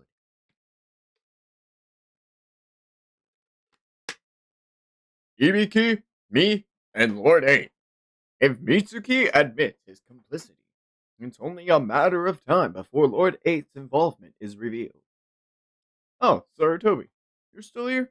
You're free to go. Actually, Nishi, there's something I forgot to mention to Lord Kobu. Could you let me back in? Sentry unit here. Reports a divine tree-like individuals plus the traitor Boruto sighted within the village. Patch me through to Lord 8. Alright, Kawaki, get yourself to Sector A South and stand by. That's the center of Konoha. Be ready to move at a moment's notice. Sai here. It's urgent. Divine trees may have infiltrated the village. Inojin, I've got an external comm. Give me a sec. Detail, Sai? It's not just divine trees. Boruto's been sighted too. Veracity is unknown. Neither were captured by the sensory unit. I've deployed the police to the locations where they were seen. Understood. Keep me posted. And Sai, in case things escalate, have Mitsuki released. He's still being interrogated. Lord Kobu won't be pleased. Tell him it's Kage's orders. State of emergency. Huh? What is it? What the? Hey, you there. Where's Ida? Damn it, they've suddenly multiplied again and really rapidly. There's at least 50. And Cho sees them. Aye! That was close by. Come on. Boruto, change of plans. They're spreading outwardly in all directions from Sector D south. Heard them from the southwest and link up with Team 10 in the east. Roger that. Answer me. Mitsuki, how did you know the release code? Pardon me. What is it, Sarutobi? I don't recall summoning you. Apologies. There is something I forgot to tell you earlier. It's rather difficult for me to say this, but it appears the release code for the cups was actually never set. It was my mistake. What? As in, Boruto's cups were never locked to begin with, so they were in a state where Impact could have opened them, even without the release code. Master Konoha, what are you trying to do? I know you're the one who set Boruto free and that Lord 8th gave you the code. If the truth comes to light, he might even be removed from his position at Hokage. So we can't let it be known for the time being. Konoha needs him. You've been proven to be quite inept at lying. Huh? Who are you protecting? Oh, please. I'm offended. Enough. Say no more. Summon the Hokage here. It's his turn. So there are about 70 people watching us right now, huh? But Ida is not among them. Let us go. And See, he Kimiwari. can. Hold on though, but he can tell who's perceiving him. This is exactly what I said. Oh, yeah, that is kind of creepy. I'm sorry, go ahead. Continue popping off. Dude, Himewari comes in with the most iconic of fucking Boruto kicks and makes it her own and knocks this freak to the fucking sky. But in doing so, he lets out another 2, 3, 4 clones? 3. Yeah, now there's 4 of them coming after Himiwari. And she dodges out of the way and actually goes Kurama mode. And Cho and Shikadai are following up right behind her. You okay, Hima? Yeah! Casting that shadow paralysis jutsu! Dude, it's his freaking peak. We see the team running up the building to fight these bugs. And as all of them try to make their way forward, they fall down flat on the shadow. And as they fall flat, Cho's fucking hands are ready to knock them all down. Boom! And she slams them on the ground. Yeah! Nice! We are on a roll! Heh. We see Kashin Koji ellipses, which makes me want to throw the fuck up. Ew! Speaking of wanting to throw up, Ew! yeah. Yuck to this. Oh no. I could have gone the rest of my life without seeing this cover, not gonna lie.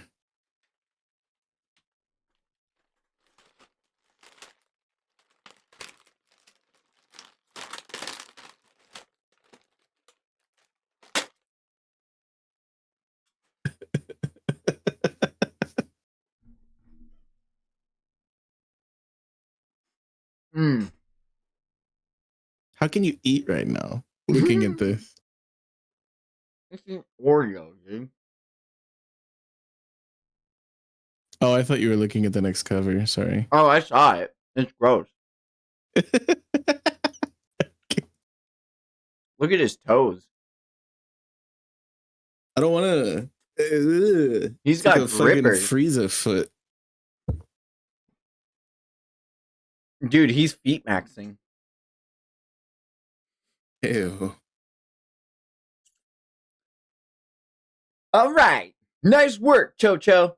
Easy peasy. And they all start getting up after being squashed. They're still. Move aside! And Himiwari gets a Biju bomb ready. Whoa, wait! Not inside the village, stupid! Ugh. Chocho, throw him up as high as you can! And Shikadai makes a shadow paralysis ball and throws it way up in the air. And Himiwari lets out a Biju bomb in the air against all of them and wipes them to dust. Bro, they pulled a Kaiju number 8. That's so sick. It's so cool. Whew, that was too close. I'm so sorry, sorry's not good enough. We're not always going to be around to support you, and there's no taking back something like that. Still more of them, damn it! Just how many are there? It's no use, Lord 8. No matter how many we take down, more pop up. They just keep multiplying. I said I'm going to interview the Hokage. It's his turn. Summon him here now. But, excuse me, Lord Kobu, but we've received reports of enemy attacks within the village. Give me 1 second, y'all. Oh, wait, why?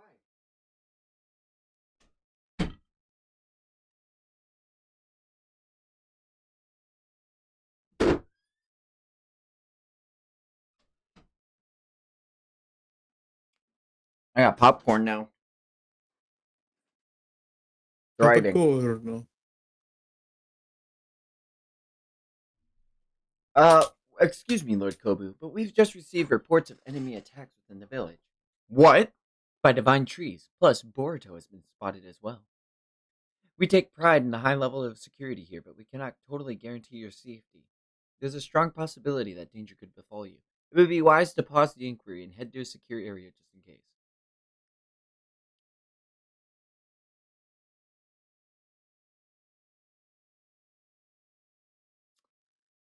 How serious is the threat exactly? And what exactly do they seek?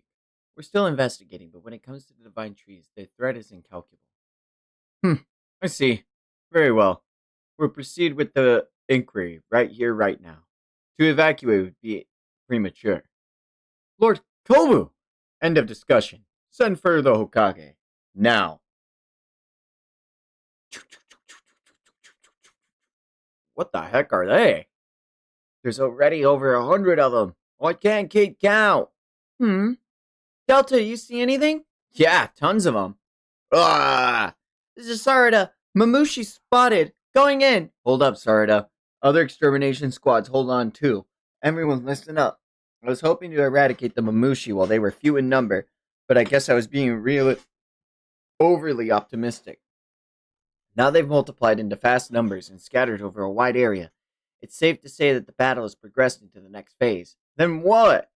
Don't panic. This is still within expectations. We're switching tactics. Luckily, there's been no reports of civilian injuries yet. All the damage is limited to minor property damage. As per prior intel, their interest in those other than intended targets seem low, and this will likely remain the case unless we provoke them. Thus, Sentry Unit here. Message from Lord Kobu. Make your way to the interrogation room ASAP. Sorry, but I'm in the middle of something. Lord Okage. Lather Nara Shikamaru. Lord Kobu. Need to remind you that I am here as proxy of the Land of Fire's daimyo, and thus my orders represent the will of the daimyo himself. Don't keep me waiting any longer, and show yourself at once.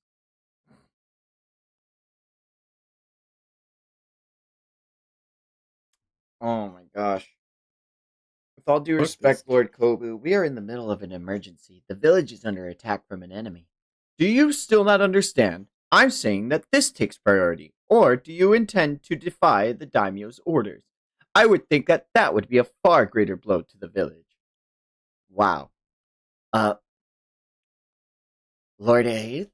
Is something the matter? It's the Chamberlain of the Daimyo. He's trying to interrogate Shikamaru. Lord Aeth, I've cleared Sector D West. I'll rendezvous with Team 10 in the east.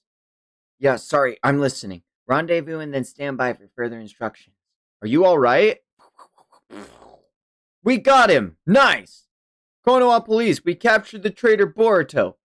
Hey, are all these divine trees? Huh? Disarming him! Huh? What the? I feel weak. Poof, poof, poof. You got some skills. Some free advice? If you see a divine tree, run away. It'd be a waste to lose you. Damn it! That bastard! And we see that dude who didn't fall over from picking up Boruto's sword. That's kind of crazy. What a feat for Boruto to be like, yeah, you could literally like touch the tip. You're impressive. Hey, yo.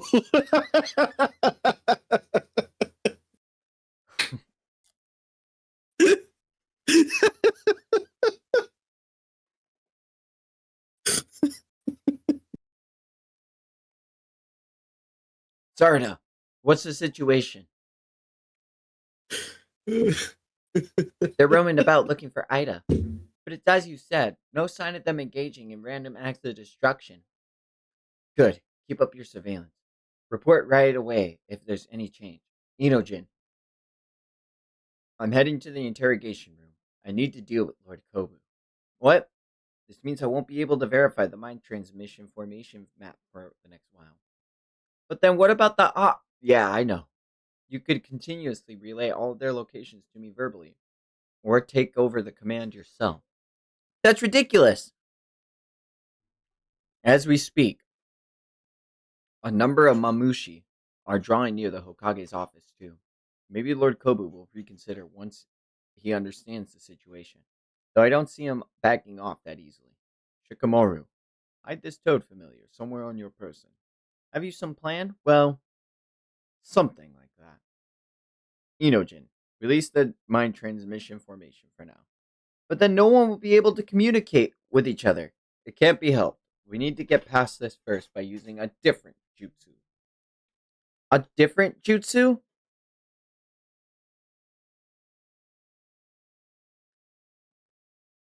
Finally! You've kept me waiting, Shikamaru. As I told you, we're in a state of emergency. Can we do this quickly? I'd like to get back to work. That's all up to you, and, depending on what transpires next, work will be the very least of your concerns, Lord Hokage.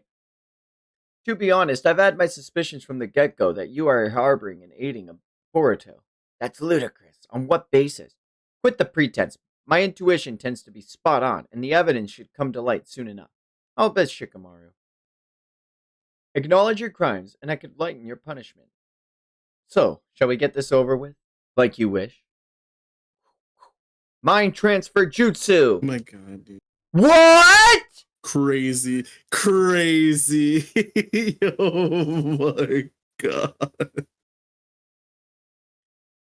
Lord Kobu! Oh. Lord Kobu! What is the matter? Oh. Are you alright? What? Dad? Oh, fuck.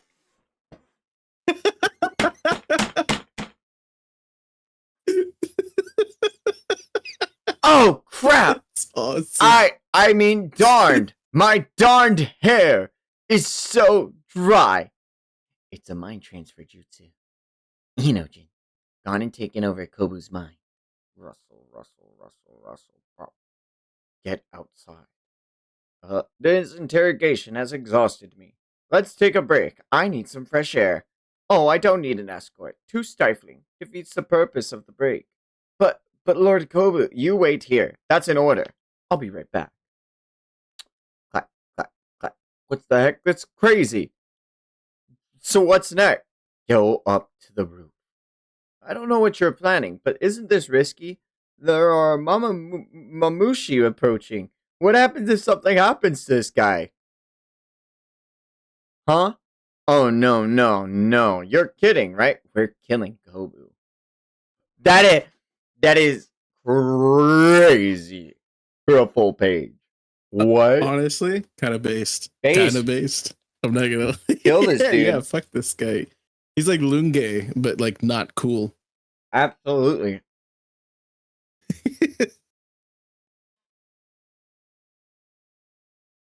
I told you. I told you. What the? Sorry, Sai, but I'm leaving. I have work to do. Wait, Shikamaru. Explain it to me.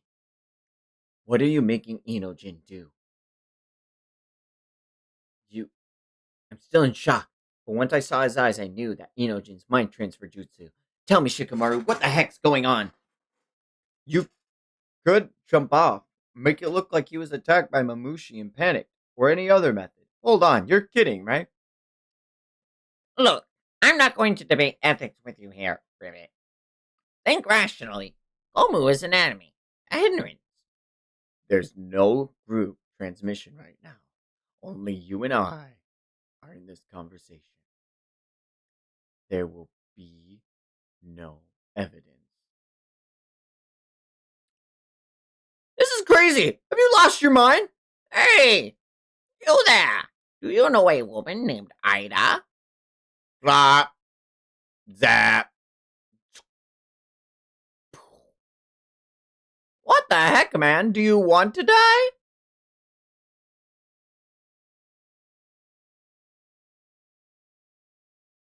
There. How's that? Wait. He Where zapped I'm him. at, there's not another chapter. Is I there one have for you? another Do I chapter. gotta okay, I gotta switch. Oh my I'll be god. there in just a second. Oh my god, is this it? Oh my god, this is Holy 31? shit. Oh, yo! Dude, this came out today. Yeah, I know, This I know. literally came out today. Dude, Holy shit.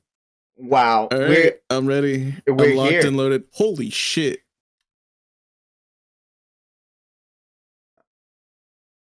Another sick panel or sick cover.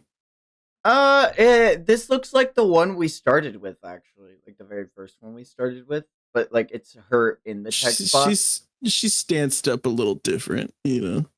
No, I think it's the exact same image of her. It's just...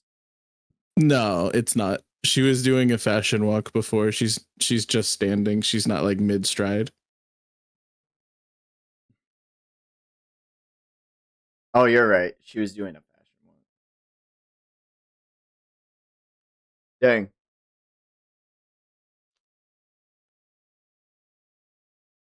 I always like Ida's hair a lot. I always appreciate it in color. Yeah, in color, it's way better. I agree with that 100%.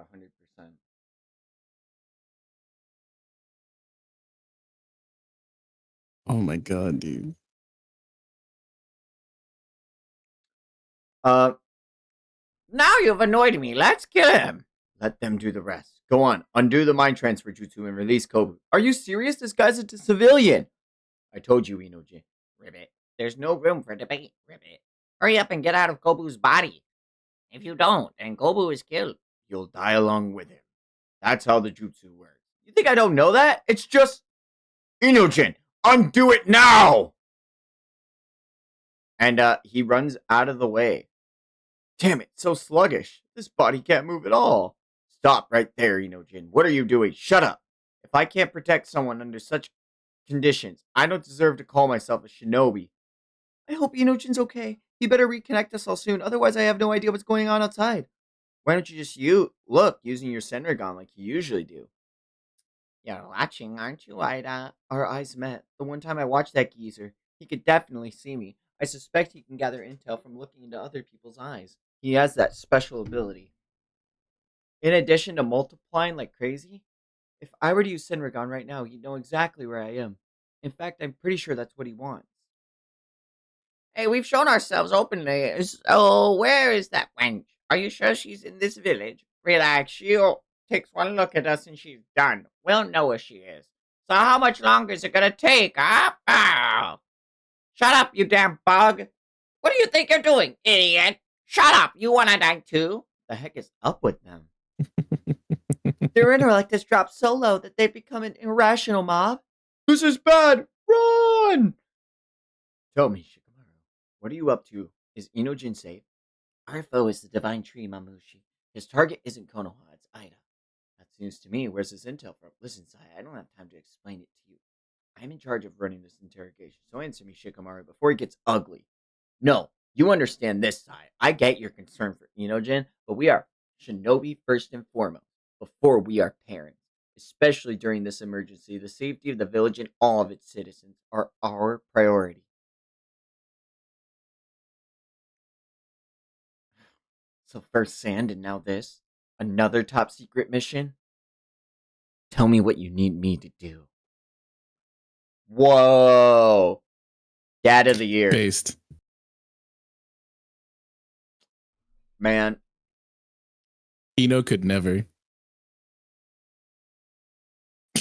Ino's done so much. What? Don't She ever- straight up said to Shikamaru, I'm not doing this for you anymore. She doubted him and she straight up was just like, she just completely turned up in that moment. Of course, I should expect Donzo's lapdog to be subservient to the Hokage. Yikes.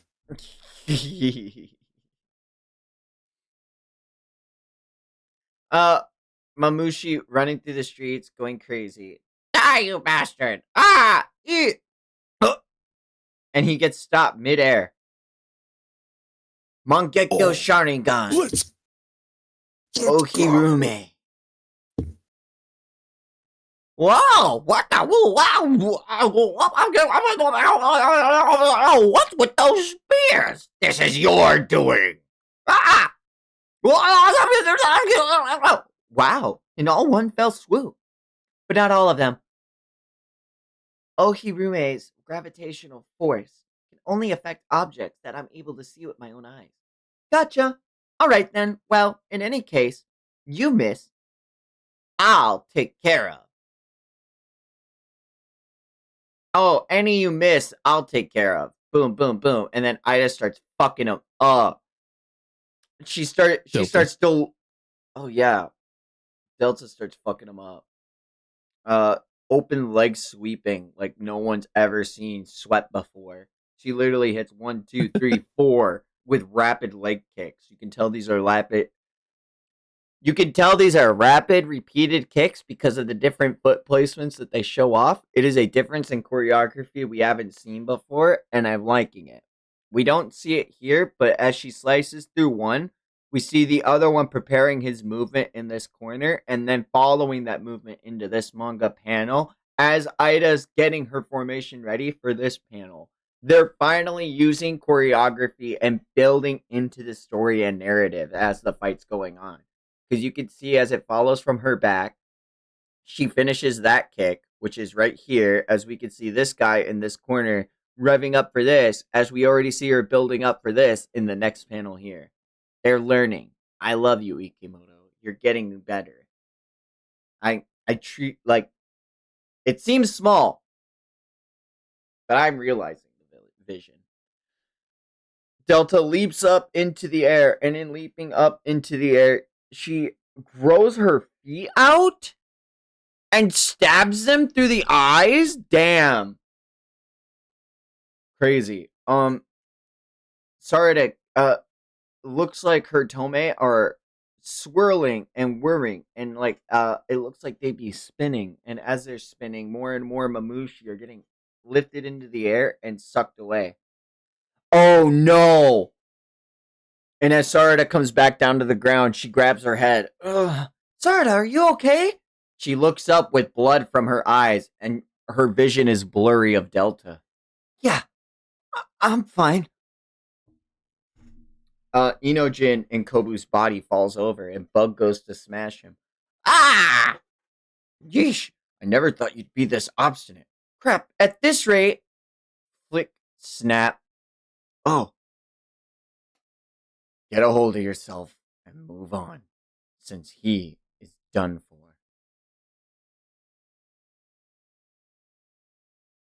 Oh my god. Oh, Kobu wakes up and is surrounded by bugs. Oh, what? You forcibly released my jutsu? How could you? Talk later. Restore the mind transmission formation first. I'm worried about our friends. What am I doing here? Who are you? What do you want? Mind transmission formation. Lord 8. Inojin, where's Lord Kobu? Up on the roof, he's being attacked by Mamamushi. Ah! Such a punchable face you've got. Yeesh. You're one to talk. Can't have you die too quickly. Need to get my anger out. Lord Kobu! And we see him burning up in flames.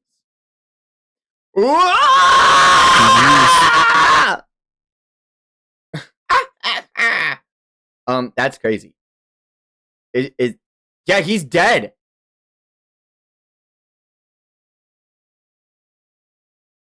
As the flames are burning him, or at least the lower half of him, I guess.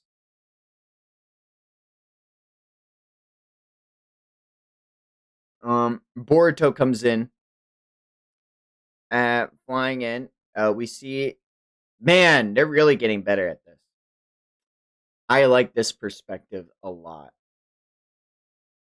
I love how he has like the Chihiro like stance, you know, like when he just like comes in like with his like leg forward and slashes through. Like, Oh yeah, that's such a hero stance for sure.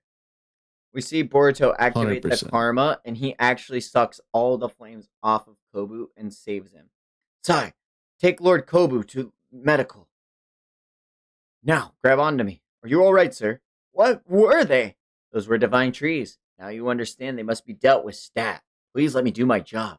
Fine, do what you must. However, my investigation isn't over on you, Nara Shikamaru. You better not think you can sweep this under the rug. After it all comes to light, we of the Land of Fire shall take whatever action is necessary. You best remember that. Yeesh.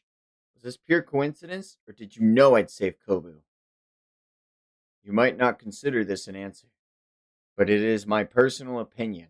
That man needs to die. So Kobu's gonna be the 8th Hokage. That just seems to have been... I'll vomit. Yeah, I'll actually throw up.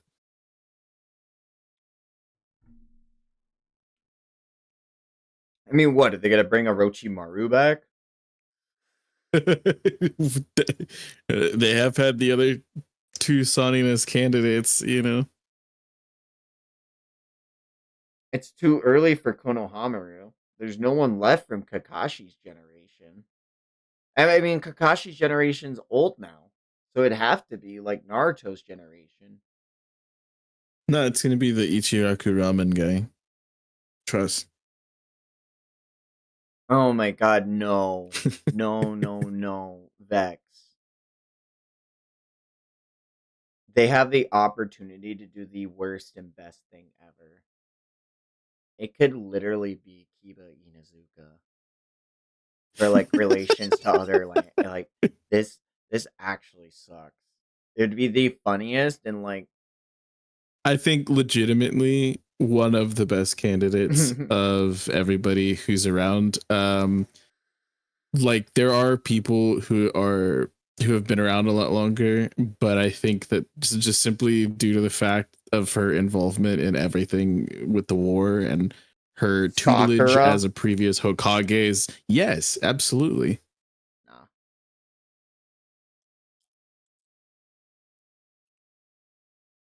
Name a better option. Kiba.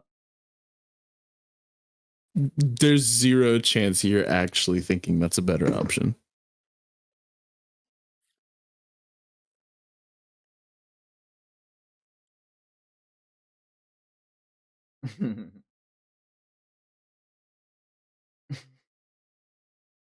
He's always been the good guy version of the end game.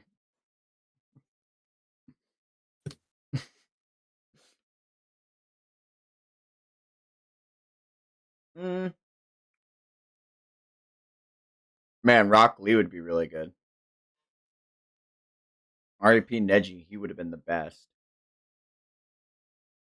Sakura has literally trained directly under 2 previous Hokages.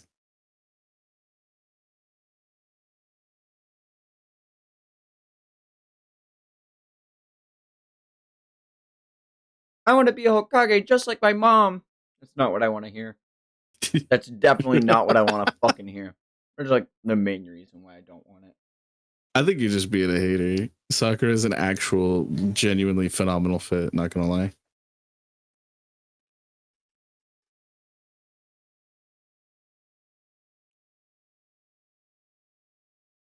Listen up, Paul.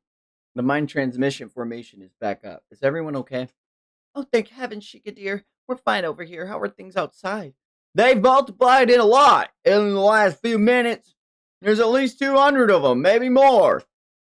Lordy, a bunch of the Mama Mushi have turned into a mob, likely from a big drop in their intellect. Ah! Team 10 here. We're currently fighting some of those rogues. There's no end to them, and our chakra is quickly draining. Alright.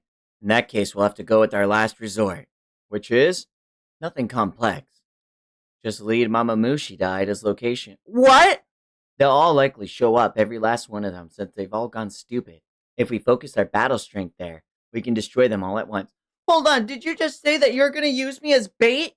I see. Why not? It's simple. Nice and simple. In fact, we should have gone with that in the first place. To be continued.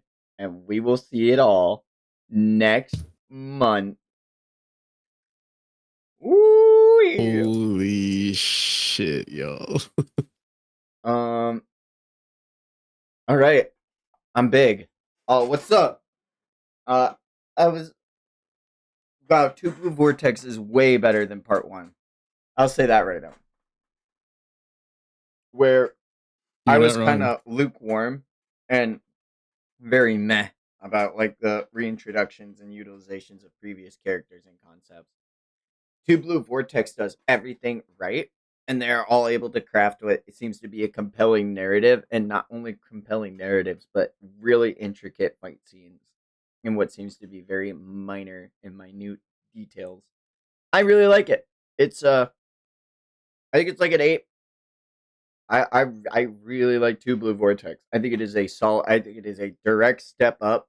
The lack of double pages, because it is a monthly manga, I have to assume that's what it is. Even though I've seen other monthly manga give us double page spreads, I think they choose to just give us like single page spreads because of time constraints and all of that. But it is something that, as a manga reader, I enjoy getting to see it, and it does take a little bit of enjoyment away from me that I don't get to have a double page spread every so often to look forward to. But the story is very well done.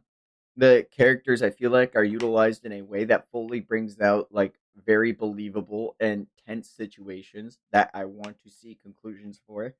And I am unable to actually like give a realistic ending or future prediction to what's going to happen in this endeavor sincerely, because it could go either way. And I think that's really compelling of a story to be able to keep me guessing while also letting me be able to have like so many multiple theories about what could happen. But I really enjoyed Two Blue Vortex. I don't know. How are you feeling now that you're caught up as well? Vexy?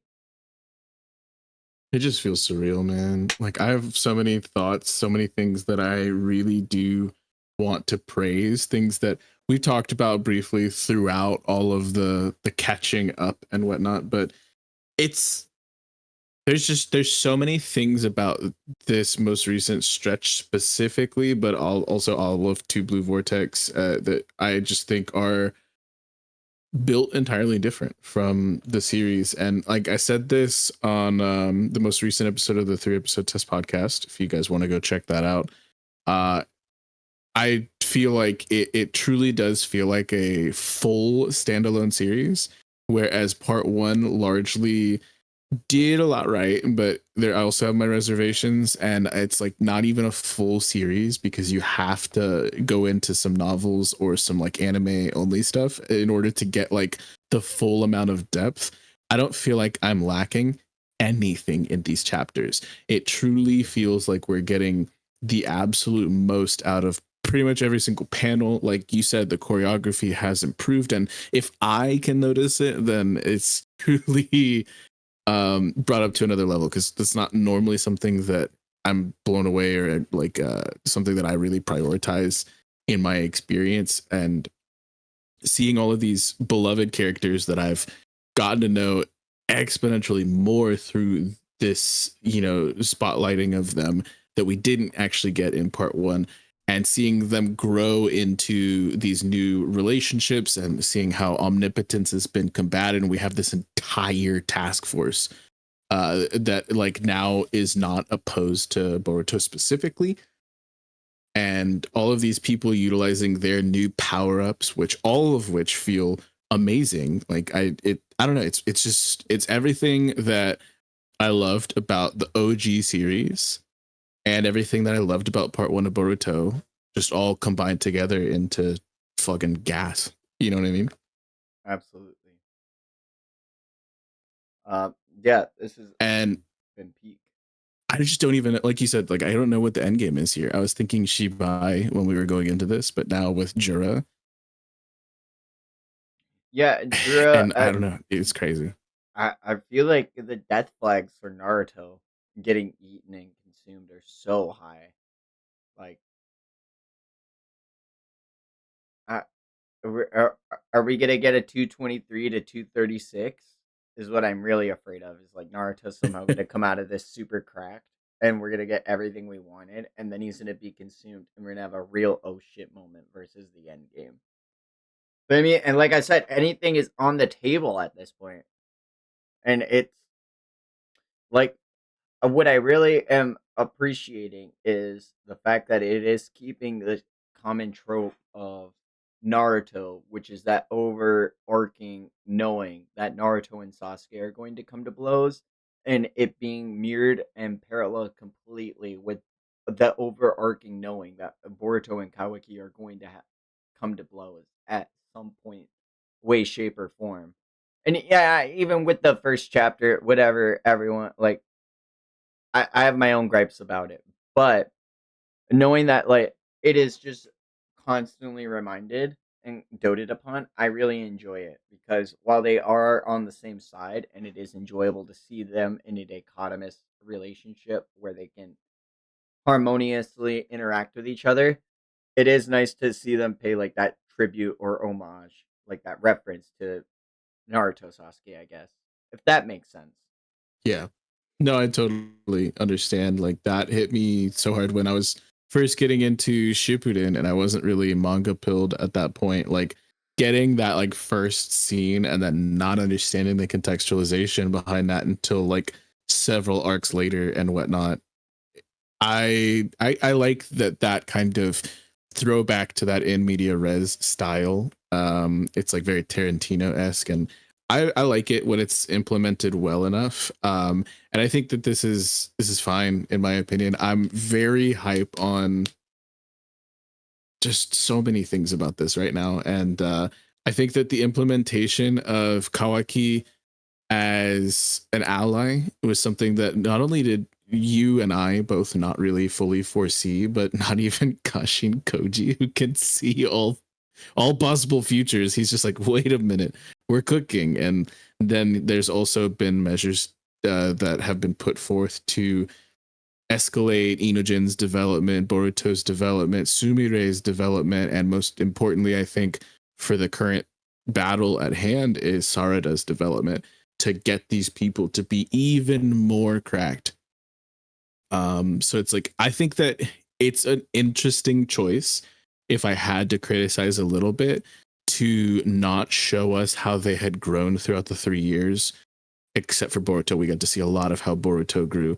But it almost looked like for the first like 10 chapters or so, Kawaki was just getting constantly dunked on. And it made a little bit of sense because we understood that Amado had messed with his like limiters a bit.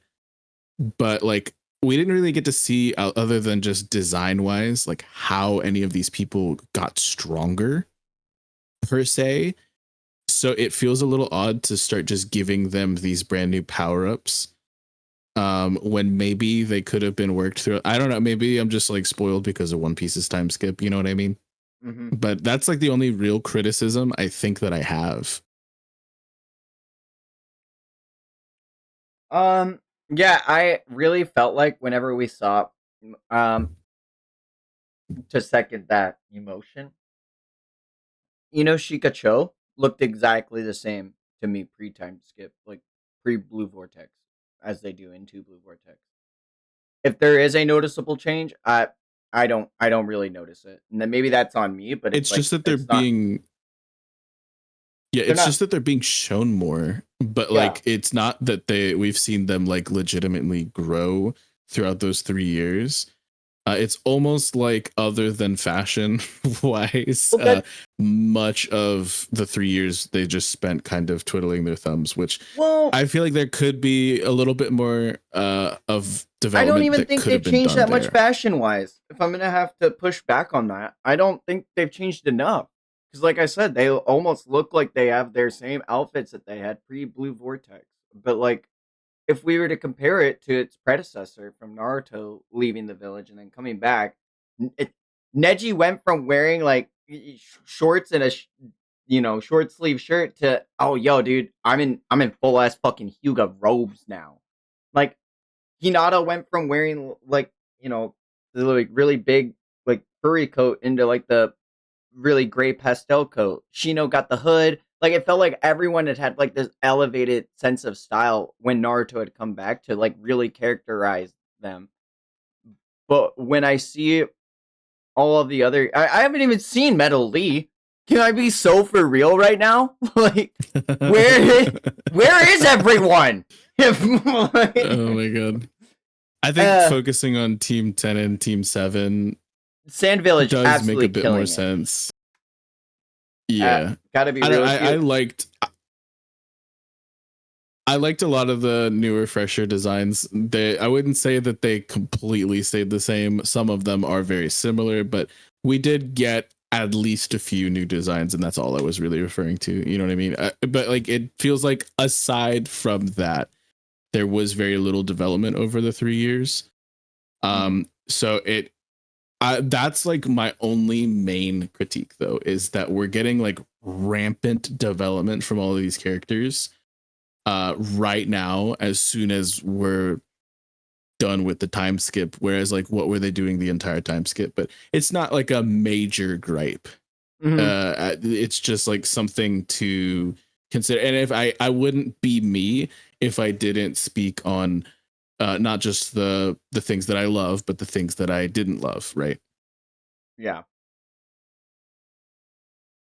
Well, Like I Boruto say, had enough development for like the whole village, it feels like, though, which is cool. I love that, you know. yeah, Kashin Koji looks sick. Uh, I don't know. I wish there was more.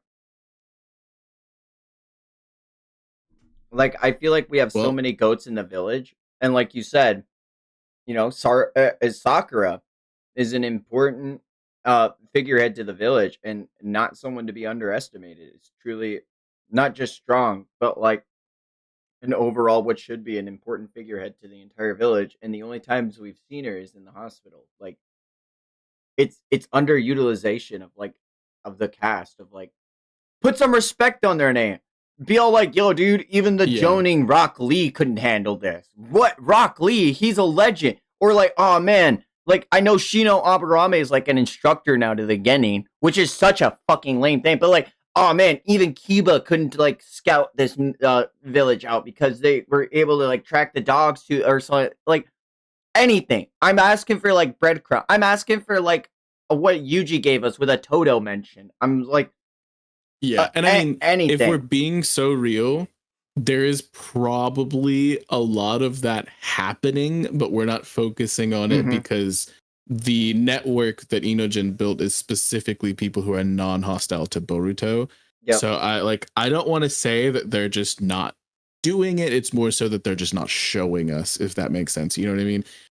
And with Sakura, that was also an issue we had all throughout the fourth grade Shinobi War, was that like she's just being in a triage tent the whole time until she started to actually kick ass. But like it's because she is better utilized in other situations. So at least there's an argument for her lack of an implementation, I guess. Like, again, I don't want to like fully, I'm not saying that you're wrong. I agree with you largely, but I think that there's just like a reason why we're focusing on just this core squad right now, which I Yeah, understand, you know. I just meant for like Two Blue Vortex as like a whole, or even Boruto as a whole. I want to Yeah, see I it would like to as we see are fleshing more. out more of the side cast.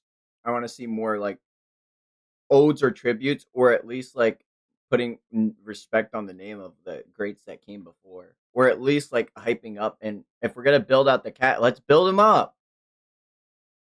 Like, Yeah, I think that we've gotten a lot of really interesting interactions with these people uh overcoming the bulk of the omnipotence's effect of like having, you know, Boruto being considered as a pariah, with Inojin and with Sai most recently, like having their moments. I think that was like a good quicker way of doing what we got with like Shikamaru and Konohamaru and stuff like that. So it's like a, I didn't expect the whole village to just immediately be like, "Oh shit, we're sorry, Boruto." I would love to see more characters though start to like have more of these moments as we progress. Um, so that's something I look forward to because I think they've been very well handled. These specific interactions where people are starting to come to understand that Boruto is not who they thought he was. absolutely. But yeah, this has been super enjoyable. I've enjoyed the journey with you. Man, Hell it yeah, man! What's next? it Chainsaw Man. I think it's time. Yeah, it's coming up on the end. Yeah, it's got to happen. We that's next. Chainsaw Man, it is. It's Holy shit. man, we're real. Man, this is so much fun. I gotta say, man, what an enjoyable time this has been. From just being like, yo, what a fun way to get you caught up on JJK to like, we got some series under our belts, and I look forward to this every freaking Thursday, man. Hell yeah, It's brother. truly peak. And if you want to see even more of us, make sure you tune in Tuesdays to the 3 episode test podcast, where we talk more about anime and manga with our boys Jacoby and Straw Hat Lucas. If you want to see even more of Vex, make sure you check him out on his channels and his Twitch and his YouTubes. He's gonna be doing some Poke Pass, Poke Rogue, some Poke stuff coming up here soon, because that's what I've been missing. Him and Lucas have those really cool things that they've been doing. I know that there's a new Pokemon Kaizo coming out that I'm hoping to see him run. Putting him on the spot here, Ooh, but I man. know that Platinum Kaizo March is coming out. 15th. Yeah. Regardless of if I do any of the other shit, I will be streaming Slay the Spire 2 starting March 5th probably, and Platinum Kaizo starting March 15th probably. Like that's the main goal. A whole bunch of other shit maybe, Oh, after probably, Chainsaw hopefully, Man, but Torimori, I have one specific series I know that we both I want to read with Vex specifically. And do I want to out it now? Why not? Uh, Chainsaw Man Part 2 probably go by really fast. And after that, I would like to start the wonderful manga series that will be a hit anime for sure, known as Witch Hat Altair. You thought it was a sick kingdom, but I ain't ready to fucking dedicate like 9 years of my life to man, there's so many voices. I'm so Witch Hat's gonna be interesting because starting in April we get the anime adaptation. and I have not read it either, so it'd be Neither have completely I. I've something heard new. great things. That's what exactly why I want to read it, because I've heard great things from a great man, and I know we both respect Kush's opinion a lot, so it'll be a really good thing to go through. And if you guys want to recommend any series, be sure to leave some comments on this VODs for my little fraud watchers. Be sure to let me know in the chat if y'all have any more series you want to recommend to me, because, like I said, I just love doing this. I love reading manga. It's like, it's a passion, baby. And I love doing it. So, unless Vex has anything else you want to spit, I think this is a good spot to end it. I guess if I had to do one more thing before we call it, I There we go. That's it. Peace.